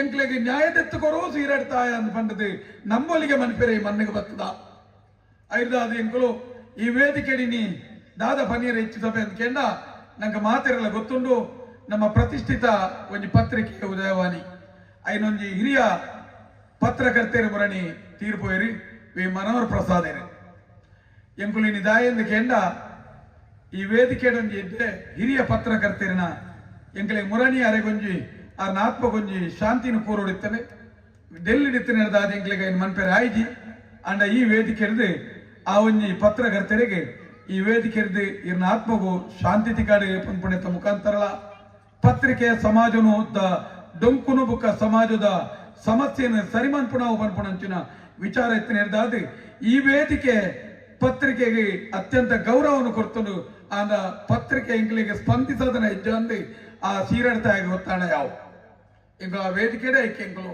ಅರೆಗೆ ಎಂಕಲು ಆ ಶಾಂತಿನೇ ಭಯ ದೇವರಿಡ ಪ್ರಾರ್ಥಿಸಬ ನನ್ನೊಂಜಿ ವಿಚಾರ ಅಂಚಿನ ಅಂದ ಕೇಂಡ ನಂಗೆ ಮಾತ ಗೊತ್ತಿತ್ತಲೆ ಕನೆ ಇನಿ ಮಣ್ಣು ಎಂಕಲ್ನ ಮಂಜುನಾಥ ಎಂಕಲ್ನ ಅನ್ನಪ್ಪ ಎಂಕಲ್ನ ಐವೇರು ದೆಯ್ಯೋಲು ಎಂಕಲ್ನ ನೇತ್ರಾವತಿ ನಮ್ಮ ಆ ಮನ್ನಡೆ ಮುರಣಿ ಒಂಜಿ ರಡ್ಡದಿಂದ ಮುರಣಿ ಒಂಜಿ ಆನೆ ಹಿಯಲೋಕ ತ್ಯಜಿಸಾಂಡಿ ಲತಾ ಪನ್ಪುಣ ಆನೆಗಳ ಈ ವೇದಿಕೆ ಕನ್ನಡ ರಡ್ಡು ಬೊಟ್ಟು ಕನ್ನ ನೀರಿನ ಜಪಡದು ರಡ್ಡು ಕೈನ ಮುಗಿದು ಆ ಆನೆದ ಆತ್ಮಗಳ ಶಾಂತಿನ ಬಯಕೊನು ಆ ಆನೆಗೆ ಸ್ವರ್ಗ ಪ್ರಾಪ್ತಿಯಾಡಿ ಆ ನನ್ನೊಂಜಿ ಜನ್ಮಾಂದಿತ್ತನ ಅಂಡ ಆ ಮನ್ನದ ಧರ್ಮಾಧಿಕಾರಿ ಆದು ಆ ಮನ್ನಡೆ ಆ ಬಾಲೆ ಆದು ಮಾನವನ ಹೊರಟು ಬತ್ತದು ಈತನೆಕ್ಕಲೊಂಜಿ ನ್ಯಾಯ ಕೊರ್ಲ ಅಂತ ಪನ್ಪುಣಂಚಿನ ಆತ್ಮಡೆಂಕುಲು ಅಡ್ಡ ಬರ್ಬ ಆನೆನೇ ನನ್ನೊಂಜಿ ಜನ್ಮೋಡು ಆ ಬಾಗೊಡು ಒವ್ವಾ ಒಂಜಿ ಗರ್ಭೋಡು ಪುಟ್ಟುದು ತೊಟಿಲು ಬಾರದು ಆ ಮನ್ನಿಗೆ ನ್ಯಾಯ ಕೊರಡು ಅದಾಯ ನಾನು ಪಂಡೆ ಅಂದ ಕೇಂಡ ಆ ಜಾಗೇಡಿ ನಮ್ಮ ಎಡ್ಡಾವ ಪನ್ಪುಣಂಚಿನ ವಾ ಮಾನವನ ತೂದು ಕಾರ್ ಬತ್ತದ ಪತ್ಯನ ಆ ಒಂಜಿ ಮಾನವಿಲ ದಾರಿದ್ರ್ಯ ದುಪ್ಪಿ ಆಂಡ ಆ ಆನೆ ವಾ ಬಾಲೆಗೆ ವಾ ಮಾನವನ ತರೆತ ಮಿತ್ತು ತನ್ನ ಸೊಂಡಿಲ್ ದೀತನ ಅವೇ ಅನ್ನಪ್ಪನ ನಿಜವಾಯಿನ ಆಶೀರ್ವಾದ ಅವೇ ಮಂಜುನಾಥನ ಆಶೀರ್ವಾದ ಆ ಒಂಜಿ ನಡೆದಾಡಿನ ದೇವೇರಿಂದಿತ್ತಂದಾಂಡ ಆ ಮನ್ನಡೆ ಆನೆ ಎಂದು ತೆರೆಯೋದ ನಮ್ಮ ತಂದೆ ಮಾನವಿರು ಅತ್ತೆ ಎಂದು ಪಂಪಣೆ ನಮ್ಮ ತೆರೆಯೋಳು ಐರ್ದಾದ ಎಂಕುಲ ಆನೆಗಳ ಈ ಮನ್ನಡೆ ಎಂಕುಲಿನಿ ತರದಕ್ಕದಂತು ಬಾ ಇನಿ ಆನೆ ಮಾವುತನ ಸಾಂಕನಂಚಿನ ಆನೆ ಮಾವುತನ ಬರ್ಬರವಾದ ತರಕ ಕಲ್ಲಬಾರದು ಕೆರಿಯರ್ನಲ್ಲ ಆಂಡ ಆನೆಯನ್ನು ಸಾಂಕನಂಚಿನ ಮಾವುತಾಗಿ ನ್ಯಾಯಕರ್ಲಕ್ಕನೆ ಆ ಆನೆದ ಆತ್ಮಗಳ ಎಂಕುಲು ಅವೇ ರೀತಿದ ಒಂಜಿ ಆ ದೇವೇರಡ ಆ ವಿಷ್ಣು ಪಾದ ಸೇರ್ದನೆ ಐಕೆ ಸ್ವರ್ಗ ಪ್ರಾಪ್ತಿಯಾಡಿ ಅವನೊಂಜಿ ಮಾನವನ ಹೊರಟು ಒವ್ವ ಒಂಜಿ ಗರ್ಭೋಡು ಸೂಜಿದ ಮಣಿತಂಚಿನೊಂಜಿ ವೀರ್ಯ ಮಾಂಸದ ಮುದ್ದೆ ಆದ ಐಕೆ ರೂಪ ಸೃಷ್ಟಿಯಾದ ಈ ಜಗತ್ತಿಗೆ ಮಾನವೇ ಅದು ಬರ್ತದೆ ಅವೇ ಧರ್ಮಸ್ಥಳಡು ಧರ್ಮಾಧಿಕಾರಿ ಆದ ಜಗತ್ತಿನ ಆಲಿಯಾದ ಪನ್ಪುಣಂಚಿನೊಂಜಿ ಸತ್ಯದ ನುಡಿನ ಸೀರೆಡ್ತಾಯನ ಮನ್ನೆಡ ನಮ್ಮ ಕೇಂದ್ರ ತೋನ್ಗ ನಂಗಿನಿ ಮಸ್ತ್ ಜನ ಕೇಂದ್ರ ಮುರಣಿ ಅರೇನು ಬಹುವಚನ ಲೆಪ್ಪೊಚ್ಚಿ ಏಕವಚನ ಲೆಪ್ಪೊಚ್ಚಿ ಬಹುವಚನ ಲೆಪ್ಪೇನು ಬೋಡಾಪನ ವೇದಿಕೆ ನಿಕ್ಲಿಗೆ ಮಾತಿರಲ್ಲ ಗೊತ್ತುಂಡು ಅನೇಕ ವೇದಿಕೆಯಲ್ಲಿ ನಮ್ಮ ಕೇಂದ್ರ ಈರು ಮಂತಿ ಜಾರೆ ಈರೆ ಗೊತ್ತುಜ್ಜಿ ಈರು ಕೆರ್ತು ಜಾರೆ ಈರು ಕೆರ್ಪಾದ್ ಜಾರೆ ಎಂದು ಬಂದದು ಆಂಡ ನೇನು ಎಂಕಲ್ಡತ್ತೆ ஒரு அன்னப்பன நடிட்டு பண்றலே ಎಂಕುಲು ಆ ವಿಚಾರನು ಪಾತೆರ್ನಗಳ ಎಂಚ ಪಾತೆರ್ದ ಅಂತ ಕೇಂಡ ಒಂಜಿ ಮುಳ್ಳುಗು ಬೂರ್ದಿನಂಚಿನ ಸೀರೆ ಒಯ್ತಿರ್ನ ಬರಿಯು ಅತನೊಂಜಿ ತಣೆತ್ತ ಬೆತ್ತೊಂಜಿ ಇತ್ತನ ಬುಕ್ಕನ ಕಂಜಿ ಬಾಡಿರೋಂಥದ್ದು ನ್ಯಾಯಕ್ಕೆ ಎಂಡು ಪನ್ಪುಡೇನು ಆತ ಧರ್ಮದ ಮನ್ನಿಗೆ ಹೋಲಿಸದೆ ಇಂಕುಲು ಪಾತೆರ್ದನಕ್ಲಿ ಇಂಕುಲು ದೈವ ಭಕ್ತೇರು ದಾ ಎಂದುಕೆಂಡ ನಿಖಿಲ್ನ ವಿಚಾರಣ ಅಪರಾಧನ ನಿಖಿಲ ಮಂತದಾರ ಪನ್ಪುಣೆ ತೊಟ್ಟಿಗೆ ಒಂಜಿ ನಂಬಿಕೆದ ಸೊತ್ತು ಅಲ್ಪಂಡು ಆರಾಧನೆದ ಸೊತ್ತುಲ್ಲ ನಿರ್ದು ಬೇರ್ಪಡಿಸವಟ್ ನನ್ನ ಮುಳ್ಳುಗು ಪೂರ್ಣ ಸೀರದ ಲೆಕ್ಕ ಅನ್ನೆಂಕುಲು ಪಂತ ಅಂಡ ಇರೇಗ ಓಲ್ಲ ಕೆಬಿಗೆಂಜಿ ಓಲ್ಲ ಇರೆಗೈನೆ ಕೆಬಿಕ ಪಾಡ್ಜರಿ ಅನೇಕ ಜಾಗೆಲೆ నేను ಕೇಂಡಲ ಕೇಂಜರಿ ಅಕೇರಿಗಾನಗ ಅನಿವಾರ್ಯವಾದಿ ನೆಟ್ಟಿನ ಪ್ರಭಾವ ಉಪ್ಪೇ ಪನ್ಪುಣವು ಎಂಕಲೆ ಕೊಂಚ ಅಂದಾಜಿಲಾಂಡಿ ಪ್ರಭಾವ ಇನ್ನ ಉಂಡೇ ಉಂಡು ಒಂದುಲ ಯಾನ್ ಮೂಲ ಪನ್ಪೆ ಯಾನ್ ದಾಯ ಪಂಡೆ ಅಂದಿಕೇಂಡ ಐದು ಬುಕ್ಕ ಇರನಿ ಏಕವಚನುಡು ಅನಿವಾರ್ಯ ಕಾರಣಡು ಎಂಕಲೆ ಎಪ್ಪೊಡೋದು ಬತ್ತನು ಅವು ಲೆಪ್ಪೊಡಿ ಇಡೀ ಊರಿಗೆ ನೀ ನ್ಯಾಯ ಕೊರ್ಪೆ ಅಂತ ಪಂಡಿತಿತ್ತಿದಿರೇಗ ನ್ಯಾಯನ ಕೊರಂದನಾರು ಇರನೆಂಕುಲು ಆ ಭಾಷೆಡು ಪನುಡು ಒಂದು ಅನ್ಕೆ ನಾನು ಇರಗೆ ಆ ಯೋಗ್ಯತೆಯನ್ನು ಹೊರ್ತೋನ್ಯರ ಇರಗ ಆಯ್ಜಿ ಏರನ್ನ ಇಡೀ ಊರ್ದ ಆಜ ಉಸುಲುಪ್ಪು ಆನೆ ಪ್ರಮಾಣಲುಪ್ಪ ಆ ಮಣ್ಣಿನ ಪಾತೆರ್ನ ಇಂಚಂಜಿನೇನು ಮಂತಾರೆ ಯಾನಿಕಂಡ ಈ ಕಿರ್ತುಜಾರೆ ಆಂಡಲ ನೆಕ್ಕೊಂಜನ್ನಕ್ಕೆ ಯಾನ್ ಮಂತೀಜಿ ಎನ್ನ ಸಂಬಂಧದ ಮಂತೀಜಿ ಎನ್ನ ಮೆಕ್ಕೆ ಮಂತೀಜೆ ಎನ್ನ ಬೇಲದ ಮಂತೀಜೆ ಯಾನ್ ಮಂತೀಜಿ ಎಂಗು ಗೊತ್ತುಜ್ಜಿ ಅನ್ನಕ್ಕೆ ಪ್ರಭಾವ ಭಾರತಜಿ ಬಂದಂತಿನ ಒಂಜೇ ಒಂಜಿ ಸೊರದೆಪ್ಪಲೆ ಎಂದು ಬಣ್ಣಗ ಇರು ದೆತ್ತುಜಾರಿ ಈರು ಧರ್ಮಾಧಿಕಾರಿ ಯಾನಕ್ಕೆ ಒನ್ನೆ ಒಂದುವೇ ವೇದಿಕೆ ಎಡಿತರಂಚಿನ ಮೋಹಿತರೆಲ್ಲ ಇರೆಲ್ಲ ಒಂಜಿ ರಡ್ಡು ಸಿಂಹಾಸನ ಕುಳ್ಳುದಾನಗ ಏನು ಧರ್ಮಾಧಿಕಾರಿ ಎಂದು ಕೇಂಡ ಇಡ ಉತ್ತರುಂಡ ಯಾನಕ್ಕೆ ಒನ್ನೆ ಸಂತೋಷ ನಂಚಿನೊಂಜಿ ನಿರಪರಾಧಿಗೆ ಮಾಸ್ಟರ್ ಮಗಕ್ಕಿ ನೀ ನ್ಯಾಯ ತಿಕ್ಕದನಿ ಆನ ನ್ಯಾಯದ ಪಿರಾಡು ಸೀರಾಡಿತಾಯ ಉಲ್ಲೇ ಪನ್ಪುಣವು ಇರು ತೆರೆದುಂತೊಲ್ಲೆ ಅನೇಕ ಜಾಗೆಲೆಡೆ ದೈವಲ್ಡ ಒಂಜಿ ಬೂಲಿಯನ್ನು ಬತ್ತನಾಗ ದೈವಲೊಂಜಿ ಅಪ್ಪನ ಕೊರ್ಪ ನಿನ್ನ ಕೈನಾಲ ನನಗೆ ಎಂದಾದು ಕೊರ್ಪೆ ಅಂದು ಅನೇಕ ಜಾಗಲೆಡೆ ಎನ್ನ ಇನ್ನು ಕೈಟಿತ್ರಂಚಿನ ಒಂಜಿ ರುಯಿನೈಕ ಪಾರ್ದು ಒಂಜಿರೆ ಗಂಧೋನು ಜತ್ತದ ಪರವರ್ಗ ಓಡಾಡ ಈ ಮಣ್ಣದ ಜನಕುಲು ಪೋತೇರಿ ಅಂಚನೆ ಈ ಗ್ರಾಮದ ಒಂಜಿ ಬಡ ರೈತನ ಮಗೆ ಕಲ್ತದ ಸೀರಾಡ್ತಾನ ತರತಕ್ಕದು ಒಂಜಿ ಬಟ್ಟು ಕಣ ನೀರ್ದಿದ್ದು ದಾನ ಒಂಜಿ ವೃತ್ತಿನ ನಾಡೊಂದು ತನ್ನ ವೃತ್ತಿನ ಕಲ್ತೊಂದು ಬೆಂಗಳೂರು ದಂಚಿನ ಜಾಗೆ ಪೋಯ್ನೆ ಆ ಜಾಗೆಗೆ ಪೋನಾಗ ಕೈಲ ಇಕ್ಕಬೋಡು ನಾಲ ಇಲ್ಲ ಇಕ್ಕಬೋಡು ಇನಿ ಸೀರಾಡ್ತಾಯನೇನು ಕೈನಾಲಯನಿಗೆ ಎಂದಾದು ಕೊರದು ಆಯನ ನಿರಪರಾಧ ಕೊರತು ನಿಂತಂದಾಂಡ ಅವು ಈ ಬಣ್ಣದ ಸೀರಾಡ್ತಾಯೆ ಅವು ಇದು ಸೀರಾಡ್ತಾಯೆ ಮೈತೇರ್ನ ರೂಪಡು ಯಾನಕ್ಕೆ ಧರ್ಮಾಧಿಕಾರಿ ಪಂಪಣಂತಿನ ಪಟ್ಟಣು 549 ರೂಪಾಯಿ ಪಟೋತ್ತ ದುಡ್ಡುಲ 7 ಜಂತ ವನಸದ ದುಡ್ಡುಲ ಆ ಒಂಜಿ ಸೌಜನ್ಯನ ಇಲ್ಲಲ್ ಬರ್ತದೆ ಇಂಕ ಕೊರ್ಲೆ ಅಂದ ಒಂಜಿ ಪೋಲಿತಾಯ ಕೇನ್ಬೇ ಯಾನಿಗನ್ನೆ ಇಂಚಿತ್ರ ಒಂಜಿ ವಿಚಿತ್ರ ಕೇಂದ್ರ ದುಡ್ಡು ಉಸುಲು ಮನ್ಪಣಗಲ್ಲ ಗೊತ್ತಿತ್ತದಲ್ಲ ಅವು ಎಂಚಿನತ್ತಲ್ಲ ಕೇನೊಚ್ಚ ಖರ್ಚು ವೆಚ್ಚವನ್ನು ಯಾನ ತೂಪೆ ಅಂತ ಪನಿಯರೆ ಯೋಗ್ಯತೆ ಅಂದ್ರೆ ನಾನು ಈ ಸಮಾಜ ಧರ್ಮಾಧಿಕಾರಿಂದ ಒಪ್ಕೊಡತ್ತೆ ಯಾಕಿನ ಕೇಂದ್ರ ಒಲ್ತ ಮನ್ನ ಸಂಕ ಒಲ್ತ ಕಾರ್ಲ ಬೈಲೂರು ಒವೆ ಒಂಜಿ ಸಂಬಂಧ ಅಜ್ಜಿ ಒಂಜಿ ಜಾತಿದ ಬಂದಜ್ಜಿ ಆಂಡಲ ಒಂಜಿ ಮಾತ್ರನ ನಿರಪರಾಧಿನ ಓಲಾ ಒಂಜಿ ದಿಕ್ಕಡತ್ತಿನಂಚಿನ ಬುಲ್ಪುಣ ಕೇಂದ್ರ ಸೌಜನ್ಯ ನಂಚಿನ ಒಂಜಿ ಬಾಲೆ ಎಕಡೆ ಅನ್ನೊಂಜಿ ಪಾತೆರು ಉಂತೆ ಇರೇನಿ ಏಕವಚನ ಲೆಪ್ಪುನ ತೀರೆ ನನ್ನ ತೊಟ್ಟಿಲ್ದ ಬಾರದೆ ಎಂಕುಲು ಮಾನವ ಒಂಜಿ ಬಾಲೆನೆ ಇನಿ ಕೋಡೆ ಮೈನೇರೇನಂಚಿನ ಬಾಲೆನೆ ಒಂಜಿ ಚಾಮುಂಡಿನ ಭಕ್ತಿ ಉಪವಾಸಡು ಕುಲ್ಲುದು ಪುತ್ತೂರು ನೇರ ಬರ್ಪೆಪ್ಪೆ ಎಂದು ಶಾಲೆಗೆ ಹೋದು ಪಿರ ಬಣ್ಣಗ ಸಾದಿಡು ಕಿರ್ದು ಮರ್ಮಾಂಗೋಗು ಪೊಯ್ಯಬಾರ್ದು ತುಚ್ಚಿದು ಬರ್ಬರವಾದ ಅತ್ಯಮಂತ್ರಂಚಿನ ಒಂಜಿ ಬಾಲೆದ ಬೇನೆತ್ತಲ ಮಿತ್ತಿರ್ನ ಮರ್ಯಾದೆ ಅಂದಿ ಮನ್ನಡಿಕೆ ಏನ್ ಬೇನೆ ಇರ್ನ ಇಲ್ಲಲೇ ಇನ್ನು ಆ ಬಾಲೆದ ಅಜ್ಜೆ ಇರೆಗೆ ಬಜ್ಜೆ ಇದರ್ತೊಂದಿತ್ತನೆ ಇರೆಗೆ ಇರ್ನ ಬೇಲೆ ಎಲ್ಲೆಲ್ಲ ಕೆಲಸ ಮಂತ ಅಂತಾನೆ ಸ್ವಾಮಿ ಕಾವಂದರೆ ಎನ್ನ ದನಿಟ ದೇವರಂತೀಯರೆ ಸ್ವಾಮಿ ನಿಷ್ಠ ದೇವಕೆರೆ ಇರೆಗ ಮರ್ಯಾದಿನ ಗೌರವವನ್ನು ಹೊರ್ತೊಂದಿರಾಂಡೆ ಈ ಬರ್ತುಡಿ ಆನಿರೇಗ ಪರುಡಿ ಇರೇನು ಮಾನವಡೆಂಕು ಏಕವಚನ ಲೆಪ್ಪೊರ್ಚಿ ಬಹುವಚನ ಲೆಪ್ಪೊರ್ಚಿಂದು ಇರೇಗ ನನ್ನ ಏಕವಚನ ಬಹುವಚನತ್ತೆ ಇಂಚನೆ ಮುಂದುವರಿಯರ್ನಾಂಡ ಅನೇಕ ರಡ್ಡು ವೇದಿಕೆ ಬಂಡೆ ಪರ ಜೋಡೆ ಇರೇ ಗತಿ ಬಂದ್ಬಿಡಿ ನಾನು ಬಂದ್ಬೇ ಪರ ಜೋಡೆ ಇರೇ ಗತಿ ಈರ್ನ ಕುಟುಂಬನೇ ಈರ್ನ ಪುದಾರ ಪಂಡ ಇರೇಕ ಮಾತ್ರ ಈರ್ನ ಪುದಾರ ಪಂಡನೆ ಆಗಲ ಬಂಜಿ ನನ್ನ ಜೋಡ್ ಹಾಕುನಂಚಿನ ಪರಿಸ್ಥಿತಿ ನಿರ್ಮಾಣ ಆಪುಣು ಅಲ್ತ ಬತ್ತೆ ಎಂದು ಬಂಡ ಪೊಲಿಯೇ ನನ್ನ ತಂದೆ ಬೇತದಾಲವರಿ ಅಂದು ನಾನು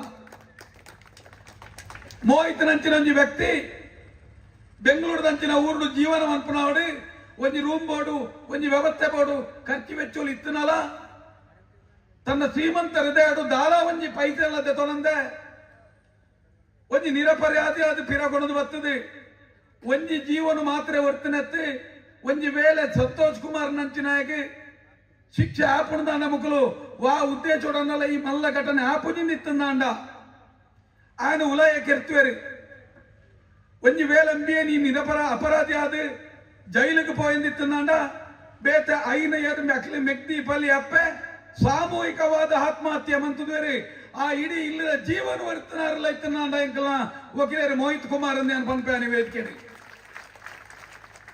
ಅಂಚಿತ್ತನಂಜಿ ವ್ಯವಸ್ಥೆನಿ ಅಂಚಿತ್ತನಂಜಿ ಜೀವನಿನಿ ಇನಿ ಓಲಾ ಕಲ್ತದು ಓಡೆಗಾಪೋದು ಒಂಜಿ ಹೋರಾಟ ಮಂತದ ಪಿದ ಇರುತ್ತಾರೆ ಇರಡ ಕಾನೂನುದ ಶಾಲೆನೆ ಕಾನೂನು ಕಲ್ಪವನ ಕಾಲೇಜೇ ಇರಡ ಉಂಡತ್ತ ಸ್ವಾಮಿ ಇರಕ್ಕೆ ನ್ಯಾಯ ಕೊರಿಯರಾಂಡ ನೂತ ಬತ್ತಕ್ಕೆ ಇರ್ನ ಶಾಲೆಯಲ್ಲಿ ಏತೋ ಮಾಸ್ಟರ್ಗಳಿಗೆ ಇನಿ ಅವಕಾಶ ಕೊಡ್ತಾರತ್ತ ಇನಿ ಒಂಜಿ ಇನಿ ನಿರಪರಾಧಿ ಆಯ್ನಿರ್ದ ಬುಕ್ಕಲ್ಲ ಸಂತೋಷ್ ರಾವ್ ನಂಚಿನೊಂಜಿ ವ್ಯಕ್ತಿನ ತರ್ಪದು ಅತನ ఆయన ಅಮ್ಮೆರನ್ನು ತರ್ಪದು ಆ ಕುಟುಂಬವನ್ನು ತರ್ಪದು ತೆರಿ ಅಂದೆ ఆయన ಪ್ರಮಾದ ಕೊಂಚ ಕ್ಷಮೆ ಪಡಿ ಪಂಡದು ಒಂಜಿ ಧೈರ್ಯದ ಪಾತ್ರನ್ನು ಕೊರಿಯಾರೇರಿ ಇರಣೆಂಕುಲು ಧರ್ಮಾಧಿಕಾರಿಂದ ಬರೋಡ ಕೋಡೆ ಮುರಣಿಯರೇರ ಪಂಡೇರಿ ರಾಮರಾಜ್ಯ ರಾವಣ ರಾಜ್ಯದ ಕತೆ ಯಾನಕೆನ್ನೆ ರಾಮರಾಜ್ಯ ಎಂಕುಲು ಪಂಡ್ಯಾನಿರೇ ರಾಮರಾಜ್ಯದ ಕನಸೊಂದು ಇತ್ತ ರಾವಣ ರಾಜ್ಯ ಅಂಡ ಇನಿ ಕೋಡೆ ತೂನಗ ಕೋಡೆ ಮೈಸೂರು ಹಿಡಿದು ಒಂಜಿ ಹಾವೇರಿ ಇರ್ದು ಕಾಲ್ ಬತ್ತನೆ ಆ ಕರೆ ಬನ್ನಾಗ ತೂನದ ಅಂಡ ಎಂಕ್ ತೋಜುನ ಆ ಜಾಗೆ ಬಹುಶಃ ರಾಮರಾಜ್ಯಲತ್ತಿ ರಾವಣ ರಾಜ್ಯಲತ್ತಿ ದಾಯಕ ರಾವಣ ರಾಜ್ಯ ಹತ್ತಿಂದ ಸೀತೆನೆ ರಾವಣೆ ಕಂಡದೆ ಅಂದೆ ಅಲ್ಲಿನ ಹಾಲು ಮಂತೀಜೆ ಅಶೋಕವನ್ನ ಕುಲ್ಲದೆ ಗೌರವ ತೂತೆ ಆಯ ಕೊಣತೆ ಬಹುಶಃ ರಾವಣ ರಾಜ್ಯ ಮೀರ್ದುಂಡು ಐಕ್ಯಾನ ಬಂಡ ಇಜ್ಜ ಅವ್ರು ರಟ್ಟಿಲತ್ತೆ ಅವೊಂಜಿ ಪೆರ್ಗುಡ ರಾಜ್ಯ ಅಂದೆ ನಂಜಿ ಹೊಸ ಪುದರ್ ನಾವು ಒಂದು ಜಾಗೆ ದಿವೋಳೊಂದುಲ್ಲ ಅವನ ಪೆರ್ಗುಡನ ರಾಜ್ಯ ಅಂದ ಬಂಡ ಖಂಡಿತವಾದಲ ಈ ಜಾಗೆಡಿ ಇಡೀ ದಕ್ಷಿಣ ಕನ್ನಡ ಜಿಲ್ಲೆಡಿ ಒಂಜಿ ನಿಜವಾಯಿಲ ಒಂಜಿ ಕುಲ ಕೆಟ್ಟನ ಒಂಜಿ ಜಾಗೆ ವಂಶಂದಿತ್ತಂಡ ಅವಾಕಲಿ ಯಾನ್ ದಾಯ ಪಂಡೆಗೆಂಡ ಮೈಸೂರದೊಂಜಿ ಫೋನ್ ಬತ್ತನೆ ಒಂಜಂತ ಸತ್ಯ ನಿಕ್ಲೆಗೆ ನೆನಪುದಿಲೆ ಎಂಕುಲು ಪಾತೆಯವರು ನಾವು ಕೆಲವು ಸರ್ತಿ ಓವುಲ ಒಂಜಿ ಕ್ರಿಯೇಟಿವ್ ಆದ ಒಂಜಿ ತಯಾರಿಕೆ ಮಿನಿ ಹತ್ತಿ ದಾಯಕದ ಈ ಮಣ್ಣದ ಕನಟ್ಲ ಸೀರಾಡಿತಾನ ಒಂಜಿ ಸತ್ತೊಂಡು ವರ್ಮಣ ತೆರಿತೆ ಎಂಕುಲು ಸುಳ್ಳುನೊಂಜಿ ಪಂಪುಜ ವರ್ಮಣೆ ನೆನಪುದಿಲೆ ಒಂಜಿ ಪೊಂಜೆ ಫೋನ್ ಮಂತನೆ ಯಾನ್ ಅದೆಗ್ಲಕ್ಕೆ ಏನಿರಬೋಡದೇನಂತಿರು ಕನ್ನಡೋಡು ವಿವರಿಸೋಡೊಂದಿಲ್ಲ ಮೂಜಿ ಘಟನೇನು ಹೆಂಗೋ ನನಗೊಂದು ಕರೆ ಬಂತು ಮೈಸೂರಿನಿಂದ 25 ವರ್ಷಗಳ ಹಿಂದೆ ಧರ್ಮಸ್ಥಳಕ್ಕೆ ಬಂದಂತ ಒಂದು ಗಂಡ ದಂಪತಿಗಳು ಒಂದು ಮಗುವಿನ ಜೊತೆ ಬಂದರು ಅವರ ನೋವನ್ನು ಕೇಳಿದಾಗ ಈ ಸ್ಥಿತಿ ದಕ್ಷಿಣ ಕನ್ನಡ ಜಿಲ್ಲೆಗೆ ಈ ಕುಟುಂಬವನ್ನು ಭಗವಂತ ಯಾಕೆ ಕರುಣಿಸಿದ ಈ ಪೆರ್ಗುಡೆ ಅಂತ ಕುಟುಂಬವನ್ನು ಅಂತ ನನಗೆ ನೋವಾಗ್ತಾ ಇದೆ ಬಂದವರು ದರ್ಶನ ಮಾಡಿದ್ರು ದರ್ಶನ ಮಾಡಿ ಮೈಸೂರಿಗೆ ತೆರಳಬೇಕಿತ್ತು 11:30 ಗಂಟೆ ಹೊತ್ತಿಗೆ ಅಲ್ಲಿನ ಬಸ್ ಹೊರಡುವಂಥದ್ದು ಕೆಂಪು ಬಸ್ಸಲ್ಲಿ ಕೂತಿದ್ರಂತೆ ಇವರೆಲ್ಲ ಸುತ್ತಾಡಿ 9:30 ಗಂಟೆಗೆ ಅವರ ಹಿಂದೆ ಇವರು ಗಂಡ ಹೆಂಡತಿ ಮಗು ನಡ್ಕೊಂಡು ಬಸ್ ಹತ್ರ ಬರುವಾಗ 4-5 ಜನ ಒಟ್ಟೊಟ್ಟು ಬಂದ್ರು ಹಿಂದೆ ಬಂದ್ರು ಸ್ವಲ್ಪ ಹೊತ್ತು ಬಂದಾಗ ಗಂಡ ಇರಲಿಲ್ಲ ಗಂಡನನ್ನು ಮತ್ತೆ ನೋಡ್ಲಿಕ್ಕೆ ಹೋದ ಗಂಡ ಬಂದ ಇಮಿಡಿಯೇಟ್ ಬಂದು ಗಂಡ ಹೇಳಿದಂತೆ ಬಸ್ಸಲ್ಲಿ ಕೂತು ನನಗೆ ಆದಷ್ಟು ಬೇಗ ನೀನು 1:15 ಗಂಟೆ ಬಸ್ ಹೊರಡ್ಲಿಕ್ಕೆ 11:30 ಗಂಟೆ ಟೈಮ್ ಇದೆ ಈಗ 1:30 ಗಂಟೆ ನೀನು ನಾನು ಹೇಳಿದ ಜಾಗಕ್ಕೆ ಹೋಗಿ ಬರ್ಬೇಕಂತ ಗಂಡ ಹೆಂಡತಿಗೆ ಹೇಳೋದು ಇಲ್ಲದಿದ್ರೆ ನಮ್ಮ ಮಗು ಉಳಿಯುವುದಿಲ್ಲ ಇವ್ರು ಹೇಳಿದ್ರಂತೆ ಈಗ ನಿನ್ನ ಹೆಂಡತಿಯನ್ನು ಕಳಿಸಿಕೊಡದಿದ್ದರೆ ನಿನ್ನ ಮಗುವನ್ನು ನಾವು ಕೊಲ್ತೇವೆ 4 ಜನ ಇದ್ರು ಇವತ್ತು ನಾನು ಆ ಹೆಂಗಸಿಗೆ ಹೇಳಿದ್ದೇನೆ ನೀವು ಕೇಳಿಕೊಳ್ಳಿ ಸಾರ್ವಜನಿಕವಾಗಿ ಮಾತನ್ನು ಅವತ್ತು ಹೇಳ್ತೇನೆ ಅಂತ ನಾನು ಕೇಳಿದ್ದೇನೆ ಅವರಿಗೆ ಅವರು ಕೇಳ್ತಾ ಇರ್ಬೋದು ಮುಂದಿನ ದಿನ ಇವರೆಲ್ಲರೂ ನಮಗೆ ಸಾರ್ವಜನಿಕವಾಗಿ ಅವರ ಹೇಳಿಕೆಗಳನ್ನ ಕೊಡ್ತಾರೆ ಇವರಿಗೆ ಧೈರ್ಯ ಇಲ್ಲ ಈಗ ಧೈರ್ಯ ಬರ್ತಾ ಇದೆ ಈ ವಿಚಾರಧಾರಣೆಯನ್ನ ನೋಡ್ತಾ ಧೈರ್ಯ ಬಂದಿದೆ ಮೊನ್ನೆ ಹೇಳಿದ್ರು ಅಲ್ಲಿ ಬಂದ್ರು ಅಲ್ಲಿ ಬಂದಾಗ ಈ ಕಂಬಿ ಇದೆ ನಮ್ಗೆ ಸೈಡ್ ಕಿಟಕಿಯ ಹತ್ತಿರದ ಕಿಟಕಿಯನ್ನ ಹಿಡಿದು ಮಗು ಮತ್ತೆ ಇವರು ಇಷ್ಟು ಈಗ ಹಿಡಿದು ಕೂಗ್ಲಿಕ್ಕೆ ಶುರು ಮಾಡಿದವರು 10ವರೆ ಎದುರಿನ ಗ್ಲಾಸಿನ ಹತ್ರ ಬಂದು ಮತ್ತೆ ಇವರಿಗೆ ಇಳಿಲಿಕ್ಕೆ ಬೇಕಾದಾಗ ಪ್ರೇರಣೆ ಕೊಟ್ಟರು. ಇಲ್ಲದಿರೋನು ಕೊಲ್ತೇನೆ ಅಂತ ಹೇಳಿದ್ರು. ಹೇಗಾದ್ರೂ ಈ ದೇವರಿಗೆ ಕೈ ಮುಗಿದು ಅಲ್ಲಿಂದ ಬಂದ್ರು. ಇಳಿಲೇ ಇಲ್ಲ ಬಸ್ಸಿಂದ, ಮಗುವನ್ನು ಕೈಯಿಂದ ಬಿಡ್ಲಿಲ್ಲ. ಇಂತ ಬಂದು ಇಲ್ಲಿ ವಿಚಾರ ಇರುವುದು ಇದಲ್ಲ. ಈ ಹೆಂಗಸು ಮತ್ತೆ ಮೈಸೂರಿನ ಕಡೆಗೆ ಬಂತು. ಮೈಸೂರಿನ ಕಡೆಗೆ ಬಂದು ಈ ಪೆರುಗುಡೆಗೆ ಒಂದು ಕಾಗದ ಬರೆಯಿತು. ಏನ್ ಕಾಗದ? ಅದು ಕೂಗ್ತದೆ. ಈಗ ಇವತ್ತು ಕೂಗ್ತಾ ಇದೆ ಆ ಹೆಂಗಸು. ಕಾಗದ ಬರೀತು. ನೋಡಿ, ಇಲ್ಲಿ ನಿಮ್ಮ ಅಂತ ಒಂದು ಧಾರ್ಮಿಕ ಕ್ಷೇತ್ರ, ಒಂದು ಕಾರ್ಮಿಕ ಇರುವಂತ ಕ್ಷೇತ್ರದಲ್ಲಿ ನನಗೆ ಇಂಥ ಪರಿಸ್ಥಿತಿ ನಿರ್ಮಾಣ ಆಯ್ತು. ನನಗೆ ಗೊತ್ತಾಯ್ತು ಇದು ನನ್ನ ಗಂಡನದೇ ಕೃತ್ಯ ಅಂತ. ಇದು ನಿಮ್ಮ ಕೃತ್ಯ ಅಲ್ಲ ಅಂತ ಗೊತ್ತಾಗಿ ತನ್ನ ಗಂಡನಿಗೆ ದೂರಾಗಿ, ನನ್ನ ಗಂಡ ಸ್ವಲ್ಪ ಕುಡಿತಿದ್ದ ಅಂತೇಳಿ ಗಂಡನಿಗೆ ದೂರ ಹಾಕಿ ಪೆರ್ಗುಡೆಗೆ ಒಂದು ಲೆಟರ್ ಬರೀತು.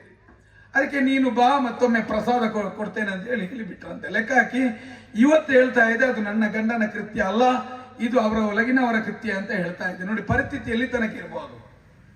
ಅಲ್ಲಿಯವರೆಗೆ ಅಷ್ಟೇ ವಿದ್ಯಾರ್ಥಿಗಳು ಸಮೇತ ಆ ಶಾಲೆಯಲ್ಲಿ ಕಲಿತಂತ ವಿದ್ಯಾರ್ಥಿಗಳು ತನ್ನ ನೋವನ್ನ ತಂದೆ ತಾಯಿಯಲ್ಲತ್ರ ಹೇಳಿದಾಗ್ಲೂ ಅವರ ಹಾಗೆ ಮಾಡ್ಲಿಕ್ಕಿಲ್ಲ, ದೇವತಾ ಮನುಷ್ಯರಂತ ಹೇಳ್ತಾ ಇದ್ದಾರೆ. ಆಗ ಮಟ್ಟಣ್ಣರವರು ಹೇಳಿದಾಗೆ ದಾವೂದ್ ಇಬ್ರಾಹಿಮ್ಗೂ ಇವರಿಗಿರುತ್ತು ಈ ವ್ಯತ್ಯಾಸ ಅಂತ ಹೇಳಿದ್ರೆ ಇದೆ. ಅವನಿಗೆ ಎಲ್ಲಾದ್ರೂ ಒಂದು ಕ್ಷಮೆ ಇರಬಹುದು, ಇವರಿಗೆ ಎಲ್ಲೂ ಕ್ಷಮೆ ಇರಲಿಕ್ಕಿಲ್ಲ. ಧಾರ್ಮಿಕವಾಗಿಯೂ ಹಾವೇರಿಯಿಂದ ಇಬ್ರು, ಅಂದ್ರೆ ಈ ಎಲೆಕ್ಷನ್ ಅಲ್ಲ, ಕಳೆದ ಎಲೆಕ್ಷನ್ ಅಲ್ಲೇನ ಒಟ್ಟು ಒಂದು 12 ವರ್ಷಗಳ ಹಿಂದೆ ಅಥವಾ ಒಂದು 8 ವರ್ಷಗಳ 6 ವರ್ಷಗಳ ಹಿಂದೆ ಹಾವೇರಿಯಿಂದ ಇಬ್ರು ಗಂಡ ಹೆಂಡತಿ ಮಗು ಬಂದಿದ್ರಂತೆ. ಅವರು ಬಂದವರಿಗೆ ಮೆಣಸಿನ ವ್ಯಾಪಾರಿಗಳವರು ಇಲ್ಲಿ ದರ್ಶನ ಮಾಡಿ ಸೇವೆ ಮಾಡಿ ರೂಮಲ್ಲಿ ಇದ್ರಂತೆ. ಇದ್ದಂತ ಇಬ್ಬರು ಮರುದಿನ ಬೆಳಿಗ್ಗೆ ನೋಡುವಾಗ ಇಬ್ಬರಿಗೂ ಹಗ್ಗ ಹಾಕಿದೆ. ಇಬ್ಬರು ತನ್ನ ಆತ್ಮಹತ್ಯೆ ಮಾಡಿಕೊಂಡಿದ್ದಾರೆ. ಕುತ್ತಿಗೆಗೆ ನೇಣು ಬಿಗಿದ ಸ್ಥಿತಿಯಲ್ಲಿ ಹೆಣಗಳಿತ್ತಂತೆ. ಏನಾಗಿದೆ ಎಂತಾಗಿದೆ ಮಾಹಿತಿಯೇ ಇಲ್ಲ ಅಂತ ಹೇಳಿದ್ರು. ಈಗ ಅವರು ಮುಂದೆ ಅದರ ಬಗ್ಗೆ ನಾನು ನಮ್ಗೆ ಗಿರೀಶ್ ಮಟ್ಟಣ್ಣನವರ ನಂಬರ್ ಕೊಟ್ಟಿದ್ದೇನೆ. ನಿನ್ನೆ ಫೋನ್ ಮಾಡಿದ್ದವರು. ನಾಳೆಯಿಂದ ಅದರ ಕೆಲಸ ಮತ್ತೆ ಶುರು ಮಾಡಬಹುದು. ಅದೇ ಜಾಗದ ಒಂದು ಹಿರಿಯ ವ್ಯಕ್ತಿ ಹೇಳಿದ ರೀತಿಯಲ್ಲಿ ಕೊಡ್ಯಮಲೆ, ಕಾರಿಂಜ, ಕೊಡ್ಯಮಲೆ ಈ ಪರಿಸರದಲ್ಲಿ, ನಾನು ಹೆಸರು ಹೇಳುದಿಲ್ಲ ಈಗ, ಆ ವ್ಯಕ್ತಿ 8 ಹೆಣಗಳನ್ನು ಅಲ್ಲಿ ಹೋಗಿ ನೇತಾಡಿಸಿಕೊಂಡು ಬಂದಿದ್ದಾನೆ. 8 ಹೆಣಗಳನ್ನ ಕಾರಿಂಜ, ಕೊಡ್ಯಮಲೆ ಭಾಗದಲ್ಲಿ ಹೆಣಗಳನ್ನ ನೇತಾಡಿಸಿದಂತ ವ್ಯಕ್ತಿಯೂ ಅಲ್ಲಿದ್ದಾನೆ. ಚಿಕ್ಕ ಪೆರ್ಗುಡೆಯ ಡ್ರೈವರ್ ಒಬ್ಬ ಆತನ ಹೆಂಡತಿಯನ್ನೇ ಭೋಗಿಸಿದ ಪಾಪಿ ಆ ಚಿಕ್ಕ ಹೆಗ್ಗಡೆ. ಅವನು ಆಗಾಗ ಹೇಳ್ತಿತ್ತಂತೆ ಅಲ್ಲಲ್ಲಿ, ಇವಳ ತಲೆಯಲ್ಲಿ ಮಲ್ಲಿಗೆ ಬಂದಾಗ ಎನ್ನ ದನಿಕುಲು ಕುಡ್ಲಾಬೋತೇರಿನಿ. ಒಳಗಡೆ ಹೋಗುವಾಗ ಹೊರಗೆ ಡ್ರೈವರ್ ಕೂಗುವಂತ ಡ್ರೈವರ್ನ ಹೆಂಡತಿಯನ್ನು ಬಿಡದ ಪಾಪಿಗಳಿವರು.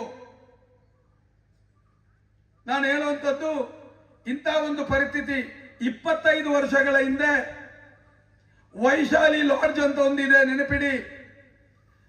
ಅದರಲ್ಲೊಬ್ಬ ಮ್ಯಾನೇಜರ್ ಆಗಿದ್ದ. ನನ್ಗೂ ನಂಬರ್ ಗೊತ್ತಿದೆ, ನೀವು ಆತನ ಹೆಸರನ್ನು ಹುಡುಕಬಹುದು.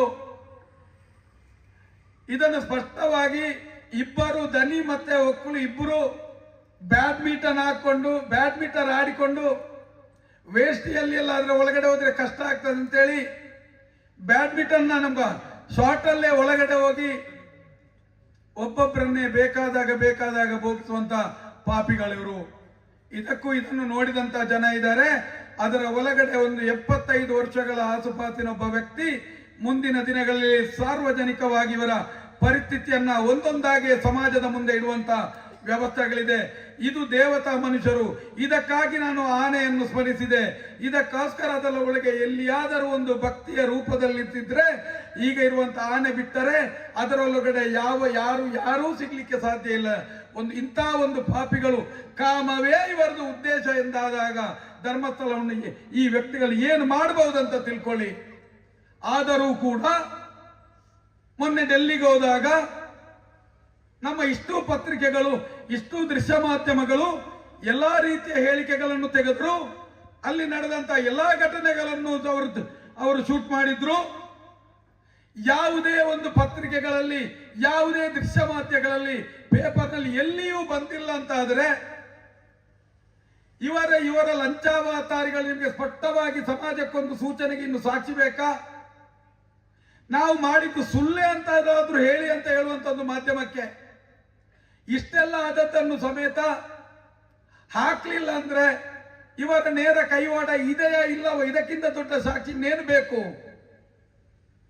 ಇಡೀ ಜಗತ್ತಿಗೆ ನಡೆದಂತ ಘಟನೆಗಳನ್ನು, ನಮ್ಮ ಪ್ರತಿಭಟನೆಯನ್ನು ಈ ಮಾಧ್ಯಮದಲ್ಲಿ ಬೆರೆಸಿದ ರೀತಿಯಲ್ಲಿ ತೋರಿಸಿ ನಿಜವಾದ ಇದರಲ್ಲಿ ಭಾಗವಹಿಸಿದ ಈ ಕಚ್ಚಾ ಗ್ಯಾಂಗ್ಗಳು ಅಂತ ಸ್ಪಷ್ಟವಾಗಿ ಸಮಾಜಕ್ಕೆ ತಿಳಿಸಿದ್ದೆವು. ಆವತ್ತು ನಿಮಗೆ ಕೆಲವು ವರ್ಷಗಳ ಹಿಂದೆ ಮಹೇಶನ್ನ TV9 ಒಂದು ಸಂದರ್ಶನ ಕೊಟ್ಟ ಸಮಯದಲ್ಲಿ ಇಡೀ ಕರೆಂಟ್ ಅನ್ನು ಇಡೀ KEBಗೆ ಫೋನ್ ಮಾಡಿ ಎಲ್ಲಾ ಕರೆಂಟ್ಗಳನ್ನು ತೆಗೆದಂತದ್ದಕ್ಕೂ ಉದಾಹರಣೆಗಳಿದೆ. ಮೊನ್ನೆ ಡೆಲ್ಲಿಯ ಯಾವುದಾದ್ರೂ ವಿಚಾರಗಳು ಬಂತ? ಎಲ್ಲಿಯಾದ್ರೂ ಬಂತ? ಯಾಕೆ ಬರುವುದಿಲ್ಲ? ಯಾಕೆ ಬರಲಿಲ್ಲ? ಹಾಗಾದ್ರೆ ನಮ್ಮ ಮಾಧ್ಯಮಗಳ ಕಥೆ ಏನು? ಹಾಗಾದ್ರೆ ನಮ್ಮ ದೇಶ ಈ ರೀತಿಯಾಗಿ ಎಲ್ಲೋ ದೇಶ ಒಂದು ಕಡೆ ಬೆಳಗ್ತಾ ಇದೆ, ಎಲ್ಲೋ ಒಂದು ಕಡೆ ದೇಶ ಅಚ್ಚೇದಿನ ಬರ್ತಾ ಇದೆ. ಎಲ್ಲಿದೆ ನಮ್ಮ ಮಾಧ್ಯಮಗಳು? ಆದ ವಿಚಾರವನ್ನೂ ಕೊಡದಿದ್ದರೆ ನಾವು ಏನಂತ ನಿರೀಕ್ಷೆ ಮಾಡಬಹುದು? ನಮ್ಮ ಸದನದಲ್ಲಿಗೆ ಬಾವುಟಗಳು ಶಬ್ದ ಮಾಡ್ತದೆ, ಕಾಶ್ಮೀರದ ವಿಚಾರಗಳು ಶಬ್ದ ಮಾಡ್ತದೆ, ಕುಕ್ಕರ್ ಬಾಂಬು ಶಬ್ದ ಮಾಡ್ತದೆ, ಬೇರೆ ಬೇರೆ ವಿಚಾರಗಳು ಸದನದಲ್ಲಿ ಶಬ್ದ ಮಾಡ್ತದೆ, ಯಾವುದೋ ಶಾಲೆಯ ವಿಚಾರ ಸುದ್ದಿ ಮಾಡ್ತದೆ. ಧರ್ಮಸ್ಥಳ ಗ್ರಾಮದಲ್ಲಿ 400ಕ್ಕೂ ಹೆಚ್ಚು ಅತ್ಯಾಚಾರ ಕೊಲೆಗಳು ನಡೆದಿದೆ. 102ಕ್ಕಿಂತಲೂ ಧರ್ಮಸ್ಥಳದ ನೇತ್ರಾವತಿಯ ತಡರಲ್ಲಿ ನಡೆದಿದೆ. ಇದು ಯಾವುದಕ್ಕೂ ಆರೋಪಿಗಳು ಸಿಗ್ತಾ ಇಲ್ಲ. ನಮ್ಮ ಪ್ರತಿಭಟನೆಯನ್ನು ಹಾಕದ ರೀತಿಯಲ್ಲಿ ಮಾಧ್ಯಮಗಳು ಇದೆ ಎಂದಾದರೆ ಈ ಧರ್ಮಸ್ಥಳ ಗ್ರಾಮ ಭಾರತದ ಭೂಪಟದ ಒಳಗಡೆ ಇದೆಯಾ ಇಲ್ಲವಾ ಎಂಬುದೇ ನಮ್ಮ ಪ್ರಶ್ನೆ. ಮೊನ್ನೆ ಡೆಲ್ಲಿಗೆ ಹೋದಾಗ ಅಲ್ಲಿಯ ಟ್ಯಾಕ್ಸಿ ಚಾಲಕರಿಗೆ, ಆಟೋ ಚಾಲಕರಿಗೆ ನಮ್ಮನ್ನು ನೋಡಿ ಅವರಿಗೆ ಮನಸ್ಸು ಕರಗಿತು. ಡೆಲ್ಲಿಯ ಪೊಲೀಸ್ ಇಲಾಖೆ ನಮ್ಮನ್ನು ನೋಡಿ ಮತ್ತೆ ಕೊನೆಗೆ ಎಲ್ಲಾ ವಿಚಾರಗಳು ತಿಳಿಸಿದ ನಂತರ ಕಣ್ಣಲ್ಲಿ ನೀರು ಬಂತು. ಡೆಲ್ಲಿಯ ಪೊಲೀಸರಿಗೆ ಮಿಡಿದ ಹೃದಯ ನಮ್ಮ ರಾಜಕಾರಣಿಗಳಿಗೆ ಮಿಡಿಲಿಲ್ಲ, ನಮ್ಮ ಸ್ವಾಮೀಜಿಗಳಿಗೆ, ಮಠಾಧಿಪತಿಗಳಿಗೆ ಮಿಡಿಯಲಿಲ್ಲ. ಅಲ್ಲಿಯ ರಿಕ್ಷಾ ಚಾಲಕರಿಗೆ, ಸಾಮಾನ್ಯ ಜನರಿಗೆ ಮಿಡಿದಂತ ಹೃದಯ ಇಲ್ಲಿಯ ಮಾಧ್ಯಮಗಳಿಗೆ ಮಿಡಿಲಿಲ್ಲ. ನಾವು ಮಾಧ್ಯಮ ಮಿತ್ರರ ಹತ್ರ, ಮಾಧ್ಯಮ ಬಂಧುಗಳ ಹತ್ರ ಕೇಳುವಂತದ್ದು, ನಿಮ್ಮ ತಾಯಿಯೂ ಒಂದು ಹೆಣ್ಣಲ್ಲವೇ? ನಿಮ್ಮ ತಂಗಿಯೂ ಒಂದು ಹೆಣ್ಣಲ್ಲವೇ? ನಿಮ್ಮ ಮಗಳು ಒಂದು ಹೆಣ್ಣಲ್ಲವೇ? ನೀವು ಸಂಸಾರಿಗಳಲ್ಲವೇ? ನೀವು ದೈವ ಭಕ್ತರಲ್ಲವೇ? ನಾವು ನಿಮ್ಮ ಹತ್ರ ಕೇಳುವಂತದ್ದು ಇಷ್ಟು. ಸಾವಿರಾರು ಜನರು ಇಷ್ಟು ಜನ ಸೇರಿ ಪ್ರತಿಭಟನೆಗೆ ಬರ್ತಾರೆ. ಇಷ್ಟು ಜನರ ಮನಸ್ಸಿನ ಭಾವನೆಗೆ, ನೋವಿಗೆ ಬೆಲೆ ಇಲ್ಲವೇ? ಇದು ನೇರ ಮಾಧ್ಯಮದವರಿಗೆ ಕೇಳುವಂತದ್ದು. ಏನು ನಡೆದಿದೆ ಅದನ್ನಾದ್ರೂ ಹಾಕಿ. ಇಲ್ಲ, ಈ ವೇದಿಕೆಯಲ್ಲಿ ಸುಳ್ಳು ಹೇಳ್ತಿದ್ದಾರೆ ಅಂತ ಹೇಳಿ ನೀವು ಅದನ್ನಾದ್ರೂ ಹಾಕಿ. ಒಂದು ಲಂಚದ ಮೇಲೆ, ಒಂದು ಹಣದ ಮೇಲೆ ಇಲ್ಲಿಯ ರಾಜಕಾರಣಿಗಳು ಎಲ್ಲರೂ ಇವರ ಜೊತೆ ಸೇರುವುದಂದ್ರೆ ನಾವು ಹೇಗೆ ಈ ಸಮಾಜದಲ್ಲಿ ಬದುಕಬೇಕು? ಯಾವ ರೀತಿಯ ಸುಂದರ ಬದುಕನ್ನು ನೋಡಬೇಕು? ಒಂದು ಧರ್ಮದ ಹೆಸರಿನಲ್ಲಿ ಈ ರೀತಿಯೆಲ್ಲ ಮಾಡಿದ್ರೆ ಕೇಳುವವರೇ ಇಲ್ಲ ಅಂತ ಆದ್ರೆ ಏನು ಮಾಡೋದು? ಇದನ್ನೆಲ್ಲ ನೋಡುವಾಗ ಒಂದಲ್ಲ ಒಂದು ದಿನ ಈ ತುಳುನಾಡಿನ ದೈವಗಳು, ಈ ಸೀರಾಡ್ತ ಒಂದಲ್ಲ ಒಂದು ದಿನ ಇದಕ್ಕೊಂದು ನ್ಯಾಯವನ್ನು ಕೊಡ್ತದೆ. ಆಗ ನಮಗೆ ಗಿರೀಶ್ ಮಟ್ಟಣ್ಣವರು ಕೆಲವೊಂದು ವಿಚಾರಗಳನ್ನ ತೋರಿಸಿದ್ರು. ಯಾವ ಯೋಗೀಶನ ಆ ಒಂದು ಗೋಪುರ ಇದೆಯಾ, ಆ ಕಟ್ಟಡಗಳಿದೆಯಾ, ದಯವಿಟ್ಟು ಬಂಧುಗಳೇ, ಈ ಪರಿಸರದವರು ಎಲ್ಲರೂ ಅದನ್ನು ಒಮ್ಮೆ ದೂರದಿಂದ ಹೋಗಿ ನೋಡಿ ಬನ್ನಿ. ಧೈರ್ಯ ಇದ್ರೆ ಒಂದು ದಿನ ರಾತ್ರಿ ಅದರಲ್ಲಿ ತಡೆದು ನೋಡಿ. ಆ ಮನೆಯೊಳಗಡೆ ಗಗ್ಗರದ ಶಬ್ದವೋ, ಸೂಟೆಯ ಬೆಳಕೋ, ಹಲವಾರು ವಚನೆಗಳು ಬರದಿದ್ದರೆ ನೋಡಿ. ಯಾಕಂತ ಹೇಳಿದ್ರೆ ಈಗಾಗಲೇ ನೀವು ಒಂದು 12-1 ಗಂಟೆಯ ನಂತರ ಪರಿಸರದಲ್ಲಿ ನೀವು ಹೋದಾಗ ಬೇರೆ ಬೇರೆ ರೀತಿಯ ಕೂಗುಗಳು ಶಬ್ದಗಳು ಬಂದೇ ಬರ್ತದೆ. ಯಾಕೆ ಇದು ಮಾನಸಿಕವಾಗಿ ಹೇಳುವಂಥದ್ದಲ್ಲ. ಯಾವ ಸೌಜನ್ಯ ಒಬ್ಬಳು ಇದಕ್ಕೋಸ್ಕರ ಪಡೆದಂತ ಹಣ ಏನೇನಿದೆಯಾ ಇದು ಇಲ್ಲಿ ಯೋಗೀಶನ ಕಟ್ಟಡಕ್ಕೆ ಮಾತ್ರ ಅಲ್ಲ ಡಾಕ್ಟರ್ ರಶ್ಮಿಯ ಕಟ್ಟಡಕ್ಕೆ ಮಾತ್ರ ಅಲ್ಲ. ನೆನಪಿಡಿ, ನೀವು ಆಪ್ತಮಿತ್ರ ಸಿನಿಮಾವನ್ನು ನೋಡಿದ್ದೀರಾ? ಯಾವುದೋ ಶತಮಾನದ ಕಥೆಯೊಂದು 100 ದಿನ ಓಡಿದ ಇತಿಹಾಸ ನೀವು ನೋಡಿದ್ದೀರಾ? ಮುಂದೊಂದು ದಿನ ನೋಡ್ತಾ ಇದ್ದೀರಿ, ಇದೇ ಕೋರ್ಟ್ಗೆ ಬೀಳ್ತಾ ಇದೆ. ಅಲ್ಲ, ಮುಂದೆ ರಶ್ಮಿಯ ಮನೆಯು ಕೋರ್ಟ್ಗೆ ಬೀಳ್ತದೆ. ಇದು ಮಾತ್ರ ಅಲ್ಲ, ಲಕ್ಷಾಂತರ ಬೆಲೆ ಬಾಳುವ ನಮ್ಮ ಕಚ್ಚೆಯ ಪೆರ್ಗುಡೆ ರಾಜ್ಯವೇ ಇಡೀ ಭೂಮಿಯೇ ಒಂದು ಕೋರ್ಟಿನ ವಶವಾಗುತ್ತದೆ. ನೆನಪಿಡಿ, ಅಣ್ಣ ತಮ್ಮಂದಿರೊಳಗೆ ಅಕ್ಕ ತಂಗಿಯಂದಿರೊಳಗೆ ಆ ಜಾಗವನ್ನ ಪಾಲು ಮಾಡ್ತಾ ನಾನು ದಸ್ಕತ್ತಾಗುವುದಿಲ್ಲ, ನನಗೆ ಈ ಜಾಗ ಬೇಕು, ನನಗೆ ಇದೇ ಬೇಕು, ಅವರೊಳಗೆ ಕಚ್ಚಾಟಗಳಾಗುವುದರ ಮುಖಾಂತರ ಇಡೀ ಭೂಮಿ ಕೋರ್ಟಿನ ಪಾಲಾಗ್ತದೆ. ಯಾವ ಕಚ್ಚೆ ಅವನು ಕೂತಂತ 30 ಕೋಟಿಯ ಮನೆ ಆತ್ಮಮಿತ್ರದ ಬಂಗಲೆ ಆಗ್ತದೆ. ನೆನಪಿಡಿ, ಯಾವ ಸೌಜನ್ಯದಲ್ಲಿ ಯಾವ ರೀತಿಯಾಗಿ ಆ ರೀತಿಯಾಗಿ ಕೆಲಸ ಮಾಡ್ತಾಳೆ ನೋಡಿ. ಮುಂದಿನ ದಿನ ನಾನು ಬೆಳ್ತಂಗಡಿಯ ವೇದಿಕೆಯಲ್ಲಿ ಹೇಳಿದ ನೆನಪಿದೆ. ಡಾಕ್ಟರ್ ಆದಮ್, ರಶ್ಮಿ, ಅಲ್ಲ ಯೋಗೀಶ್, ಭಾಸ್ಕರ್ ರಾಯ್, ಇಂಥವರೆಲ್ಲರಿಗೂ ಮುಂದಿನ ದಿನಗಳು ಖಾತೆ ನೋಡಿ. ಯಾವ ರೀತಿಯಲ್ಲಿ ನಿಮ್ಮ ಮನೆಯ ಸುತ್ತ ಗೆಜ್ಜೆಯ ಶಬ್ದ ಅಲ್ಲ ಸೂಟೆಯ ಬೆಳಕು ಕಂಡು ಯಾವ ಮನೆಯಲ್ಲಿ ಇದರ ಜೊತೆಗೆ ನಿಮಗೆ ನೋಟಿಸ್ ಕೊಡುವಂತ ಸೀನಪ್ಪನು ಸೇರ್ತಾನೆ. ನೆನಪಿಡಿ, ಯಾವ 110 ಕೊಲೆಗಳು ಯಾವ ರೀತಿಯಾಗಿ ಸಂಭವಿಸಿತೋ, ಯಾವ ಬರ್ಬರತೆ ಸಂಭವಿಸಿತೋ, ಯಾವ ವೇದವಲ್ಲಿ ಬೆಂಕಿಯಲ್ಲಿ ಸುಟ್ಟು ಹೋದಲ, ಯಾವ ಪದ್ಮಲತಾ 53 ದಿನ ನಿರಂತರ ಅತ್ಯಾಚಾರಕ್ಕೊಳಗಾಗಿ ನದಿಯಲ್ಲಿ ಹೆಣವಾಗಿ ಬಿದ್ದಲ, ಯಾವ ಸೌಜನ್ಯರನ್ನ 4-5 ಜನ ಯಾವ ರೀತಿ ಮಾಡಿ ಯಾವ ಆನೆ ಮಾವುತರ ಕಥೆ ಇರ್ಬೋದು. ಇದು ಎಲ್ಲವೂ ಈ ಯಾವ ಪ್ರತ್ಯಕ್ಷ ಪರೋಕ್ಷವಾಗಿ ಸಹಕರಿಸಿದವರ ಮನೆಯಲ್ಲಿ ಸಂಭವಿಸುತ್ತದೆ. ಮುಂದಿನ ದಿನ ಯಾವುದೇ ಕಾರಣಕ್ಕೂ ಸೌಜನ್ಯ ಎಂಬ ಶಬ್ದ ಒಂದು ಶಕ್ತಿ ಮುಂದಿನ ದಿನಗಳಲ್ಲಿ ಯಾಕೆ ಶಕ್ತಿ ಅಂತ ಹೇಳಿದ್ರೆ 11 ವರ್ಷಗಳ ನಂತರ ಅವಳು ಯಾವುದೇ ಕಾರಣಕ್ಕೂ ಎಲ್ಲಿಯೂ ಆ ಜಾಗದಲ್ಲಿ ಅನೇಕ ಜೀವಗಳನ್ನು ಉಳಿಸಿದ್ಲು. 11 ವರ್ಷದವರೆಗೆ ಸೌಜನ್ಯ ಹತ್ಯೆ ಆಗುವವರೆಗೆ, ಅತ್ಯಾಚಾರ ಆಗುವವರೆಗೆ ಮಾತ್ರ ಅಲ್ಲಿ ಮರಣಗಳು ಸಂಭವಿಸಿತು. ನಂತರ ದಿನ ಯಾಕೆ ಅಲ್ಲಿ ಆಗಲಿಲ್ಲ ಅಂತಾದ್ರೆ ಇದು ಸೌಜನ್ಯ ಶಕ್ತಿ ಅಂತ ಹೇಳುವಂಥದ್ದು. ತಾನು ಬಲಿಯಾಗುವುದರ ಮುಖಾಂತರ ಧರ್ಮೋದ್ಯಮಿಗಳ ಪಾಪದ ಕೃತ್ಯೆಯನ್ನ ಸಮಾಜಕ್ಕೆ ಪರಿಚಯಿಸಿತು. ಮುಖಸ್ತುತಿಯಲ್ಲಿ ಬದುಕುವ ಸ್ವಾಮೀಜಿಗಳನ್ನ ಸಮಾಜದಲ್ಲಿ ಅವರ ಮುಖವಾಟನ್ನ ಕಳಚಿ ಬಿಟ್ಟಿತು. ರಾಜಕಾರಣಿಗಳಿಗೆ ಒಂದು ಉತ್ತರ ಕೊಟ್ಟಿತು. ಸಮಾಜದಲ್ಲಿ ಒಂದು ಸಂಘಟಿತ ಶಕ್ತಿಯಾಗಿ ಒಗ್ಗಟ್ಟಿನ ಮಂತ್ರವನ್ನು ಘೋಷಣೆ ಮಾಡಿತು ಸೌಜನ್ಯ.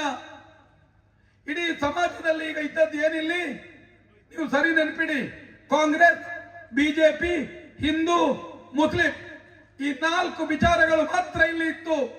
ಆದರೆ ಈಗೊಂದು 3ನೇ ಒಂದು ಶಕ್ತಿ, ಇದು ಎಲ್ಲವನ್ನೂ ಪ್ರಶ್ನೆ ಮಾಡುವಂತಹ ಶಕ್ತಿ ಇಲ್ಲಿ ಬಂದಿದ್ರೆ ಇದಕ್ಕೆ ನಮ್ಮ ಸೌಜನ್ಯ ಕಾರಣ. ನೆನಪಿಡಿ, ಇದು ಸೌಜನ್ಯ.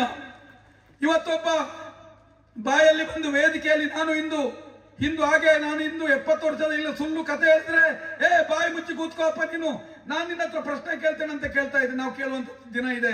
ಇದನ್ನು ಒಗ್ಗಟ್ಟು ಮಾಡಿದ್ದೆ ಸೌಜನ್ಯ. ಒಬ್ಬ ಮುಸ್ಲಿಂ ಎಲ್ಲಿಯಾದ್ರೂ ನಮಗೆ ಈ ಬೆದರಿಕೆ ಕೊಟ್ರೆ ಹೋಗಿ ಮಾತಾಡಿ ಅವನ ಹತ್ರ ಏನ್ ನಿನ್ ಕತೆ ಅಂತ ಕೇಳುವಂತ ಧೈರ್ಯ ಇದೆ.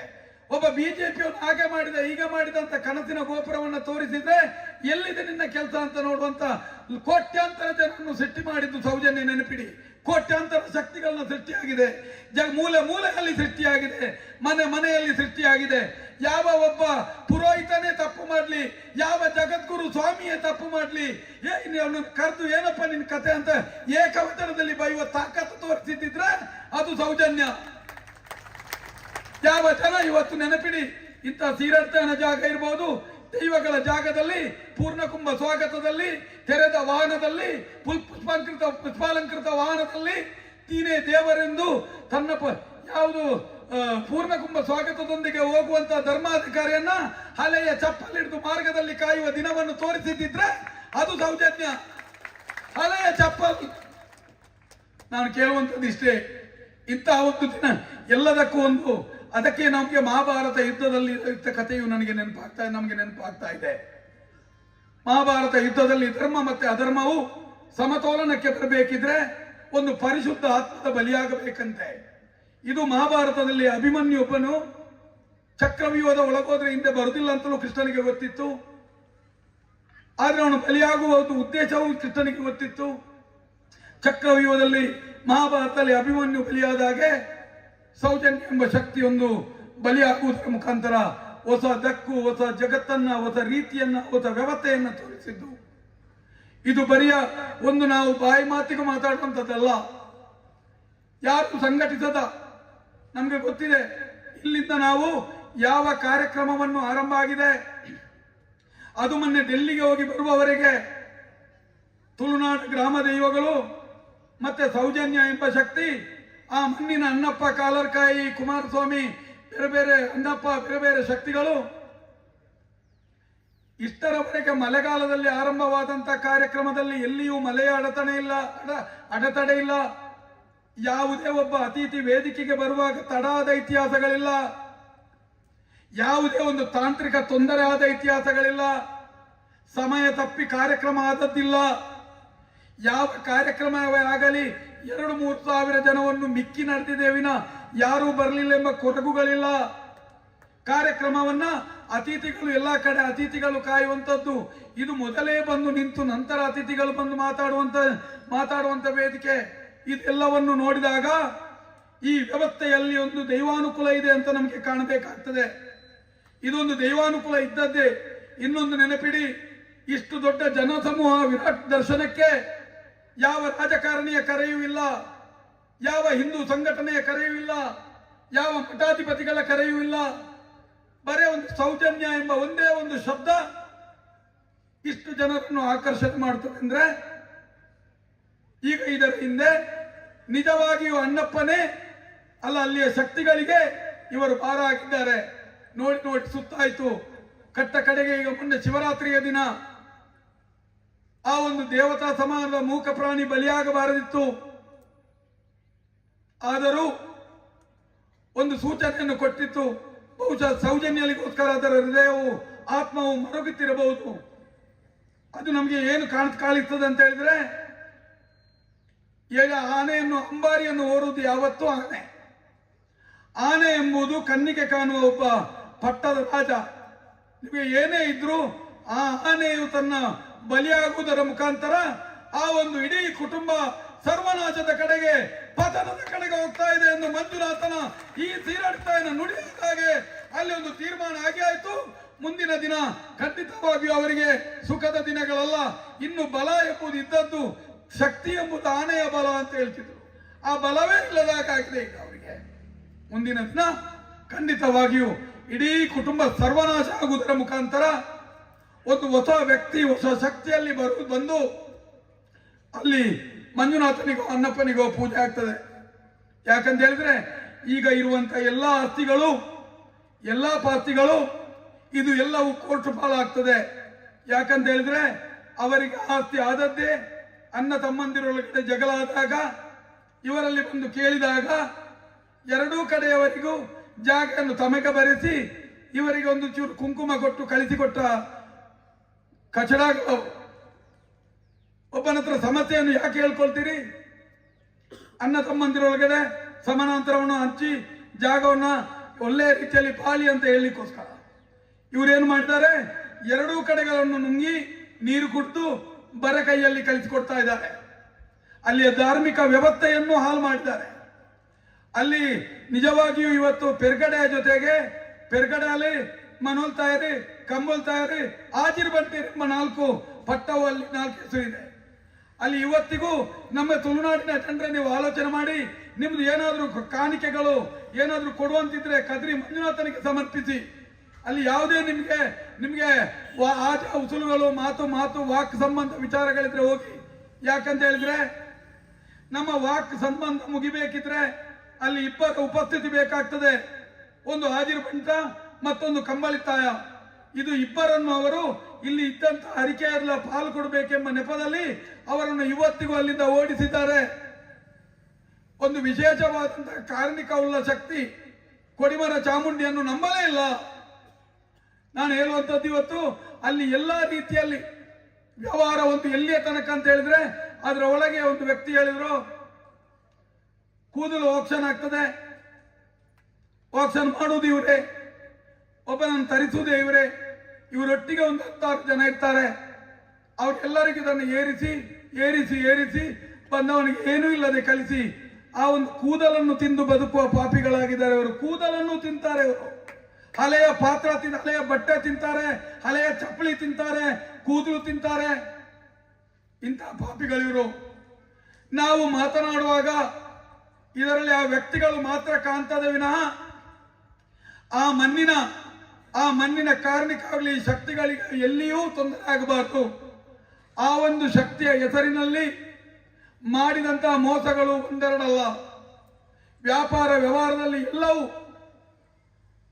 ಬಡ ಜೀವಗಳಿಗೆಲ್ಲ ಕಲ್ತವರಿಗೆಲ್ಲ ಈಗ ಅಲ್ಲಿ ಸಂಬಳಗಳು ಜಾಸ್ತಿ ಆಗ್ತಾ ಇದೆ ಅಂತೆ.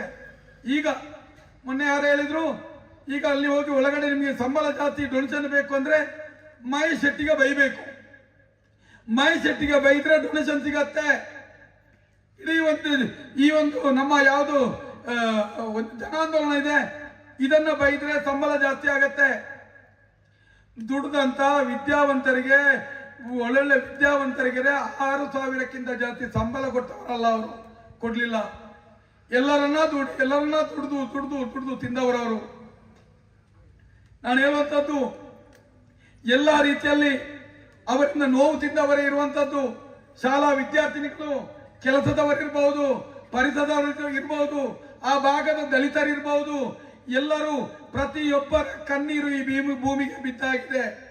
ಈಗ ಇಲ್ಲಿ ನಿಮ್ಮಂತ ಸೇರಿದಂತ ಜನ, ವೇದಿಕೆಯಲ್ಲಿರುವಂತಹ ಮಹೇಶನ್ನೆಲ್ಲ ಬೇರೆ ಬೇರೆ ಜನರಿಂದಾಗಿ ಜನರಿಗೊಂದು ಧೈರ್ಯ ಬಂದಿದೆ, ಮುಂದೊಂದು ದಿನ ಖಂಡಿತ ನ್ಯಾಯ ಸಿಗ್ತದೆ ಅಂತ.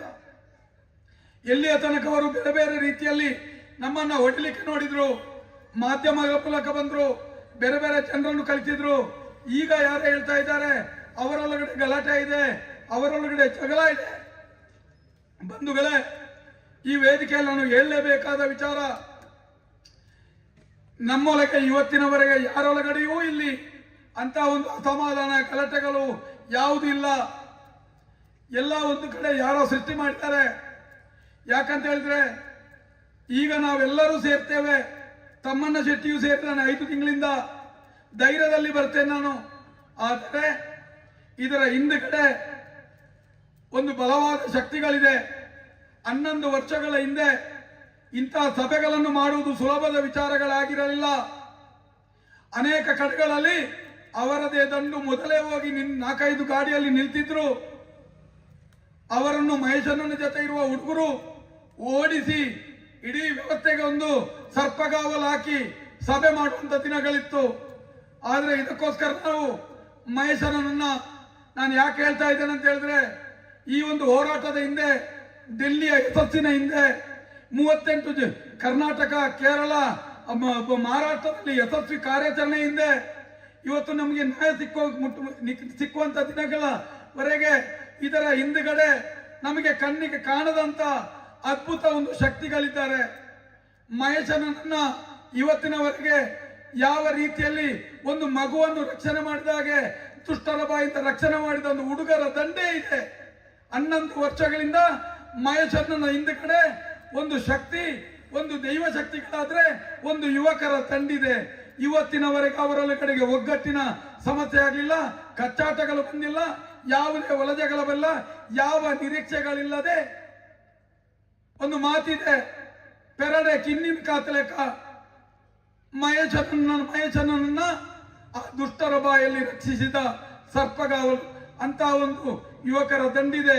ಆ ಇಡೀ ಯುವಕರ ದಂಡಿಗೆ ಸೇರಿದಂತ ಸಭೆಯಾಗಲಿ, ಈ ಮಟ್ಟಿನ ತೀರ್ಥಾನಿಂದ ಇನ್ನೂ ಆ ಶಕ್ತಿ ಬಲಾಢ್ಯ ಶಕ್ತಿಯಾಗಿ ಮೆರಳಿ ಆ ಎಲ್ಲಾ ಹುಡುಗರನ್ನ ನಾವು ನಮ್ಗೆ ಎದುರಿಗೆ ಅವ್ರು ಬರುವುದಿಲ್ಲ, ಹಿಂದಿಂದ ಇದ್ದಾರೆ, ಇದು ಎಲ್ಲರಿಗೂ ಗೊತ್ತಿರಬೇಕು. ಇಲ್ಲಿ ಎಲ್ಲಿಯೂ ಯಾವುದೇ ಅಸಮಾಧಾನಗಳಾಗ್ಲಿ, ಭಿನ್ನಾಭಿಪ್ರಾಯಗಳಾಗ್ಲಿ ನಮ್ಮಲ್ಲಿ ಇಲ್ಲದ ಮಾಡಿದ್ದು. ಯಾಕಂದ್ರೆ ಈ ತುಳುನಾಡ ದೈವಗಳೇ ತೋರಿಸಿದಂತ ದಾರಿ ಇದು. ನಮಗಿಂತ ಮುಂಚೆ ತುಳುನಾಡ ದೈವಗಳು ನಮ್ಮನ್ನು ಕರ್ಕೊಂಡು ಹೋಗ್ತವೆ, ನಾವು ಅದರ ಹಿಂದುಗಡೆ ಹೋಗ್ತಾ ಇದೆ.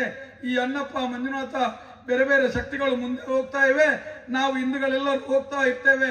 ಈ ಮಣ್ಣಿನಲ್ಲೂ ಕೂಡ ಮುಂದಿನ ದಿನಗಳಲ್ಲಿ ಶ್ರೀರಟ್ಟಾಯ ತನ್ನ ಬುಲ್ಲಿ ಕುದುರೆಯನ್ನೇರಿ ಇನ್ನೀ ಕೂಡ ಆ ಒಂದು ಕೂಟದ ಕಡೆಗೆ, ದುಷ್ಟ ಕೂಟದ ಕಡೆಗೆ ದೃಷ್ಟಿ ಆಗ್ತಾನೆ, ನಮಗೆ ನ್ಯಾಯ ಸಿಗ್ತದೆ ಅಂತ ನಮಗೆ ನಂಬಿಕೆ ಇದೆ. ಆಗಿರುವಾಗ ಎಲ್ಲಾ ವಿಚಾರಗಳಿರ್ಬೋದು, ಇಲ್ಲಿ ಧರ್ಮದ ವಿಚಾರದಲ್ಲಿ, ವಿದ್ಯೆಯ ವಿಚಾರದಲ್ಲಿ, ಎಂತೆಂಥ ವ್ಯಾಪಾರದಲ್ಲಿ ಎಲ್ಲವನ್ನು ಹಾಳು ಮಾಡಿದಂತ ಬ್ರಿಟಿಷರು ಬಿಟ್ಟು ಹೋದ ದುಷ್ಟಕೂಟವನ್ನ ಮಟ್ಟ ಹಾಕಲೇಬೇಕು. ಇದಕ್ಕೊಂದು ದಿನ ಕೊನೆ ಆಗಲೇಬೇಕು. ಎಲ್ಲದಕ್ಕೂ ನ್ಯಾಯ ಸಿಗಬೇಕು. ಇದು ಎಲ್ಲದಕ್ಕೂ ನ್ಯಾಯ ಸಿಗ್ತದೆ. ಆಪ್ತಮಿತ್ರ ಸಿನಿಮಾವನ್ನ ಮತ್ತೊಮ್ಮೆ ನೆನಪಿಸಿಕೊಳ್ಳಿ. ಎಲ್ಲರೂ ಒಂದೊಂದು ರೀತಿಯಲ್ಲಿ ಸಮಸ್ಯೆ. ಇವರು ಯಾವುದೇ ಕಾರಣಕ್ಕೂ ಆಕ್ಸಿಡೆಂಟ್ ಆಗಲ್ಲ, ಇವರಿಗೆ ರೋಗ ರುಜಿನಗಳು ಬರುವುದಿಲ್ಲ. ಮಾನಸಿಕ ಪರವಾಗಿ ಹುಚ್ಚರಾಗಿ ಅವರೇ ಅವರ ರೀತಿಯಲ್ಲಿ ಉಗ್ದು ಏನೋ ಇಂತಹ ಸಮಸ್ಯೆಗೆ ಒಳಗಾಗಿ ಸಾಯ್ತಾರೆ. ಒಮ್ಮೆ ನೋಡುವಾಗ ಆ ಒಂದು ಪೆರ್ಗುಡೆಯ ಮನೆಯನ್ನು ನೋಡುವಾಗ ಆಪ್ತ ಮಿತ್ರನ ಅರಮನೆ ನಮಗೆ ನೆನಪಾಗ್ತದೆ. ಖಂಡಿತ ಆ ದಿನಗಳು ಬರ್ತದೆ. ಖಂಡಿತವಾಗಿಯೂ ಮುಳು ಸೇರ್ತಿದ್ರ ಮಾತೇರಗಳ ತುರುಟು ಇದೇ ಅನ್ಪನಿಯ ಹೆಚ್ಚಿಸಬೆ ನಮ್ಮ ಸೀರಾಡ್ತಾ ನಂಬುದ ಎಂಗಳು ತೆರಿದ ತೆರಿಯಂದಿನ ಮಂತ್ರ ತಪ್ಪಿತನ ಕ್ಷಮೆ ಕೊಡ್ಲೆ ಅಂಡ ಮಾತೇರ್ಲ ಆ ಬಾಲೆಗೆ ಅಂಚನಲ್ಪ ನೂತ ಮೂಜದ ಮಿತ್ತ ಮರಣಾಯನಕ್ಕೆ ಆ ಇಡೀ ದುಷ್ಟ ಕೂಟಗು ಒಂದು ಶಿಕ್ಷೆ ಅವಳು ಐರ್ನಾದೆ ಹೊರ ಸೀರಾಡ್ತಾಯನ ಈ ಸುತ್ತಮುತ್ತದ ಉಲ್ಲಾಕ್ಲು ತನ್ನ ನೇಮಡ ಅಪ್ಪನ ಪಡ್ತಡು 14 ಕಲೆ ಒಂದು ಅಪ್ಪನಂಚಿನ ಪಡ್ತಡು ಮುಗೈಯರ್ನಂಚಿನ ಪಡ್ತಡು 14 ಕಲೆ ಪ್ರತಿವಾಸ ಅಪ್ಪನಂಚಿನ ಪಡ್ತಡು ಎಂಚ ಉಲ್ಲರ ಇನ್ನೊರ ಮನಸ್ಸನ್ನು ಎಣ್ತೋನ್ಲೆ ನಿಜವಾದ ಅಕ್ಲೆ ಪಾಪಿಲು ಅಕ್ಲೆಗೆ ಶಿಕ್ಷೆ ಅವಡು ವಾಚಕಲೇನು ಎಂಚಂಚ ಕೆರ್ತಾರ ಅಂಚಂಚನೆ ಅಕ್ಲೆ ಮರಣ ಗುಪ್ಪಗೂ ಬಲಿಯಾವಡು ಬಂದ್ಬಿಡವೆ ನಮ್ಮ ಉದ್ದೇಶ. ಅಕ್ಲ ಸಂತಾನದ ನಾಶನೇ ಅವಡತ್ತಂದೆ ಅಕ್ಲೆಗೆ ವಾ ಕಾರಣಗಳ ಮಾಪು ಕೊರಿಯರ ಬಲ್ಲಿದೇವರ ಅಂತ ಬಂದ್ಬಿಡವು. ಕ್ಷೀರಾಡ್ತಾಡ ಕನ ನೀರು ದೀದು 2 ಕೈ ಮುಗಿದು ಏನ್ ಬಾ ಅಂಚನೆ ಈ ಮಣ್ಣದ ಇವನ್ ನ್ಯಾಯಕ್ಕೂ ಕೊಡೋದು ಈ ಮಣ್ಣದ ಕೀರ್ತಿನ ಹೊರತುಕೊರನ ಮೋಯ್ತೇರಿ ದುಮ್ಮದ ದಿನ ಎಂಗಳ ತುಳುನಾಟದ ಇವಲ್ಲ ಆ ಒಂದು 5 ಸತ್ಯವಲ್ಲ ಈ ಮಣ್ಣದ ಸೀರಾಡ್ತಾ ಇಲ್ಲ. ಭಾರತದ ಅತ್ಯುನ್ನತ ಸ್ಥಾನ ಸುಪ್ರೀಂ ಕೋರ್ಟ್ ಕುಳ್ಳುದು ಇಡೀ ಬಡವರಿಗೆ ನ್ಯಾಯ ಕೊರ್ಪಣಂತಿನ ದಿನನು ಅರ್ನ ಕೈಟ ನಡಪಾದು ಕೊರಟಿ ಎಂಕಲ ಕೈಟ ನ್ಯಾಯತೆ ಈ ಒಂದು ಪಾಲಿಗೆ ನ್ಯಾಯಾಲತಿ ಕೊಡು ಆ ವ್ಯಕ್ತಿಲ ಅತ್ಯುನ್ನತವಾದ ಸ್ಥಾನ ಕೊಡು ಮಂತದೇರಿ ಖಂಡಿತ ಆದ್ರೆ ಇನ್ನು ಮಂತನವು ಆ ಪೊನ್ನನ ಸೇವತ್ತೆ ಸೀರಾಡ್ತಾಯನ ಸೇವೆ ಅಂದ್ರೆ ನಮ್ಮ ಎಣ್ಣೆವನ್ಗ 6 ಮಂತ್ರ ಅಂಚಿನ 8 ಬೇಲೆನೆ ಸೀರಾಡ್ತಾಯನ ಚಕ್ಕೆಲ್ಗೆ ಪಾಡ್ದಂತವನ್ಗ ಎಂಚಿನ ಸತ್ಯ ನೆಗತ್ತು ಬರ್ಪುಡು ತನ್ನದಲ್ಲ ಮಲ್ಲ ದಿನ ಪೋಪಿಟ್ಟು ನಂಬಿಕೊಂಡು ಪಾತೆರನಂದಿನ ಪಾತ್ರದ ವ್ಯತ್ಯಾಸತ್ತಿನ ಕ್ಷಮೆ ಕೊರಲೆ ಸ್ವರಬಹುದು. ಸೌಮ್ಯನು ತಮ್ಮಣ್ಣ ಶೆಟ್ಟರಿಗೆ ಆತ್ಮೀಯರೇ, ಈ ವ್ಯಕ್ತಿತ್ವ ಸೌಜನ್ಯನ ಆಶೀರ್ವಾದದ ಶಕ್ತಿಯಾಗಿ ದೇವರ ನಾಡಿನಲ್ಲಿ ಧರ್ಮದ ಹೆಸರಿನಲ್ಲಿ ರಕ್ಷಣೆಯನ್ನ ಪಡೆಯುತ್ತಾ ತನ್ನ ಕಾಮದ ದೃಷ್ಟಿಗೆ ಅಮಾಯಕ ಹೆಣ್ಣು ಮಕ್ಕಳ ಜೀವನಕ್ಕೆ ಅಂತ್ಯ ಕಾಣಿಸಿದ ಧರ್ಮೋದ್ಯಮಿಗಳ ವಿರುದ್ಧ ತೊಡೆತಟ್ಟಿದ ಹಿಂದೂ ಫೈರ್ ಬ್ರ್ಯಾಂಡ್. ಎಷ್ಟೇ ಜೀವ ಬೆದರಿಕೆಗಳು ಇದ್ದರೂ ಮುಗ್ಧ ಹೆಣ್ಣು ಮಗುವಿನ ಕರಾಳ ಅಂತ್ಯಕ್ಕೆ ನ್ಯಾಯ ಕೊಡಿಸಲೇಬೇಕೆನ್ನುವ ಏಕಧ್ವನಿಯಲ್ಲಿ ಛಲ ಬಿಡದೆ ಹೋರಾಡಿದ ಅಪ್ರತಿಮ ಹೋರಾಟಗಾರ.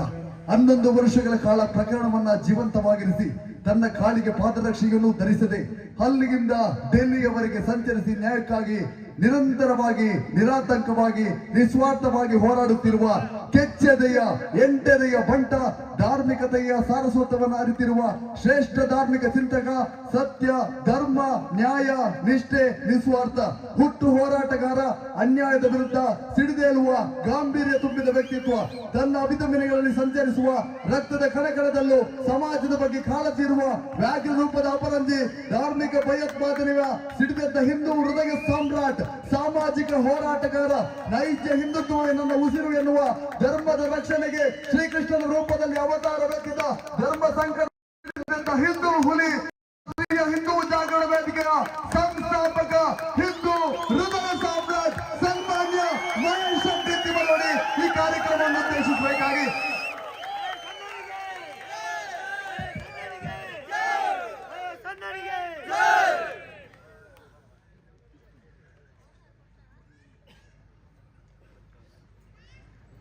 ಆದರಣೀಯ ವೇದಿಕೆಯಲ್ಲಿರುವಂತಹ ಎಲ್ಲ ಸೌಜನ್ಯ ನ್ಯಾಯಪರ ಹೋರಾಟ ಮಿತ್ರರೇ, ಸೇರಿದಂಥ ಮಾತೆಯರೇ, ಭಗಿನಿಯರೇ, ಬಂಧು ಮಿತ್ರರೇ,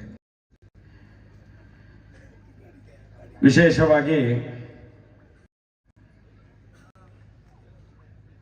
ಸತ್ಯದ ಪರ ಹೋರಾಟ ಅಂತ ಹೇಳಿದ್ರೆ ಕುಮಾರಿ ಸೌಜನ್ಯನ ಹೋರಾಟ ಅಂತ. ನಾವು ಹಳ್ಳಿಯಿಂದ ಡಿಲ್ಲಿ ತನಕ ತೋರಿಸಿಕೊಟ್ಟಂತ ಒಂದು ದೊಡ್ಡ ಹೋರಾಟ. ಕಳೆದ 12 ವರ್ಷಗಳಿಂದ ಪ್ರಥಮತವಾಗಿ ನಾವು ಪ್ರಾರಂಭ ಮಾಡಿದ್ದೇ ಸೌಜನ್ಯ ಅನ್ನುವಂಥ ಮಗಳಿಗೆ ಒಂದು ನ್ಯಾಯ ಸಿಗಬೇಕು ಅಂತ ಹೇಳಿ. ಆ ಧರ್ಮಸ್ಥಳ ಗ್ರಾಮದ ಕರಾಳತೆ, ಬೀಭತ್ಸವಾದ ಘಟನೆಗಳು, ಅತ್ಯಾಚಾರಗಳು ಎಷ್ಟೆಷ್ಟು ನಡೆದಿದೆ ಅಂತ ನಾನು ನನ್ನ ಒಂದು ವಯಸ್ಸಿಗೆ ಬಂದ ಮೇಲೆ, ನನಗೀಗ 55 ವರ್ಷ, 40 ವರ್ಷಗಳಿಂದ ನಾನು ಬಹಳ ಹತ್ತಿರದಿಂದ ಆ ಧರ್ಮಸ್ಥಳ ಗ್ರಾಮದಲ್ಲಿ ನಡೆದಂತ ಎಷ್ಟೋ ಅತ್ಯಾಚಾರ, ಅನಾಚಾರ, ಕೊಲೆ, ಸುಳಿಗೆ, ವಂಚನೆ, ದರೋಡೆ, ಧರ್ಮ ವಿರೋಧಿ ಚಟುವಟಿಕೆಗಳನ್ನು ನೋಡ್ಕೊಂಡು ಬಂದವ ನಾನು. ಇದನ್ನು ಸಾರ್ವಜನಿಕವಾಗಿ ಹೇಳಲಿಕ್ಕೆ ಯಾರಪ್ಪಂದು ಪರ್ಮಿಷನ್ ಅಗತ್ಯ ಇಲ್ಲ ನಮ್ಗೆ. ಯಾರಪ್ಪಂದು ಪರ್ಮಿಷನ್ ಅಗತ್ಯ ಇಲ್ಲ. ಯಾವುದೇ ಪೊಲೀಸ್ ಇಲಾಖೆಯ ಪರ್ಮಿಷನ್ ಅಗತ್ಯ ಇಲ್ಲ ನನಗೆ. ಯಾವುದೋ ದುಡ್ಡಿಗೋಸ್ಕರ, ಹಣದ ಭಿಕ್ಷೆಗೋಸ್ಕರ ಅವರು ಹೇಳಿದ ಹಾಗೆ ಕೇಳಿ ಮಾತಾಡಲಿಕ್ಕೆ ನಾವು ಸಾಧ್ಯ ಇಲ್ಲ. ಏನು ಉತ್ತರದಿಂದ ದಕ್ಷಿಣಕ್ಕೆ ಬಂದಂತಹ ಸ್ವಾಮಿ ಅಣ್ಣಪ್ಪಯ್ಯ ಇದ್ದಾರ, ಸತ್ಯ ದೇವತೆ, ನ್ಯಾಯ ದೇವತೆ, ಆ ಅಣ್ಣಪ್ಪಯ್ಯನವರ ಸತ್ಯ ಏನಿದೆ ಅದೇ ಸತ್ಯವನ್ನು ಈ ಸಮಾಜದ ಮುಂದೆ, ಸನಾತನ ಹಿಂದೂ ಧರ್ಮದ ಮುಂದೆ ಬಿಚ್ಚಿಡಬೇಕು ಅನ್ನುವಂಥದ್ದು ಒಂದೇ ಒಂದು ಉದ್ದೇಶ ಈ ಸೌಜನ್ಯ ಪರ ಹೋರಾಟದ ಒಂದು ಸಂದೇಶ ಇದೆ. ಯಾಕಂತ ಹೇಳಿದ್ರೆ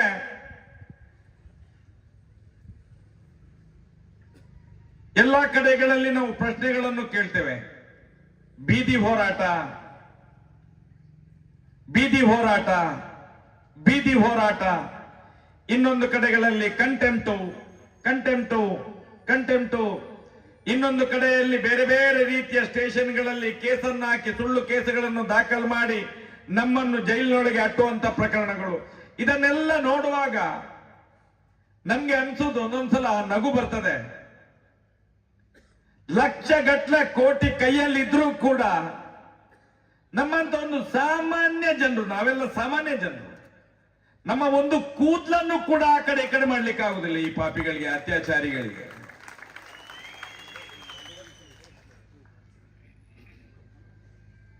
ಉದಾಹರಣೆಗೆ ನಾವು ಮೊನ್ನೆ ಡೆಲ್ಲಿಗೆ ಹೋಗಿದ್ದೇವೆ.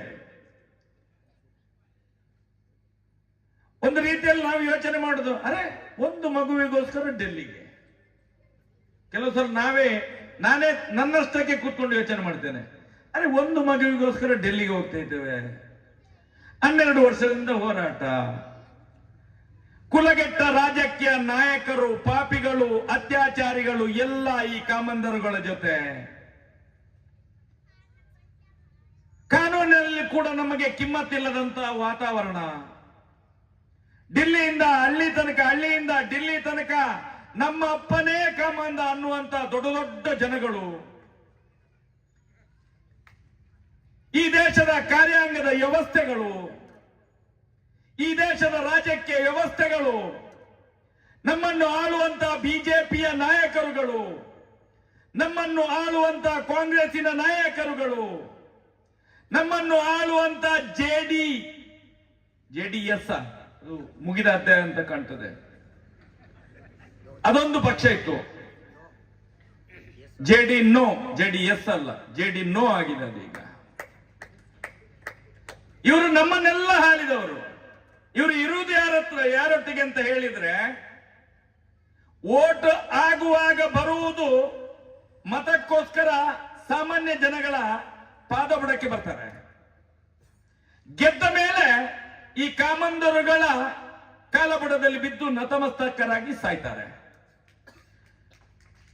ಈ ದೇಶದ 76 ವರ್ಷದ ಸ್ವಾತಂತ್ರ್ಯ ಸಿಕ್ಕಿ 76 ವರ್ಷದಲ್ಲಿ ಈ ಅತ್ಯಾಚಾರಿಗಳನ್ನು ಸಾಕಿ ಸಾಕಿ ಸಾಕಿ ಸಾಕಿ ಸಾಕಿ ಸಾಕಿ ಎಷ್ಟು ದೊಡ್ಡವರನ್ನಾಗಿ ಮಾಡಿದ್ದಾರೆ ಅಂತ ಹೇಳಿದ್ರೆ, ಮುಂದಿನ ದಿನಗಳಲ್ಲಿ ಈ ದೇಶದ ಕಾನೂನು, ಈ ದೇಶದ ಸಂವಿಧಾನ, ಈ ದೇಶದ ನ್ಯಾಯಾಂಗ, ಈ ದೇಶದ ಕಾರ್ಯಾಂಗ, ಈ ದೇಶದ ರಾಜಕೀಯ ವ್ಯವಸ್ಥೆ ಎಲ್ಲವೂ ನಮ್ಮ ಮನೆಗಳಲ್ಲಿ ಕೂಡ ಒಂದು ಹೆಣ್ಣು ಮಗು ಇದೆ ಅನ್ನುವಂತ ಭಾವನೆಯನ್ನು ತೋಡಿಕೊಂಡ್ರೆ ಖಂಡಿತವಾಗಿಯೂ ಆ ಧರ್ಮಸ್ಥಳದಲ್ಲಿ ಇದ್ದ ಎಲ್ಲಾ ಅತ್ಯಾಚಾರಿಗಳು ಗಲ್ಲು ಶಿಕ್ಷೆಗೆ ರೆಡಿಯಾಗಬೇಕು. ಅಂತ ತಾಕತ್ತಿನ ಒಬ್ಬನೇ ಒಬ್ಬ ರಾಜಕೀಯ ವ್ಯಕ್ತಿ ಇಲ್ಲ. ಒಬ್ಬನೇ ಒಬ್ಬ ನಮ್ಮನ್ನು ಆಳುವಂತ ರಾಜಕೀಯ ಪಕ್ಷದ ನಾಯಕನಿಲ್ಲ. ತನ್ನನ್ನು ತಾನು ಮಾರಿಕೊಂಡಿದ್ದಾನೆ ಈ ಕಾಮಂದರಿಗೆ.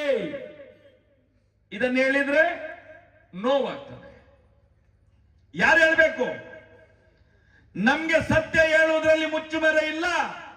ನಾವು ಒಂದು ವೇಳೆ ಸುಳ್ಳು ಹೇಳ್ತಿದ್ರೆ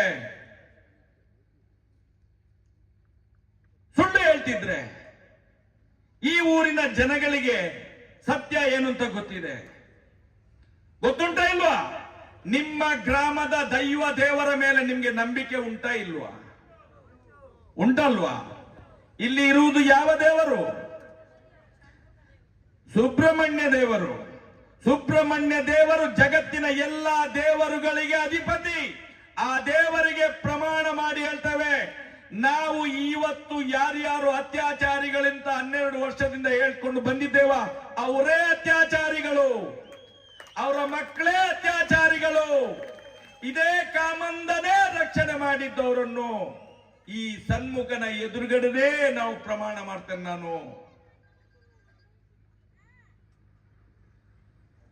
ನಾನು ಪ್ರಮಾಣ ಮಾಡ್ತೇನೆ. ಇದು ಸ್ವಾಮಿ ಅಣ್ಣಪ್ಪ ದೇವರ ಪ್ರಮಾಣ. ಇದು ಮಾತನಾಡುವ ಮಂಜುನಾಥ ಅಲ್ಲ, ಕಲ್ಲಾಗಿ ಕುಳಿತಿರುವ ಮಂಜುನಾಥ ದೇವರ ಪ್ರಮಾಣ ಇದು. ಪಾಪಿಗಳು ಆ ಗ್ರಾಮದಲ್ಲಿ ಸಾವಿರ ಸಾವಿರ ಹೆಣ್ಣು ಮಕ್ಕಳನ್ನು ಅತ್ಯಾಚಾರ ಮಾಡಿ ಕೊಲೆ ಮಾಡಿ ಬಿಸಾಡಿದಂತ ಪಾಪಿಗಳು. ನೋವಾಗ್ತದೆ. ನಮ್ಗೆ ನೋವಾಗುವುದಿಲ್ಲ. ನಾವು ಧರ್ಮದ ಆರಾಧಕರು. ಸನಾತನ ಹಿಂದೂ ಧರ್ಮದ ದೇವಸ್ಥಾನ ಧರ್ಮಸ್ಥಳದಲ್ಲಿರುವುದು ಹಿಂದೂ ಸಮಾಜದ ಆಸ್ತಿ. ಅದು ಹಿಂದೂ ಸಮಾಜದ ಕಣ್ಣದು, ಹಿಂದೂ ಸಮಾಜದ ರಕ್ತ ಅದು. ಅದನ್ನು ಉಳಿಸುವುದು ಒಂದೇ. ಅದಕ್ಕೋಸ್ಕರ ಸೌಜನ್ಯ, ಸೌಜನ್ಯ, ಸೌಜನ್ಯ, ಸೌಜನ್ಯ. ಇನ್ನು 1000 ಹೋರಾಟಗಳನ್ನು ಮಾಡ್ತೇವೆ. ಬರೇ ಸೌಜನ್ಯ ಅಲ್ಲ, ಸೌಜನ್ಯಗಳಿಗಿಂತ ಹಿಂದೆ ಸತ್ತಂತ 1000 ಸೌಜನ್ಯಗಳಿಗೋಸ್ಕರ ನ್ಯಾಯ ಬೇಕು ನಮ್ಗೆ. ನ್ಯಾಯ ಬೇಕು ನಮ್ಗೆ. ಈ ಪಾಪಿಗಳಿಗೆ ಏನಾಗ್ಬೇಕು? ಅತ್ಯಾಚಾರಿಗಳಿಗೆ ಮೈನೆರೆದು ನಿಂದಂತ ಸಣ್ಣ ಸಣ್ಣ ಹೆಣ್ಣು ಮಕ್ಕಳು ಬೇಕು.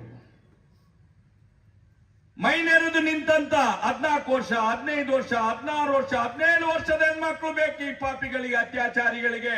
ಯೋಚನೆ ಮಾಡಿ ಬಂಧುಗಳೇ, ಧರ್ಮಸ್ಥಳ ಅನ್ನುವಂತಹ ಜಾಗದಲ್ಲಿ ಎಂತ ಬೀಭತ್ಸವಾದ ಅತ್ಯಾಚಾರ, ಗ್ಯಾಂಗ್ ರೇಪ್ ನಡೆದಿದೆ ಅಂತ ಹೇಳಿ.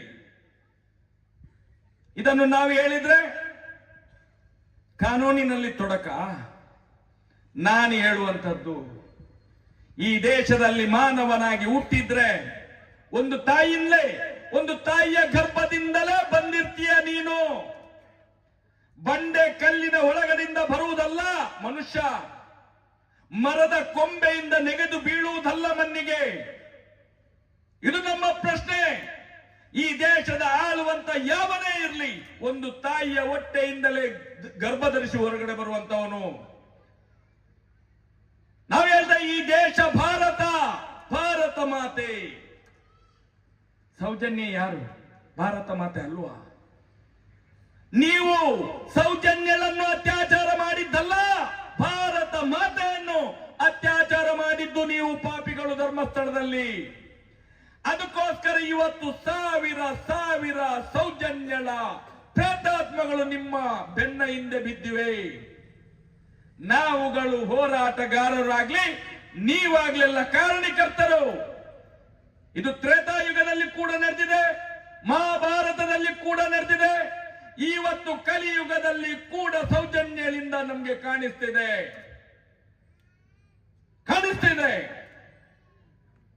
ಅದಕ್ಕೋಸ್ಕರ ಹೋರಾಟ. ನಾವು ಹೇಳುವಂತದ್ದು ಪೊಲೀಸ್ನವ್ರು ಹೇಳ್ತಾರೆ, ಪೊಲೀಸ್ನವ್ರಿಗೆ ಬೈತಾರೆ. ಸ್ವಾಮಿ ಖಂಡಿತ ಬೈಯುವುದಿಲ್ಲ. ನಾವು ಕೂಡ ಒಂದು ತಾಯಿಯ ಗರ್ಭದಿಂದಲೇ ಜನಿಸಿ ಹೊರಗಡೆ ಬಂದವರು. ನೀವು ಕೂಡ ಹಾಗೆ. ನಾವು ತಪ್ಪನ್ನು ತಪ್ಪು ಅಂತ ಹೇಳ್ತೇವೆ. ಈ ದೇಶದಲ್ಲಿ ಹಕ್ಕಿಲ್ವ ನಮ್ಗೆ? ನಾವು ಕೇಳುವಂತದ್ದು ಆಗಿನ SP ಅಭಿಷೇಕ್ ಗೋಯಲ್ ಇವತ್ತೆಲ್ಲಿದ್ದಾನೆ? ಅಂತ ಪಾಪಿಷ್ಟ IPS IAS ಅಧಿಕಾರಿ ಇವತ್ತು CBI ಅಧಿಕಾರಿ ಆಗಿದ್ದಾನೆ. CBI ಅಲ್ಲಿ ಈ ದೇಶದ ಉನ್ನತ ಮಟ್ಟದ ತನಿಖೆ ಸಂಸ್ಥೆ ಅದು. ಅದರಲ್ಲಿ ಇವತ್ತು CBI ಅಲ್ಲಿದ್ದಾನೆ. ಯಾಕೆ? ಸೌಜನ್ಯ ಅನ್ನುವಂತ ಒಂದು 17 ವರ್ಷದ ಅತೃಪ್ತ ಬಾಲಕಿಯನ್ನು ಅತ್ಯಾಚಾರ ಮಾಡಿ ಕೊಲೆ ಮಾಡಿ ಬಿಸಾಡಿದಂತ ಪಾಪಿಗಳನ್ನು ರಕ್ಷಣೆ ಮಾಡಿದ್ದಕ್ಕೆ, ಆ ಪ್ರಕರಣದ ಎಲ್ಲ ಸಾಕ್ಷಿಗಳನ್ನು ನಾಶ ಮಾಡಿದ್ದಕ್ಕೆ ಇವತ್ತು ಈ ದೇಶದ ಉನ್ನತ ಮಟ್ಟದ ಸಂಸ್ಥೆ CBI ಮುಖ್ಯಸ್ಥನಾಗಿದ್ದಾನೆ ಅಭಿಷೇಕ್ ಗೋಯಲ್.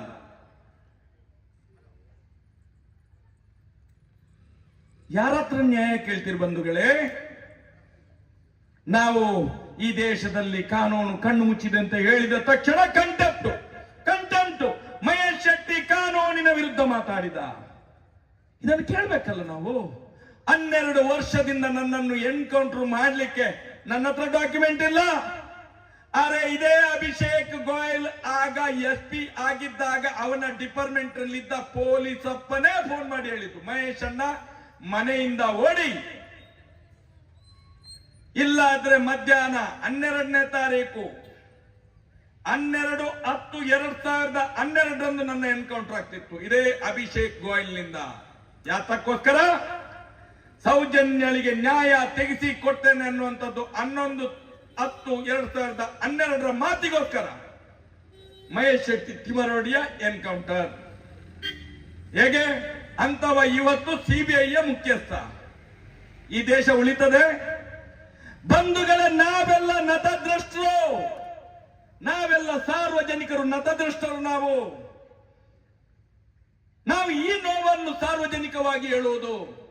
ಇವತ್ತು ಸೌಜನ್ಯಳಂತ 17 ವರ್ಷದ ಅತೃಪ್ತ ಮಗುವನ್ನು ಕೊಂದಂತ ಅತ್ಯಾಚಾರಿಗಳನ್ನು ಸಾಕಿ ಸಲಹಿದ ಪಾಪಿ ಅಭಿಷೇಕ್ ಗೋಯಲ್ ರಾಷ್ಟ್ರದ ಉನ್ನತ ಸಂಸ್ಥೆಯ ಆಫೀಸರ್ ಆಗ್ತಾನೆ ಅಂತ ಹೇಳಿದ್ರೆ ಸೌಜನ್ಯಗಳ ಕೇಸ್ ಹೊರಗಡೆ ಬರ್ತದ? ಯಾರು ಈ ದೇಶವನ್ನ ಆಳುವಂತ ಪಾಪಿಗಳಿವರು? ಇವರೆಲ್ಲ ರಾಜಕೀಯ ವ್ಯಕ್ತಿಗಳು ನಮ್ಮ ರಕ್ತವನ್ನು ಗುರಾಣಿಯಾಗಿ ಮಾಡಿಕೊಂಡು ನಮ್ಮನ್ನು ನಾಶ ಮಾಡುವ ಷಡ್ಯಂತ್ರ ಇದು. ಈ ದೇಶದಲ್ಲಿ ಸತ್ಯದಲ್ಲಿ ಬದುಕಲಿಕ್ಕೆ ಇಲ್ಲ, ಧರ್ಮದಲ್ಲಿ ಬದುಕಲಿಕ್ಕೆ ಇಲ್ಲ, ನ್ಯಾಯದಲ್ಲಿ ಬದುಕಲಿಕ್ಕೆ ಇಲ್ಲ. ಯಾರನ್ನು ಸೃಷ್ಟಿ ಮಾಡ್ತಿದ್ದೀರಿ? ಬೊಗಳೆ ಬಿಡ್ತೀರಿ ನೀವು. ಅರೆ ಹಿಂದೂ ಸಂಘಟನಾ ನಾಯಕರೇ, ಸತ್ತೋಗಿದ್ದೀರಿ ನೀವು. ನಿಮ್ಮ ರಕ್ತದಲ್ಲಿ ಈ ದೇಶವನ್ನು ಹಾಳು ಮಾಡುವಂತ ಪಾಪಿಗಳ ರಕ್ತ ಅಡಗಿದೆ. ಎದ್ದೇಳಿ, ಇನ್ನಾದ್ರೂ ಎದ್ದೇಳಿ.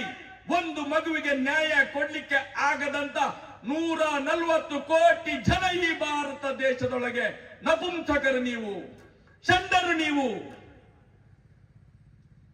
ಎಲ್ಲಾದ್ರೂ ಅಮೆರಿಕದವ ಕೇಳಿದ್ರೆ ಏನು ಉತ್ತರ ಕೊಡ್ತೀರಿ ನೀವು?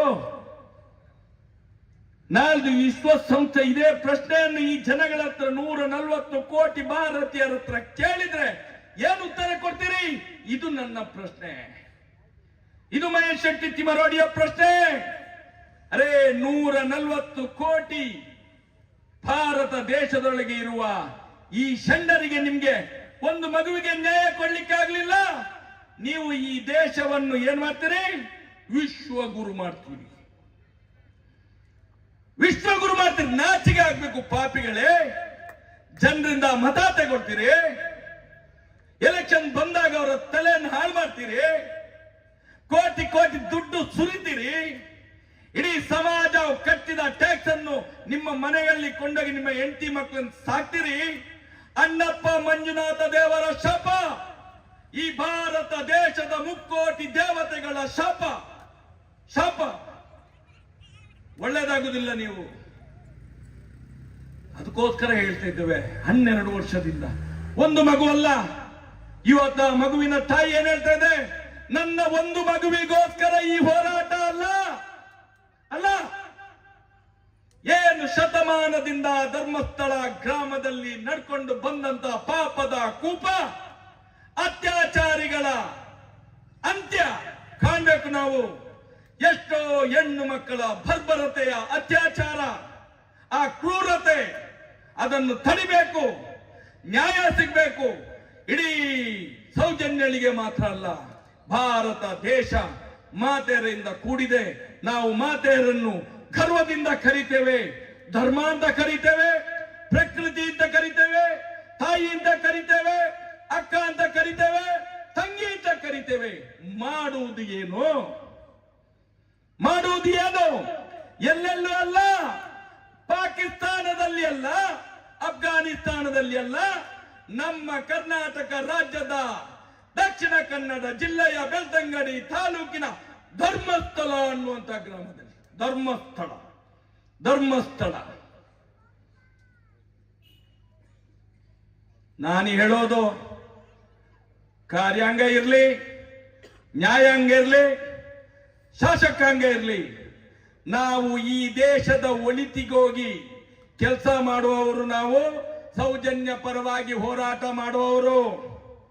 ನಾವು ಎಲ್ಲಿ ಕೂಡ ಈ ದೇಶದ ಸಂವಿಧಾನವನ್ನು ದೂಷಣೆ ಮಾಡಲಿಲ್ಲ, ಈ ದೇಶದ ಕಾನೂನನ್ನು ದೂಷಣೆ ಮಾಡಲಿಲ್ಲ. ಯಾರು ಅದರ ಒಳಗಡೆ ಕೂತ್ಕೊಂಡು ದೂಷಣೆ ಮಾಡ್ತೀರಾ, ನಿಮ್ಗೂ ಕೂಡ ಒಳ್ಳೆಯದಲ್ಲ. ಭಾರತ ದೇಶ ಒಬ್ಬನಿಂದ ನಡೆಯುವುದಿಲ್ಲ. ಇದು ಪ್ರಜಾತಂತ್ರ ವ್ಯವಸ್ಥೆ, ಪ್ರಜಾಪ್ರಭುತ್ವ ರಾಷ್ಟ್ರ. ಇದು ನಮಗೂ ಕೂಡ ಹಕ್ಕಿದೆ, ನಮಗೂ ಕೂಡ ಹಕ್ಕಿದೆ. ಹೇಳ್ದೆ ದೊಡ್ಡ ದೊಡ್ಡ ಬೊಗಳೆ ಬಿಡ್ತಾರಲ್ಲ ರಾಜಕೀಯ ವ್ಯಕ್ತಿಗಳು. ಈ ದೇಶಕ್ಕೋಸ್ಕರ ಸಾವಿರಾರು ಲಕ್ಷಾಂತರ ಜನ ರಕ್ತವನ್ನು ಅರ್ಪಣೆ ಮಾಡಿದ್ರು. ಅರ್ಪಣೆ ಮಾಡಿದ ಅವರು ಅರ್ಪಣೆ ಮಾಡಿದ್ದು. ನೀವು ಇವತ್ತು ರಕ್ತ ಕುಡಿತಿದ್ದೀರಿ ಪಾಪಿಗಳೇ, ರಾಜಕೀಯ ವ್ಯಕ್ತಿಗಳೇ. ಏನು ಕಾರ್ಯಾಂಗದ ವ್ಯವಸ್ಥೆ ಇದೆಯೋ, ಇವತ್ತು ಈ ಪ್ರಜಾಪ್ರಭುತ್ವದ ರಕ್ತವನ್ನು ಕುಡಿತಿದ್ದೀರಿ ನೀವು ಪಾಪಿಗಳೇ, ಕುಡಿತಿದ್ದೀರಿ ನೀವು. ನೀವು ರಾಕ್ಷಸರಾಗಿದ್ದೀರಿ ಇವತ್ತು ಕಾರ್ಯಾಂಗ. ಇದನ್ನು ನಿಲ್ಲಿಸಿ, ಇದನ್ನು ನಿಲ್ಲಿಸಿ. ಅದಕ್ಕೋಸ್ಕರ ನಮ್ಮ ಹೋರಾಟ ಬರೇ ಸೌಜನ್ಯ ಅನ್ನುವಂತ ಒಂದು ಮಗುವಿಗೆ ಅಲ್ಲ, ಇನ್ನು ಮುಂದಕ್ಕೂ ಕೂಡ ಒಂದು ಮಗುವನ್ನು, ಹೆಣ್ಣು ಮಗುವನ್ನು ಅತ್ಯಾಚಾರ ಮಾಡುವಂತ ಒಬ್ಬ ಪಾಪಿ ಯೋಚನೆ ಕೂಡ ಮಾಡಬಾರ್ದು.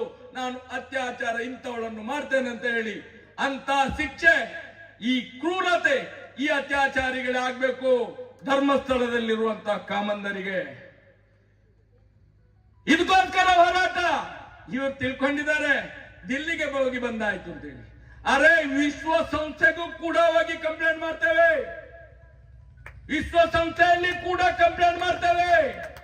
ಆ ಅಣ್ಣಪ್ಪ ಮಂಜುನಾಥ ಶಕ್ತಿಯನ್ನು ಕೊಡ್ಬೇಕು ನಮ್ಗೆ, ಅಲ್ಲಿ ಕೂಡ ಕಂಪ್ಲೇಂಟ್ ಮಾಡ್ಬೇಕು. ಯಾಕಂತ ಹೇಳಿದ್ರೆ ಭಾರತ ದೇಶದಲ್ಲಿ ನಮ್ಗೆ ನ್ಯಾಯ ಸಿಗುದಿಲ್ಲ ಅಂತ ಇನ್ನೆಲ್ಲೇ ಹೋಗ್ಬೇಕು ನಾವು. ಕೋರ್ಟಿನೊಳಗಡೆ ಮಾತಾಡ್ಲಿಕ್ಕೆ ಗೊತ್ತಿಲ್ಲ ನಮ್ಗೆ, ಹೊರಗಡೆ ಮಾತಾಡ್ಲಿಕ್ಕೆ ಗೊತ್ತಿಲ್ಲ. ಸಾರ್ವಜನಿಕವಾದಿ ಸಾವಿರ ಗಟ್ಲೆ ಜನ ಸೇರಿದ ಈ ಪ್ರಜಾ ಪ್ರಭುತ್ವ ವ್ಯವಸ್ಥೆಯಲ್ಲಿ ನ್ಯಾಯ ಕೇಳಲಿಕ್ಕೆ ಗೊತ್ತಿಲ್ಲ. Contempt contempt contempt. ಸತ್ಯ ಮಾತಾಡಿದ್ರೆ ಸತ್ಯ ಹೋದ, ಅನ್ಯಾಯ ಮಾಡಿದವ ಅನ್ನ ತಿಂದ. ಇದು ಯಾವ ರೀತಿಯ ಗಾದೆ ಸ್ವಾಮಿ? ಇದನ್ನು ಯಾರ ಹತ್ರ ಕೇಳಬೇಕು? ನಾನು ಹೇಳುವಂಥದ್ದು ಹೆಚ್ಚಿಗೆ ಮಾತಾಡೋದಿಲ್ಲ. ಯಾಕಂತ ಹೇಳಿದ್ರೆ ಎಲ್ಲ ಹೋರಾಟಗಾರರು ದಕ್ಷಿಣ ಕನ್ನಡ ಉಡುಪಿ ಜಿಲ್ಲೆಯಲ್ಲಿ ಒಂದು 30, 38, 40 ಹೋರಾಟ ಆಯ್ತು. ಇಡೀ ರಾಜ್ಯದಲ್ಲಿ ನೂರಾರು ಹೋರಾಟಗಳಾಯ್ತು. ಇವತ್ತು ರಾಷ್ಟ್ರ ಮಟ್ಟದಲ್ಲಿ ಹೋರಾಟಗಳು ನಡೀಲಿಕ್ಕೆ ಪ್ರಾರಂಭ ಆಗಿದೆ. ಮೊನ್ನೆಯ ಒಂದು ಝಲಕ್ ನಮ್ದು ದಿಲ್ಲಿದ್ದು ಬರೇ ಸಾಂಕೇತಿಕ. ನಿಮ್ಮೆಲ್ಲರ ಆಶೀರ್ವಾದದಿಂದ ಆ ಮಂಜುನಾಥ ದೇವರ, ಆ ಅಣ್ಣಪ್ಪ ಸತ್ಯ ದೇವತೆ, ನ್ಯಾಯ ದೇವತೆ, ಧರ್ಮ ದೇವತೆ, ಅಣ್ಣಪ್ಪ ಸ್ವಾಮಿಯ ಶಕ್ತಿಯಿಂದ, ನಾನು ನಂಬಿದಂತ ನನ್ನ ರಕ್ತೇಶ್ವರಿ, ನನ್ನ ಬೀಡಿನ ಮನೆ ಎಲ್ಲ ದೈವ ದೇವರುಗಳ ಶಕ್ತಿಯಿಂದ 144 ಸೆಕ್ಷನ್ ಇದ್ರೂ ಕೂಡ ನಾವು ಬೆಣ್ಣೆಯಿಂದ ಕೂದಲು ತೆಗೆದಾಗೆ ನಮ್ಮ ಏನು ಯಶಸ್ಸಿದೆ ಅದನ್ನು ಮುಟ್ಟಿ ಬಂದಿದ್ದೇವೆ ನಾವು.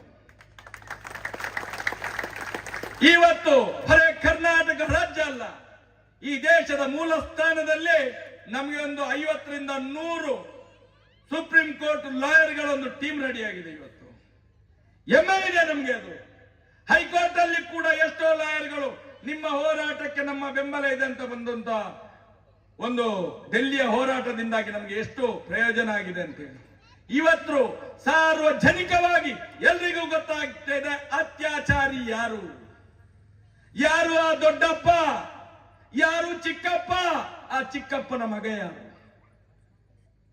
ಇಡೀ ಲೋಕಕ್ಕೆ ಗೊತ್ತಾಗಿದೆ. ನಾನು ಹೇಳುವಂತದ್ದು ಏನು ತಮ್ಮಣ್ಣ ಶೆಟ್ಟರು ಹೇಳ್ತಾರೆ, ದೈವದ ಮಾತಿನಲ್ಲಿ ಆದಷ್ಟು ಬೇಗ ಮುಂದೆ ಬಂದು ಮಾತಾಡಿ. ನಾನು ಇವತ್ತು ಹೇಳ್ತೇನೆ, ಮುಂದೆ ಬಂದು ಮಾತಾಡಿ, ಸತ್ಯವನ್ನು ಒಪ್ಪಿಕೊಳ್ಳಿ. ಏನು ಮೋಸ, ವಂಚನೆ, ದಗಲ್ಬಾಜಿ, ಈ ದಂಧೆಯನ್ನು ಬಿಡಿ. ಸನಾತನ ಹಿಂದೂ ಧರ್ಮದ ಆಸ್ತಿ ಸನಾತನ ಹಿಂದೂ ಧರ್ಮಕ್ಕೆ ಬಿಟ್ಟುಕೊಡಿ. ಇಲ್ಲಾದ್ರೆ ಮುಂದಿನ ದಿನಗಳಲ್ಲಿ ಅಣ್ಣಪ್ಪನ ಶಾಪ ನಿಮ್ ನೆತ್ತಿ ಮೇಲೆ. ಜಾಸ್ತಿ ದಿನ ಹೋಗುವುದಿಲ್ಲ. ನಿಮ್ಗೆ ಇವತ್ತೇ ಸಿಂಪ್ಟಮ್ ಪ್ರಾರಂಭ ಆಗಿದೆ.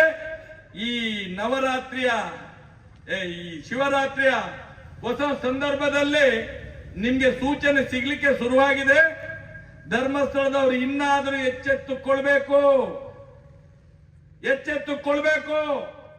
ಇಲ್ಲವಾದರೆ ಮುಂದಿನ ದಿನಗಳಲ್ಲಿ ಸೌಜನ್ಯ ಪರ ಹೋರಾಟಗಾರರು ಈ ದೇಶದ ಸಂವಿಧಾನಕ್ಕೆ ತಲೆಬಾಗಿ, ಈ ದೇಶದ ಕಾನೂನಿಗೆ ತಲೆಬಾಗಿ, ಈ ದೇಶದ ರಕ್ಷಣೆಯ ಅಂಗವಾಗಿ, ಈ ಸನಾತನ ಹಿಂದೂ ಧರ್ಮದ ರಕ್ಷಣೆಗೋಸ್ಕರ ನಮ್ಮ ತಲೆಯನ್ನು ಕೂಡ ಅಣ್ಣಪ್ಪನ ಪಾದದಲ್ಲಿ ಇಡ್ಲಿಕ್ಕೆ ನಾವು ತಯಾರಿದ್ದೇವೆ. ಮಂಜುನಾಥನ ಮೆಟ್ಟಲ್ಲಿ ನಮ್ಮ ಕುತ್ತಿಗೆಯನ್ನು ಕೊಂಡೋಗಿ ಇಡ್ತೇವೆ. ನಾವು ಸುಳ್ಳು ಹೇಳಲಿಲ್ಲ. ನಾವು ಇಷ್ಟ ತನಕ 12 ವರ್ಷದಿಂದ ಹೇಳಿದ ಮಾತುಗಳೆಲ್ಲವೂ ಸತ್ಯ.